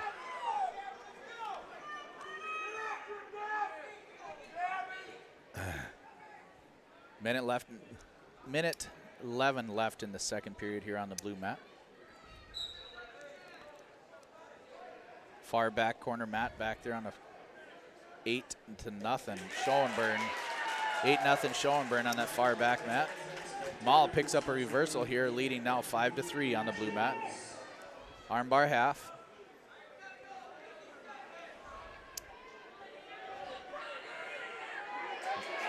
Maul gets Roxrow on his back. There's a fall from Connor Maul.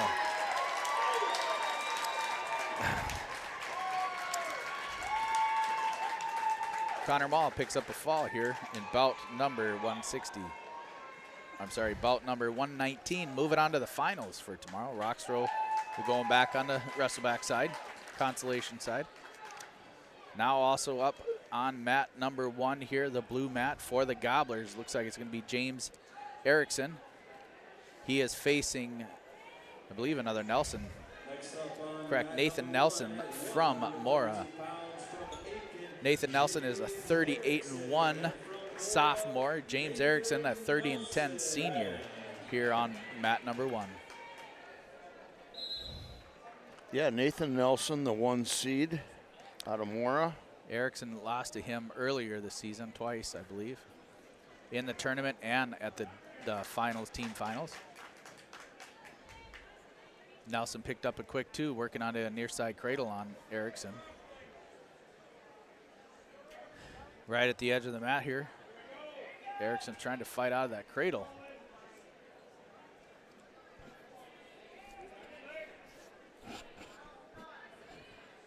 Erickson, a very flexible wrestler. Nelson trying to work in on that front headlock. Had a little blood timeout. Erickson working in. Gets off his back. No near fall awarded. We're going to let him up for 1. 2-1 Nelson over Erickson here on mat number 1. 1:09 left here in the first period. Nelson, another shot attempt, drops down to a body lock on Erickson. Erickson feeds his hips. Taken down by Nelson. Nelson takes him right to his back.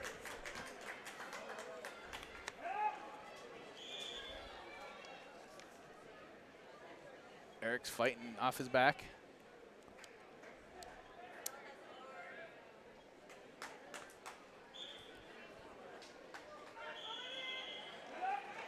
Erickson gets back to his belly. Reverse half by Nelson.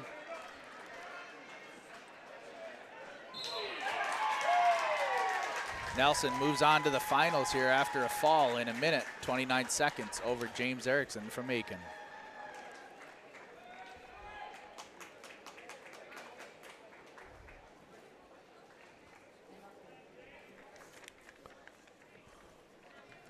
Meanwhile, I believe Schoenbaum won by a pretty big decision on mat 3 over Lasco. Okay. Now moving on to the blue mat here again will be Nathan Nelson. I'm sorry.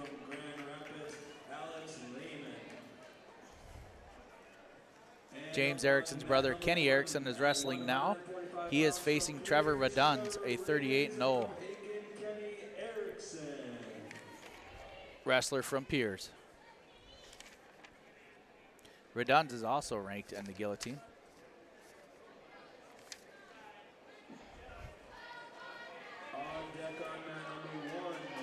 Kenny throws in a bulldog, tries to get Reduns. Reduns drops back and gets a body lock, go behind.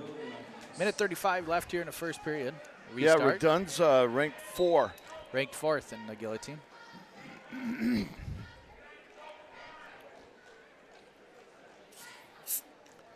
Erickson shot attempt on Reduns.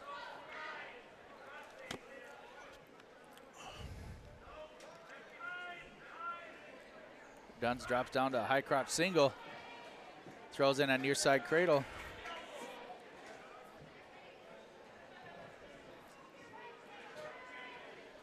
Erickson trying to fight off that cradle. Reduns rolling it up. Minute left here in the first period. Kenny's fighting.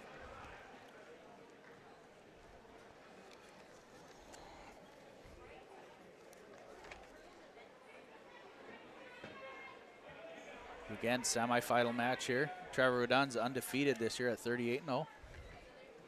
Kenny Erickson 28-14 for the Gobblers.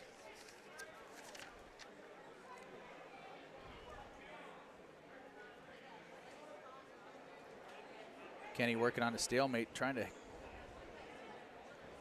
hold on to that the foot of Redund so he can't get any leverage, but Redund is kind of rolling over on this cradle. Kenny's fighting. There's a fall for Redund. He gets a fall in a minute 52 seconds. I'm sorry, minute 42 seconds over Kenny Erickson.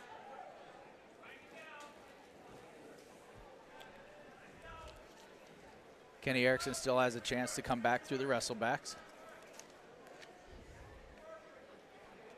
Trevor Redund moves on to the championship.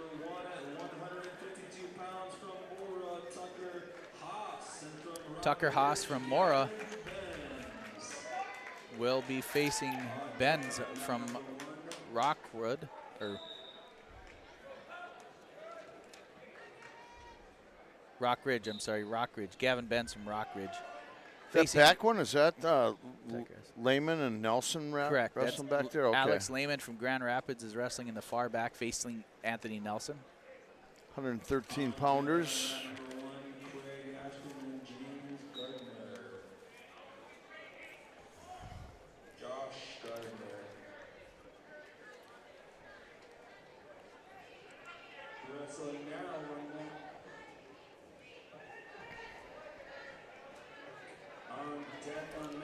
Bends in on a shot, takes down Tucker Haas.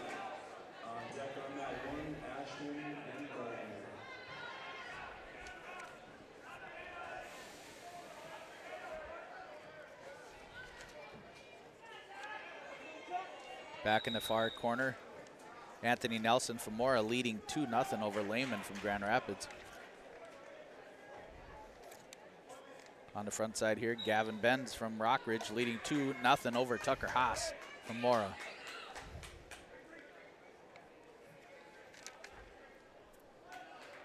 Haas out for 1. 2-1. Benz.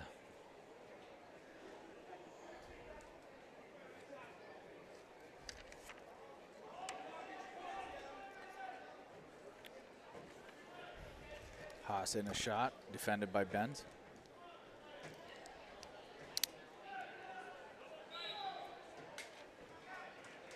Restart back to the front. 25 seconds left here in the first period here on the blue mat. 45 seconds left there in the second period on the far back right mat.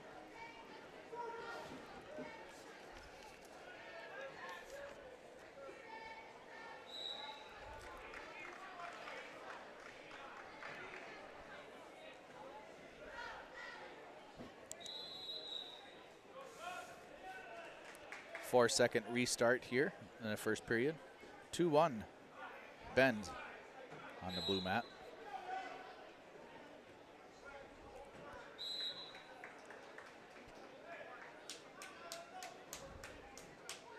Benz's choice going to the second period. He defers to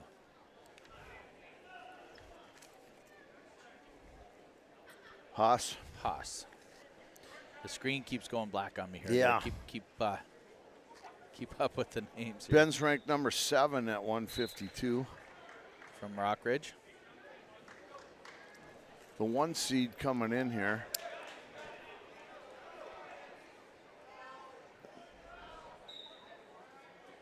You know, they're pretty accurate when they seed these. Yep.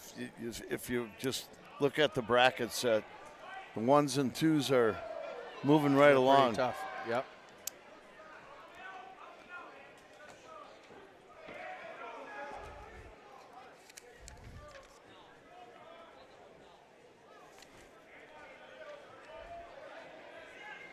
Ben's trying to work into a cradle. Nelson and Lehman still tied at 2-2 on the purple mat.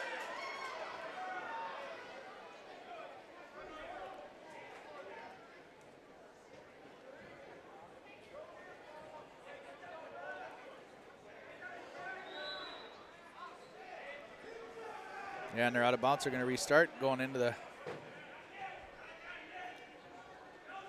They've still got a minute left here in the second period.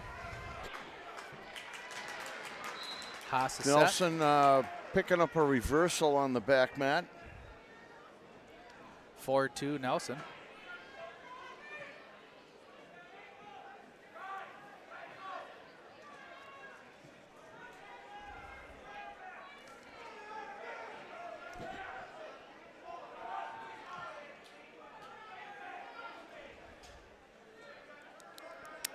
On deck here on the blue mat will be Craig Ashton from Aiken facing Josh Gardner. On the far back blue mat at 160 will be Jacob Williams facing Tapio.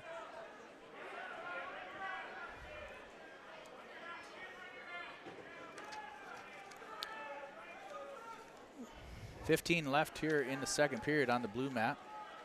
Ben's leading 2-1.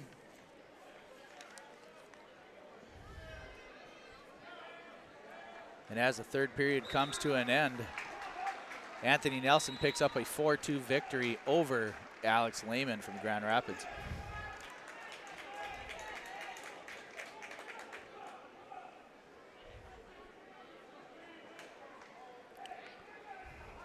That was a close match back there.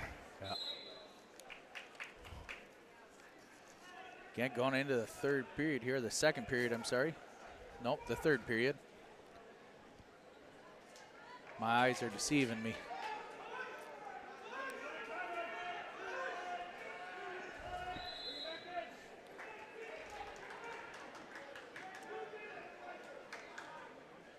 Mat number 3, Tapio and Williams have gone 1-1 on the season against each other. Back here on the far back mat.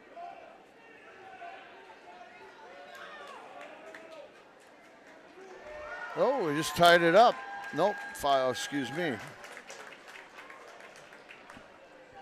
That is Ben's, right? Yep. That just picked up a takedown. Yep, so it's 5-1 on the blue mat. Yep. Now wrestling on the back mat back there for the Gobblers. Jacob Williams. He is facing Tapio from Rockridge. This will be another good match, usually very, very close. Yeah, Damian Tapio, a sophomore, 36-6, in on a shot on Williams. Williams throws down the whizzer. Tapio, I think the 3 seed. Williams, the 2 seed. Williams beat Tapio their last weekend.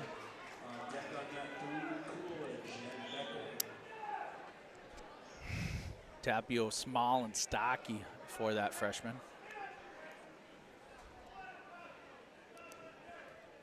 Tapio, a sophomore, 36-6. Williams, freshman, a 30-9 from Aiken. Tapio in on a shot. Restart, minute 22 left here in the first period.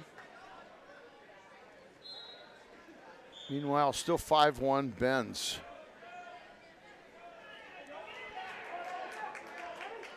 And Benz lets Haas up, making it 5-2.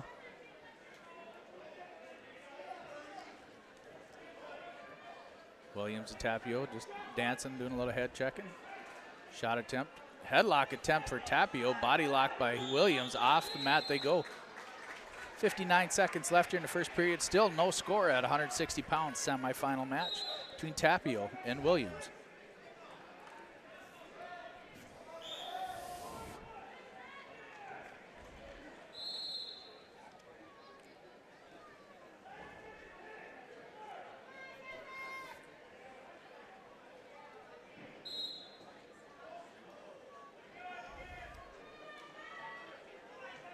Talking to Williams' dad here earlier today. They were talking about how these kids can kind of pick the weights that they want to go and whatnot, but Williams duck under go behind for 2 on Tapio, takes Tapio down. Williams very confident in his wrestling as a ninth grader. Just said, you know, I'm going to drop down, I'm going to do 160. Not knowing Tapio would be there, going head to head with Tapio again on the same side of the bracket always gets kind of frustrating, but the number 2 seed, number 3 seed going at it here. Yeah. Williams leading right now, 2-0, 7 seconds left here in the first period. Tapio gets back to the center, gets set. Williams on the left-hand side. Coverage scrambling. Williams is going to lose control. And that's it. Benz defeats Haas on mat number 1. 2-1 after the first period there at 160. Williams' choice, he takes a down position. Over here on mat number 1 will be our heavyweights, Craig Ashton. We'll see if we can go ahead and let's back the cameras back up here a little bit. We'll try to get both these guys going. Josh Gardner. Josh Gardner wrestling Craig Ashton here on the blue mat. Again, Tapio and Williams going at it. Williams leading now 3-1. 3-1 in the second period.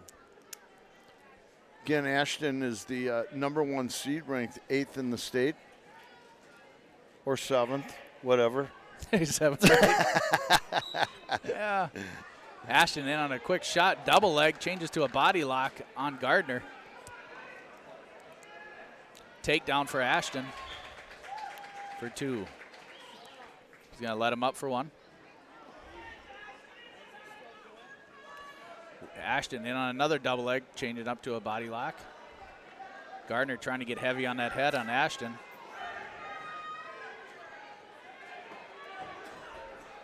Ashton won't have it, changes to his body lock.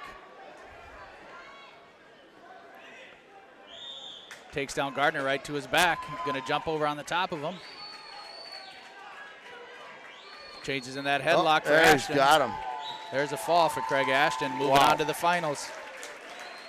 Over on that far back mat, Williams and Tapio still going at it. Williams leading 3-1. He's got 48 seconds left here in the second period. Quick victory for Ashton. Congratulations, he makes it into the finals.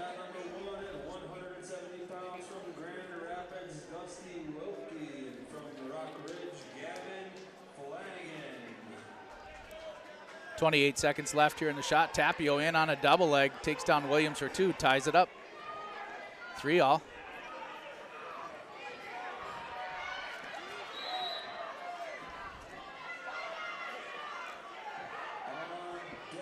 Tapio gets that cradle locked up on Williams. Williams fights back down to his knees. Gets on his base, 5 left here in the second.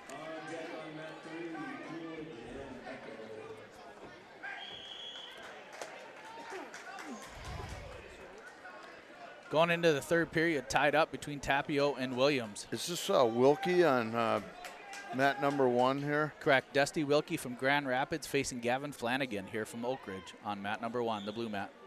Optional start. Williams lets him up for 1. 4-3 Tapio. 4-3 Tapio over Williams. Fans, just a reminder, tomorrow there will be overflow parking in the high school parking lot on 22nd Avenue, as well as parking in the middle school parking lot here on Washington. Tapio in on a double leg on Williams. Takes him down for 2. 6-3 Tapio. 6-3 Tapio. Minute 25 left here in the match.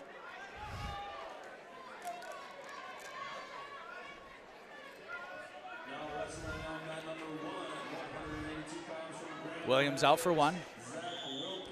Oh. Is that over already, huh? Wilkie wins. Yep.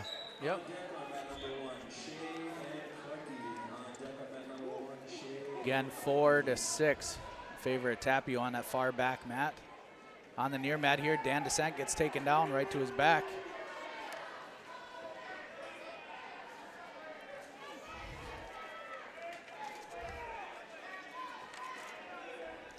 Descent fighting off his back here on the blue mat. Tapio in on the shot. Williams trying to get around, defending it off. This one's over here. Well, who's that? Dan Descent loses to Grand Rapids. 37 left here in the match back there on the far back right, and they're going to call a stalemate. 34 left. Tapio in on a double leg. Williams going on an underhook.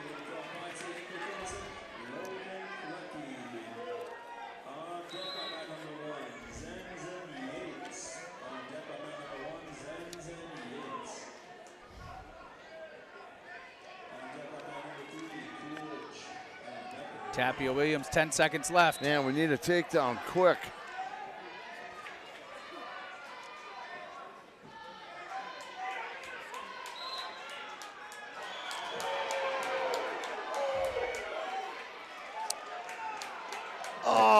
Wave Saved off that headlock throw to Tapio. Tapio picks up a 6-4 victory over Williams going into the finals. Williams had the takedown as the time ran out. Yep, that happens. Tough match back there on mat number 3. Congratulations to Tapio. Those two, again, you know, they were equal all season long, and Tapio pulls off a 6-4 victory. Wrestling up now on mat number 3.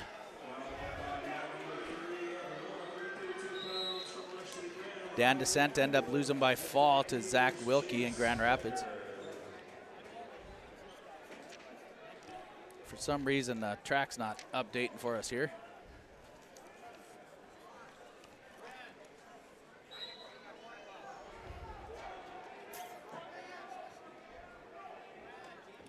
Now wrestling on mat number 1. Drew Shea, a junior from Hibbing.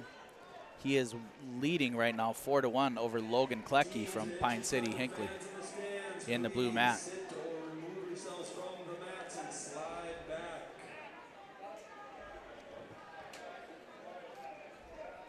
Back on the far back corner, Isaac Coolidge from Rush City Bram facing Chase Becker from Piers.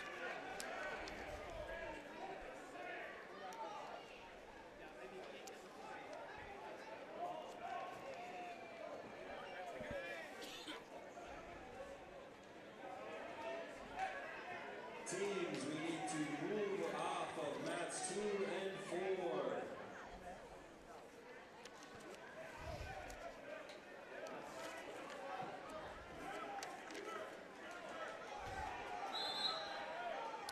Becker picks up 2 on that far back mat for a takedown. Who'd you say is on number 1 there? Number 1 would be Drew Shea from Hibbing, leading 4-1 over Logan Klecki from Pine City, Hinckley.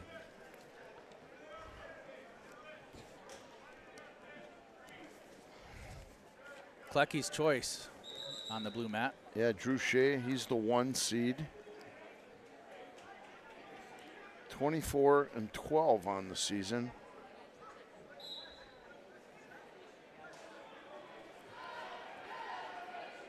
Klecki's just a 9th grader.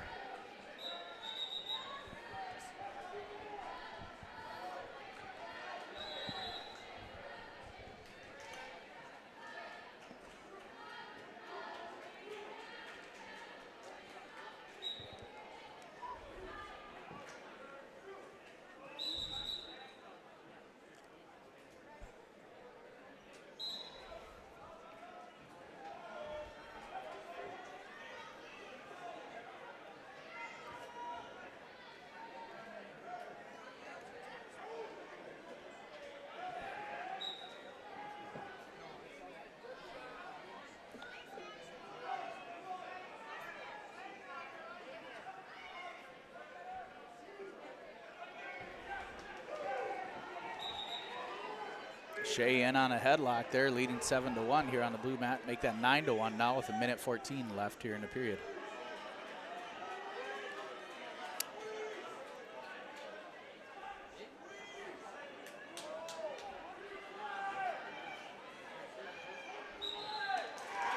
Shea picks up a pin over Logan Klecki. On that far back mat, it's 2-0 in favor of Chase Becker from Piers.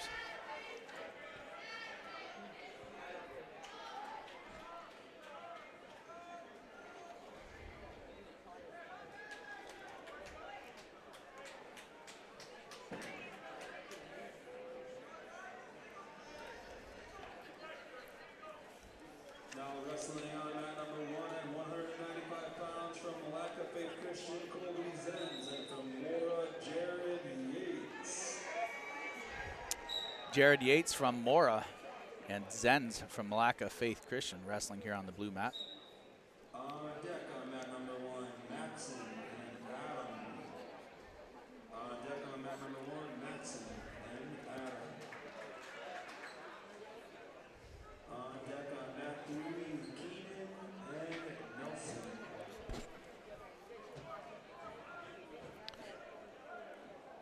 Becker leading 3-0 over Isaac Coolidge from Rush City on that far back mat. Now leading 5-0. Becker.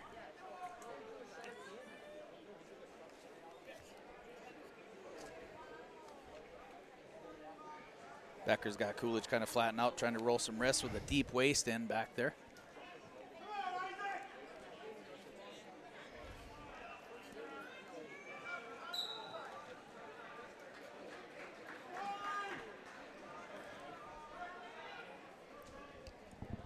On the blue mat here, Zen's leading 2-0. 2-0 with 1:05 left here in the first.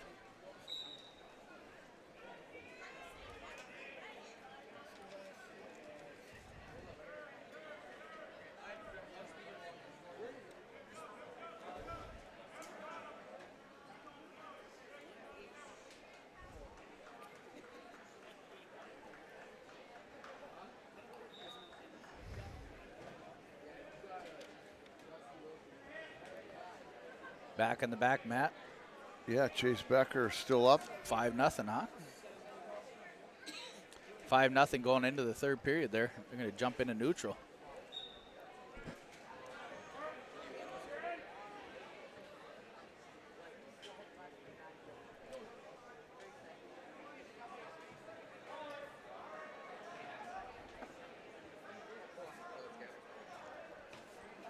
Becker not doing much there.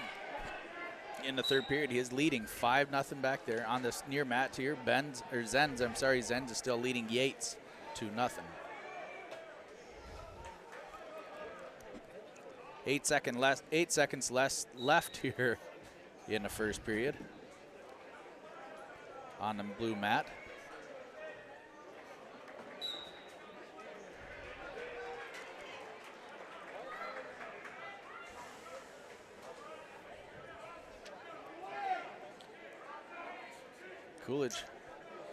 Coolidge gets a takedown back there. 5-2 Chase Becker in the back corner. Zenz takes a down position going into the second period here on the blue mat.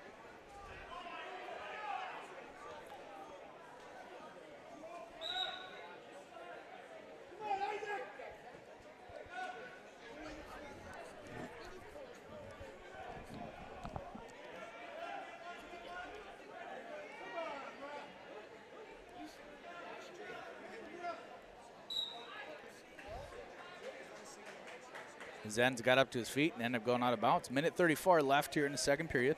That's kind of a slugfest there, huh? Yeah, a couple guys.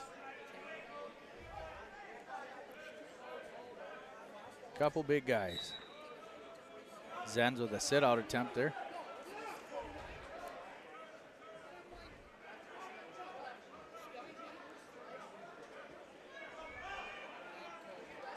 Becker up 8-2 now. 132 pounds on mat 3. Again, winners of these matches here will move right into the finals tomorrow. Yeah, matchups are really shaping up here for tomorrow. Wow. Some tremendous ones. A lot of 1 and 2s. Yep.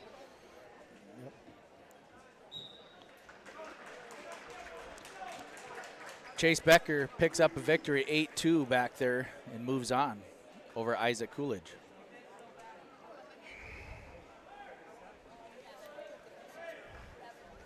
Chase Becker from Piers. Nice mat return by Jared Yates from Mora on the blue mat.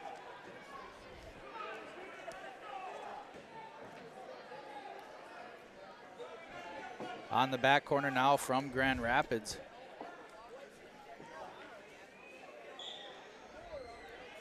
Should be facing a Nelson, I believe. Nelson from Mora.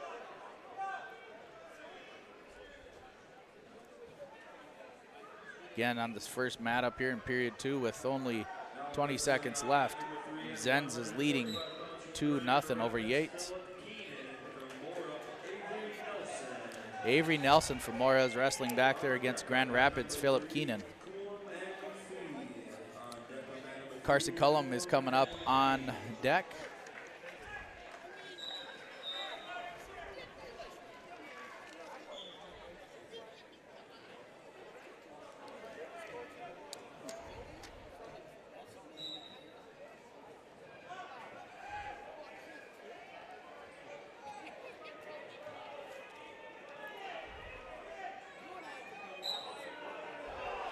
Nelson trying to snap down Keenan. Keenan's working up into a Kelly a little bit.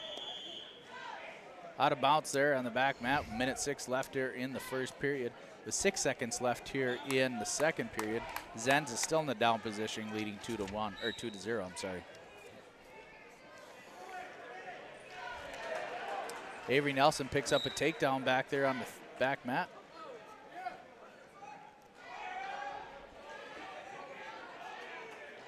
Yates' choice on the blue mat. He takes a down position. Zenz is leading 3-0.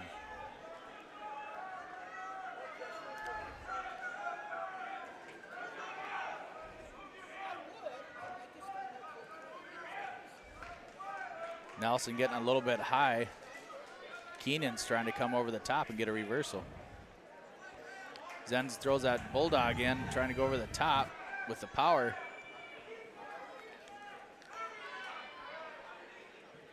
Keenan fights it off, gets back to his base. Keenan goes for a roll, gets the Granby, gets the reversal. Got Nelson, gets some near fall.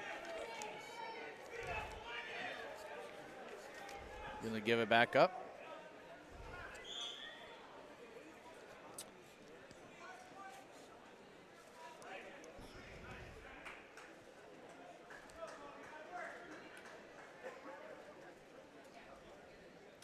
What's the delay on number one? So, on the blue mat here? Yeah. It was just an injury time for, okay. I believe, an inhaler. Needed an inhaler.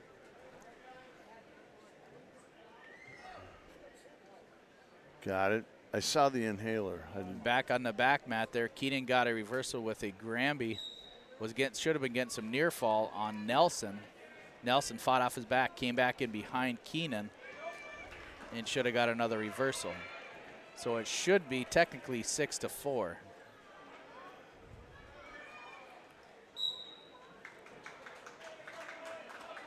Should be 6-4. I'm not the ref. Well, yeah, 4-4 up on the board, but yeah, exactly. Yep, I'm just the commentator. And unless they ran out of time. They ran out of time. They didn't award the reversal back. Who knows? Right now, going into the second period, they're going to call it all tied up at 4. And they flip. It is Keenan's choice back in the back corner back there. He defers to Nelson. Avery Nelson takes a down position from Mora.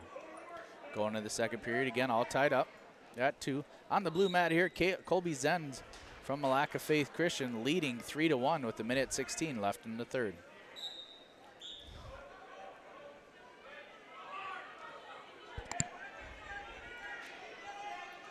Nelson on a sit-out switch, changes into the near side, gets a reversal. He's up 6-4. Got Keenan on the near side cradle, trying to walk up that leg. Keenan trying to hang up his leg there. Gets back to his belly.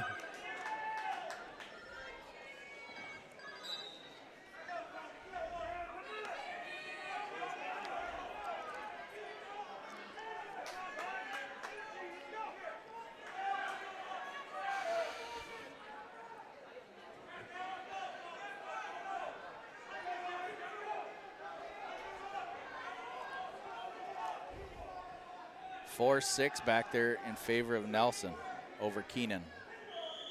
Yeah, down to 30 seconds on the Yates-Zenz match. And it's 3-2. Wow. Yep. 3-2.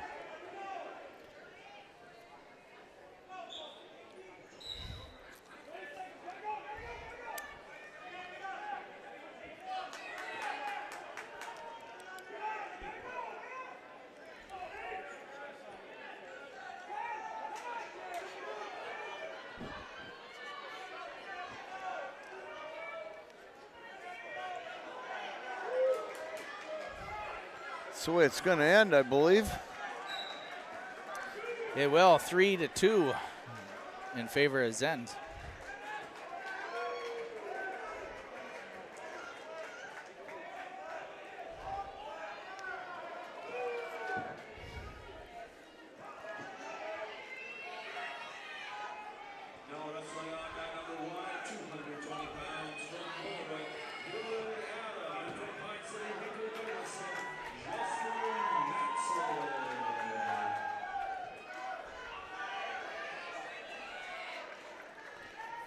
Over on that far mat. Coming to the second period, 6-4 Nelson back there over Keenan.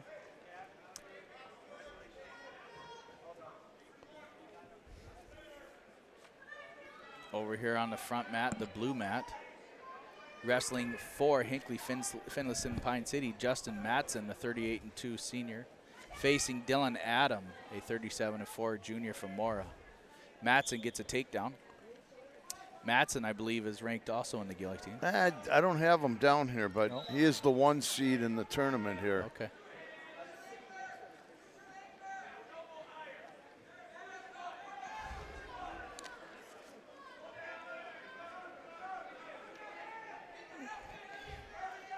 Adam's going to take a little bit of blood time here on the blue mat.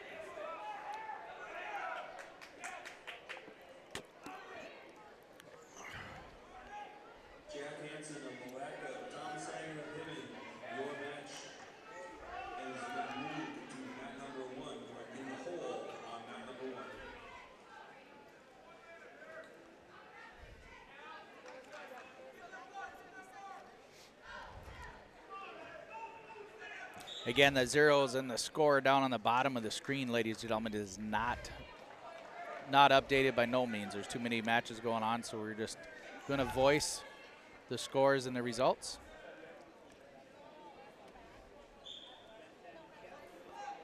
Back there on that far mat, Nelson leading Keenan with a minute left here in the third period, 6-4. On the blue mat here, Matson from Pine City leading 2-0 over Adam from Mora.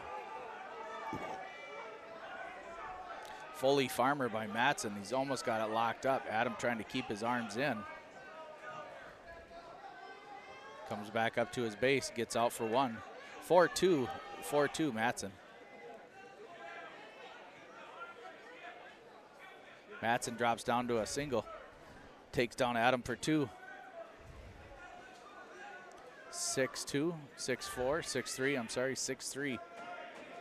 6-3, Matson gets another takedown for two. 8-3, lets up Adam for one, 8-4. 8-4, back in the far mat, 6-4 in favor of Nelson still. 17 seconds. Stalemate back there, and they're restarting. Matson gets another takedown for two here on the blue mat, leading 10-5. 10-5. Matson. Matson go behind for two after a snap down.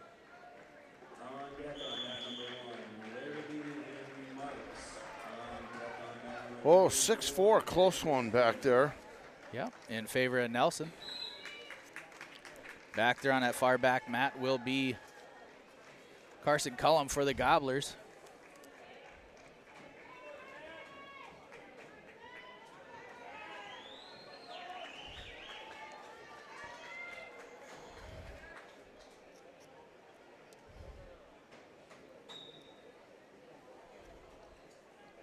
Mat number 3 wrestling there, Carson Cullum. He is wrestling Zach McPhee from Proctor Hermantown, 39-4 senior, sophomore, I'm sorry. 39-4 sophomore, Zach McPhee.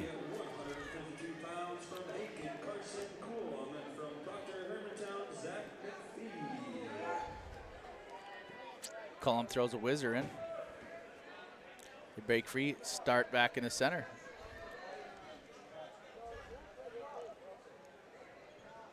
Cullum is a one-time state entrant so far, I believe, maybe 2 times, but made it down to the big house a couple years ago.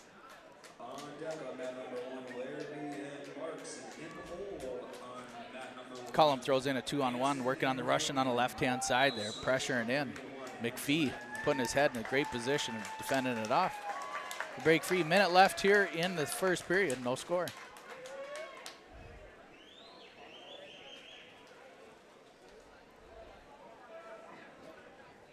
And Matson ends up winning. McPhee on an outside shot on Cullum. Cullum defends it off. Sprawls back.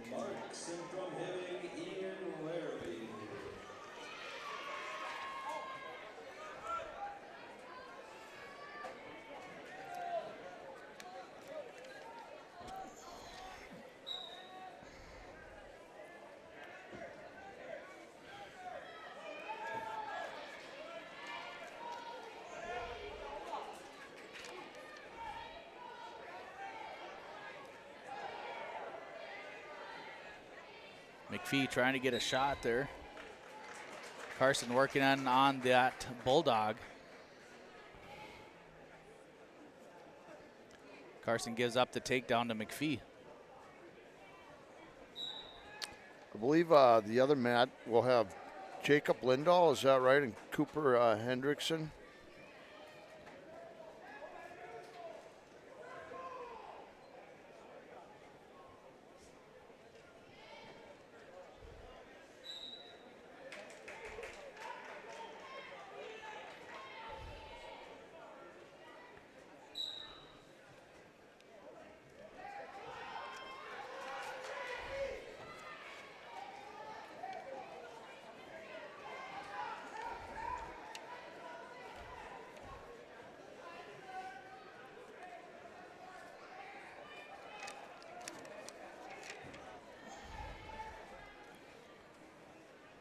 A little bit of downtime there. Yeah, some blood time. Yep, Cullum down right now, 2-0. Going to the second period, Cullum's choice needs to take the down position. A little bit of energy, he's going to try to get after it.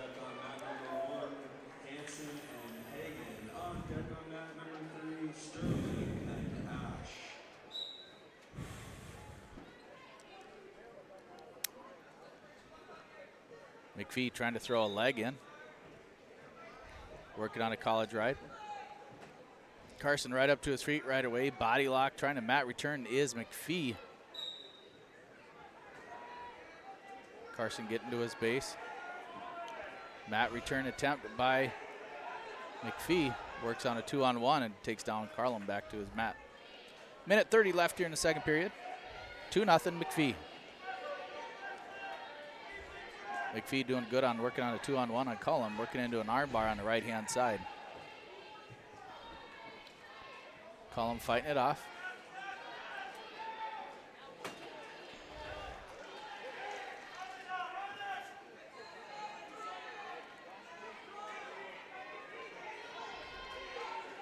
McPhee still working on that 2-on-1 arm bar with Cullum trying to do a tilt.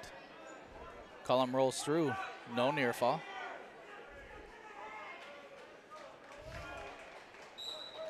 .50 seconds left here in the first period. Sorry, second period. 50 seconds left in the second period.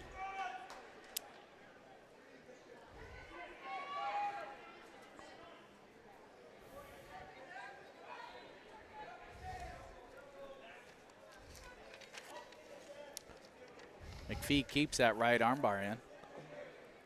Cullum's trying to fighten it out, straighten out his arm. Just update you on the other mat that you can't see right now, but at 170 pounds, Hendrickson from Hibbing leading Lindahl from Pine City 4-3 right now.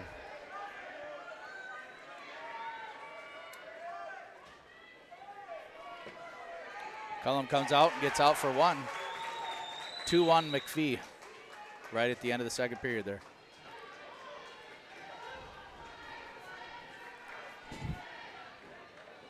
McPhee. McPhee takes a down position going into the third period. Carson's going to let him up for one.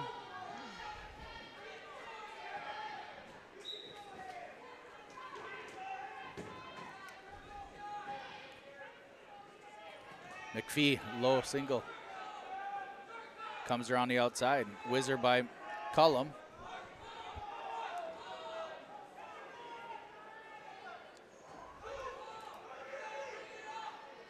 Cullum dancing well. Gets his foot back down. Still has a 2-on-1 on McPhee. Underhook now by McPhee. Minute 30 left here in the match.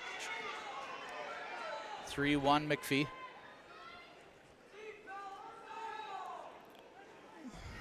Cullum tries to go for a throw at the edge of the mat there. Going to restart here. Neutral in the third period with a minute 18 left here in the match. McPhee leading 3-1 over Cullum. Cullum a senior.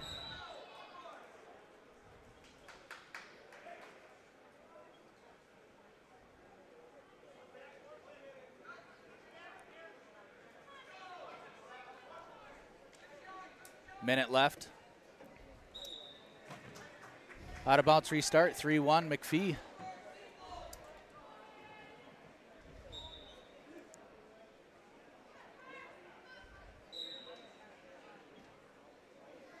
Yeah, he needs a takedown here for sure.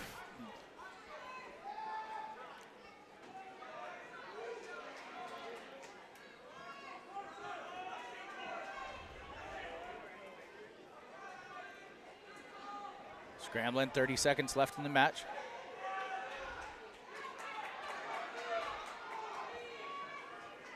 Carson hesitating a little bit right here.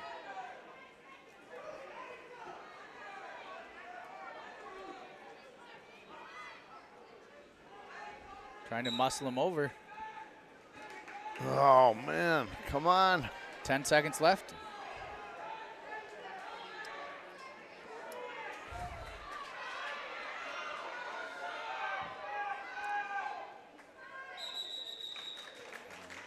That is it. Carson Cullum falls there 3-1 to McPhee from Proctor Hermantown.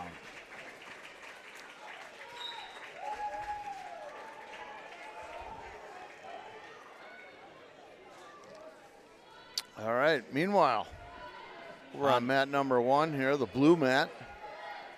6'4", I believe that's Hendrickson from Hibbing leading.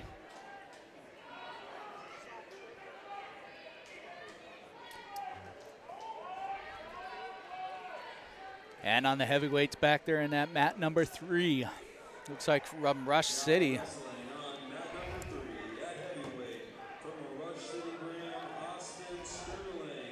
Austin Sterling from Rush City. And Hash from Malacca Faith Christian.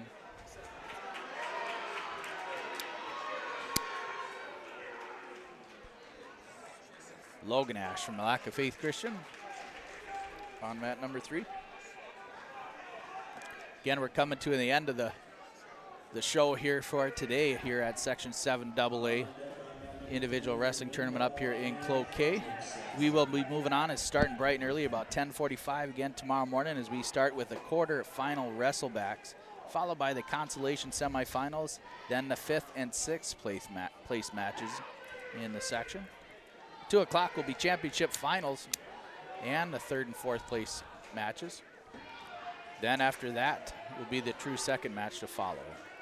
That should be some really good matches all day long. Right. Larrabee has marks on his back here on the blue mat. Heavyweights back there have not scored yet. 45 seconds left there in their first period. That 11-4 Hendrickson over Lindahl right now.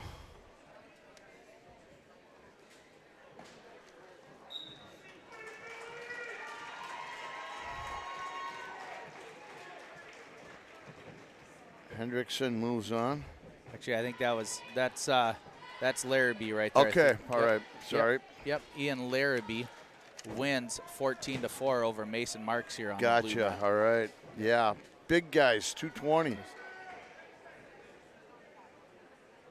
Now wrestling from Hibbing and Malacca Faith Christian.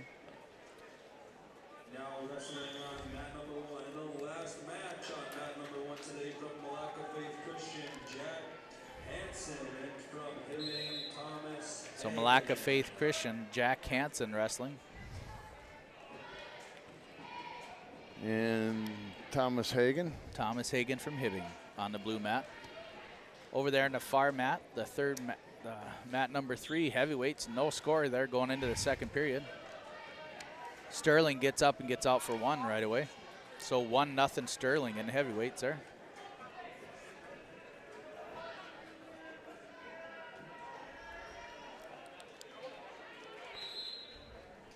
Out of bounds there on the blue mat. They're going to restart.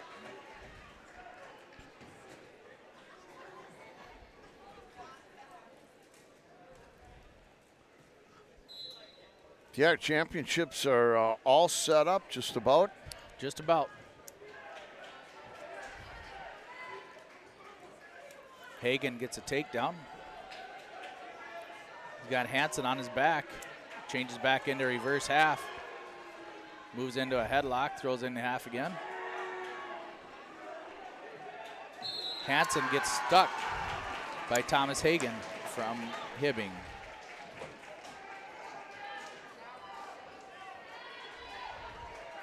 That's amazing how the 1 and 2s line up. Sterling got a takedown back there at heavyweight. Let up Ash for 1, so it's 3-1 Sterling back there at heavyweights.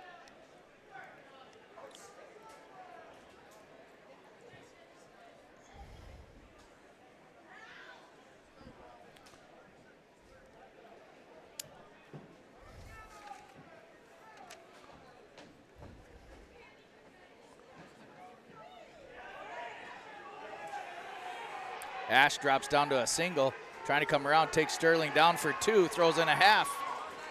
Right at the edge of the mat. Ties it all up at 3. 10 seconds left here in the second period.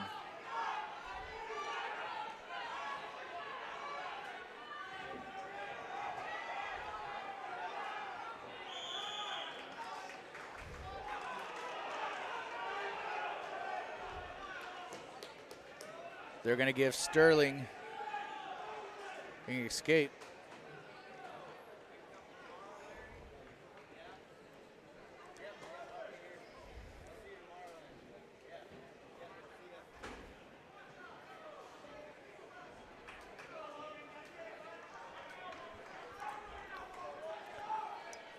Not sure the Malacca fans agreed with that, but well, time run out. But if he lost his clasp, absolutely loses control. That's what happens.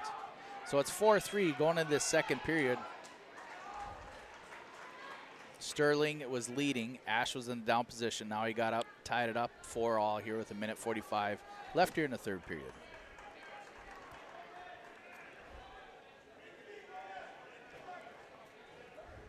Again, wrestling from Lack of Faith Christian, Logan Ash. And from Rush City Bram, Austin Sterling. Well, the winner takes on Craig Ashton from Aiken.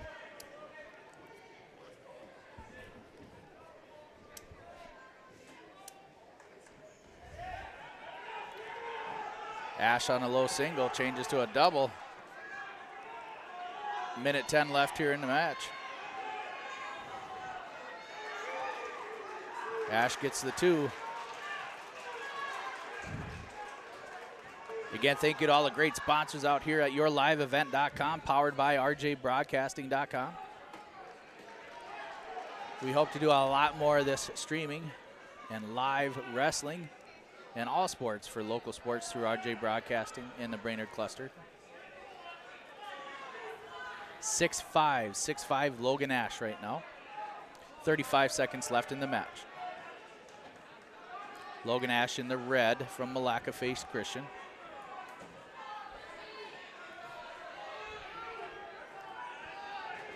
Well, a lot of people have left. This might be the best match of the night. Yeah, there's excuse me for yawning. It's kind of been a long day here, Tom. Yeah, absolutely. Right? Right. They'll have one match after this. One more match. There'll be a 170-pound match after this.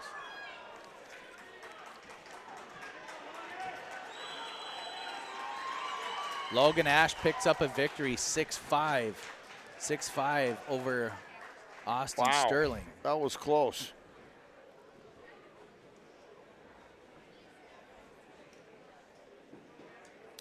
We got one more match back there, and then we'll be done for the day, everybody.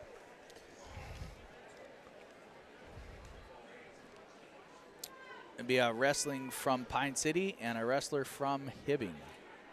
I believe it's Lindahl. Yeah. Lindahl from Hibbing. Yeah, Cooper Hendrickson. And Hendrickson from Pine City? From Hibbing. Okay. Hendrickson from Hibbing. Yeah, Lindahl from Pine Jacob City. Lindahl. Okay.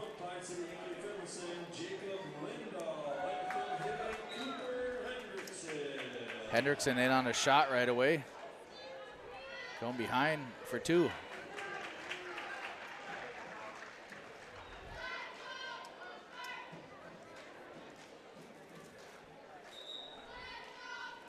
Hendrickson is the 2 seed. Oh, we have an injury. Yep, looks like it just caution for concussion.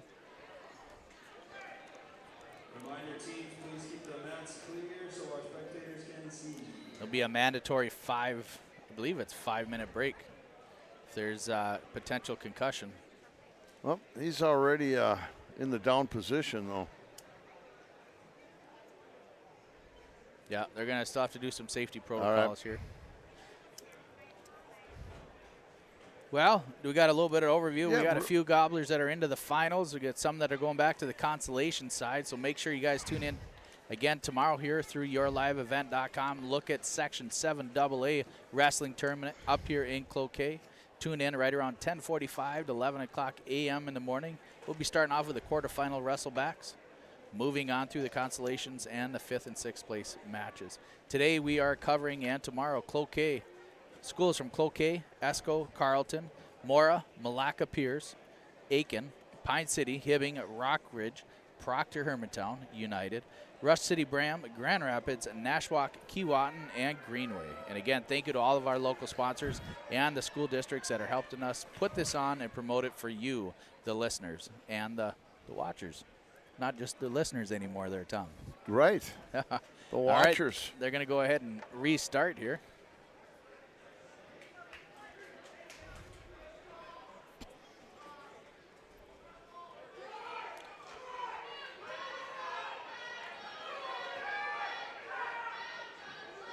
Hendricks in on a shot.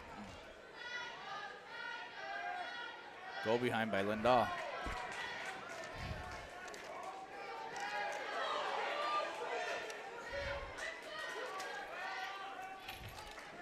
(3-2). 3-2 Jacob Lindahl, I believe. Not tied up at 3 now. 3-3. Tied up at 3, a minute left here in the first period.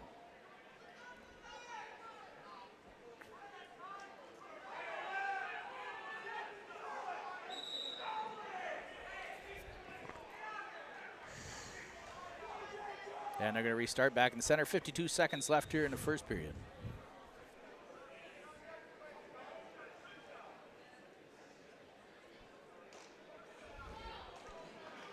Little throw, go behind for Lindahl, I believe.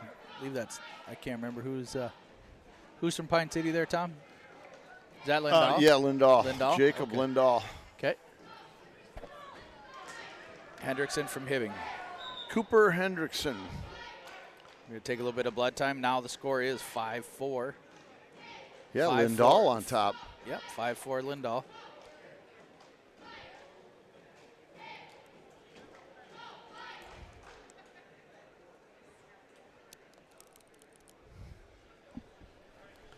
Well, it's been a great day, though. It is, and yeah. They ran a really good tournament here, well organized, and you know, I know they were saying in the coaches meeting earlier, it's pretty much all volunteers out here. It is, and that's how it is on a lot of school organizations, especially all the table runners. Really, the only ones that get paid are the coaches, and that's below minimum wage. The referees get paid a little bit. They're always looking for referees too for whatever sport there is. Sure. So if you're interested in going up, stepping up, and doing something good deed for your community, or paying back to any sport that you love, definitely try to be a referee. And this group, I forgot where they said they came from, but they travel a ways to get here. Yep. Yeah, there's a handful of different referee companies that you can work for the state of Minnesota.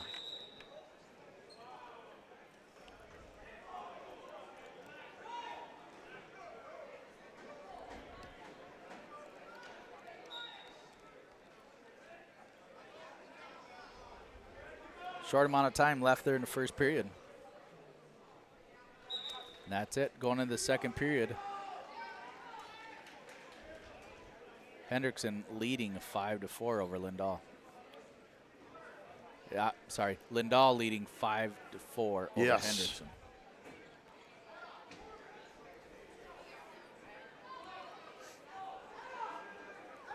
Yeah, this one takes on Dusty Wilkie, ranked 4th in the state. The 1 seed from Grand Rapids for the championship anyways. Hendrickson out for 1. Ties it up at 5.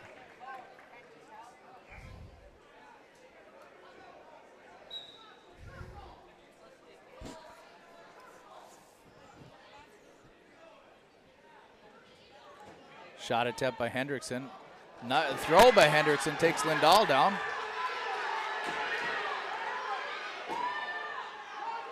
Lindahl gets back to his belly.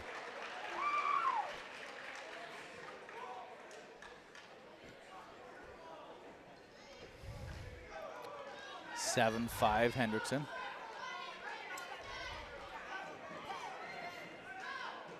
Got the crowd excited for a moment there, huh? Yeah, that was a nice little throw.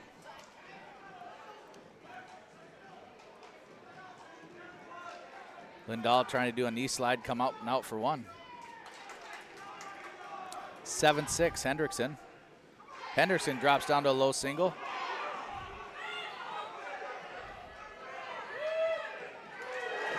Another 2 for Hendrickson, 9-6.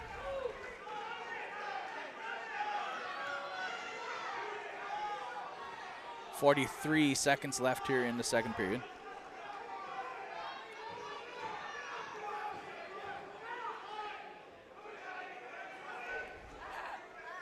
Lindahl trying to get back up to his base there.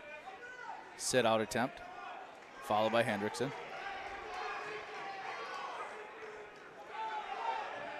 20 seconds left in the second period. 9-6, Hendrickson.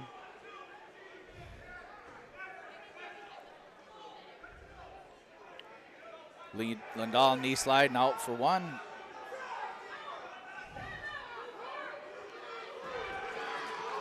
Whoa. Headlock attempt. Wow. Hendrickson back down for the takedown for 2. We got to watch the score there. They're going to correct it. End of the period, too. I think it should be 11-8. Yeah, I think you're right. Well, going into the third period here. Lindahl takes a down position, trailing, shows 11-7.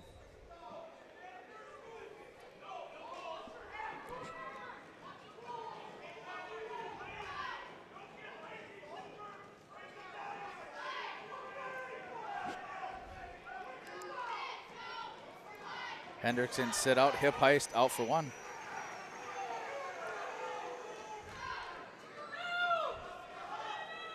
(11-8) now, 11-8. Hendrickson from Hibbing. Takes down Lindahl for 2.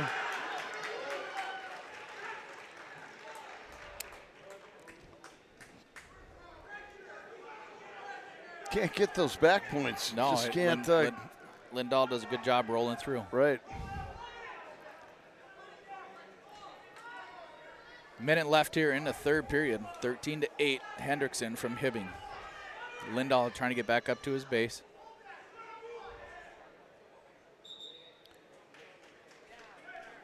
Just a reminder, they got the circle there too. If you have 2 points of contact, either from both wrestlers or one wrestler, you still get to keep wrestling even outside of the circle. Once there's only one point of contact, then it's out of bounds. A lot of times you see them stretching their toes out to try to keep them in there. Yep. Lindahl is set. Hendrickson a little bit gassed there. False start. Caution. Again, only 57 seconds left now in the third period here. Hendrickson leading 13-8 over Lindahl. Lindahl is set. Hendrickson on the left-hand side. Breakdown. Hendrickson trying to roll some wrists. Sit out attempt. Trapped arm. Lindahl loses that arm to Hendrickson, throws in that bar.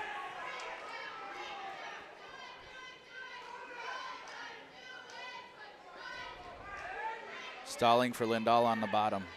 Warning, 30 seconds left in the match.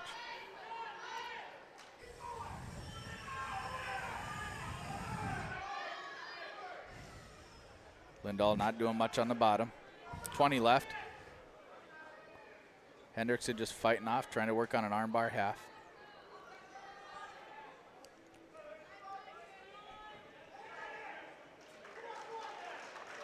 That'll be it. That'll be the final match. Hendrickson from Hibbing picks up a victory 13-8 over Lindahl from Pine City. Hendrickson will move into the finals tomorrow here in Section 7AA. Yeah, it's all set.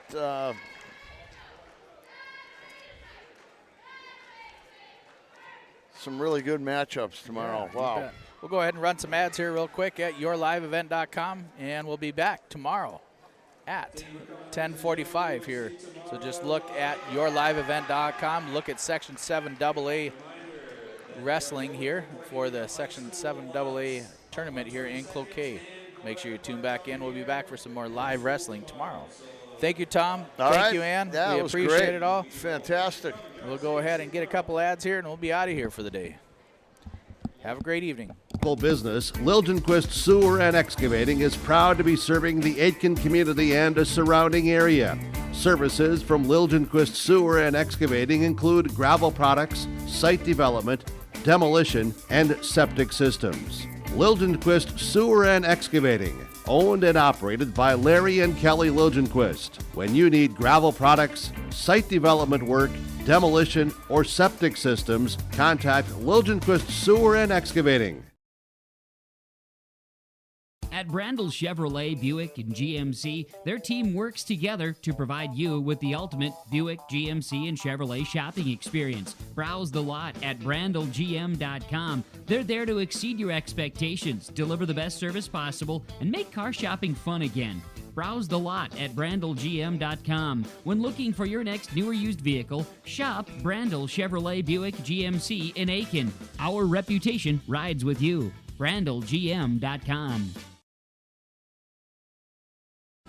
From all of us at Enbridge, thank you. Thank you.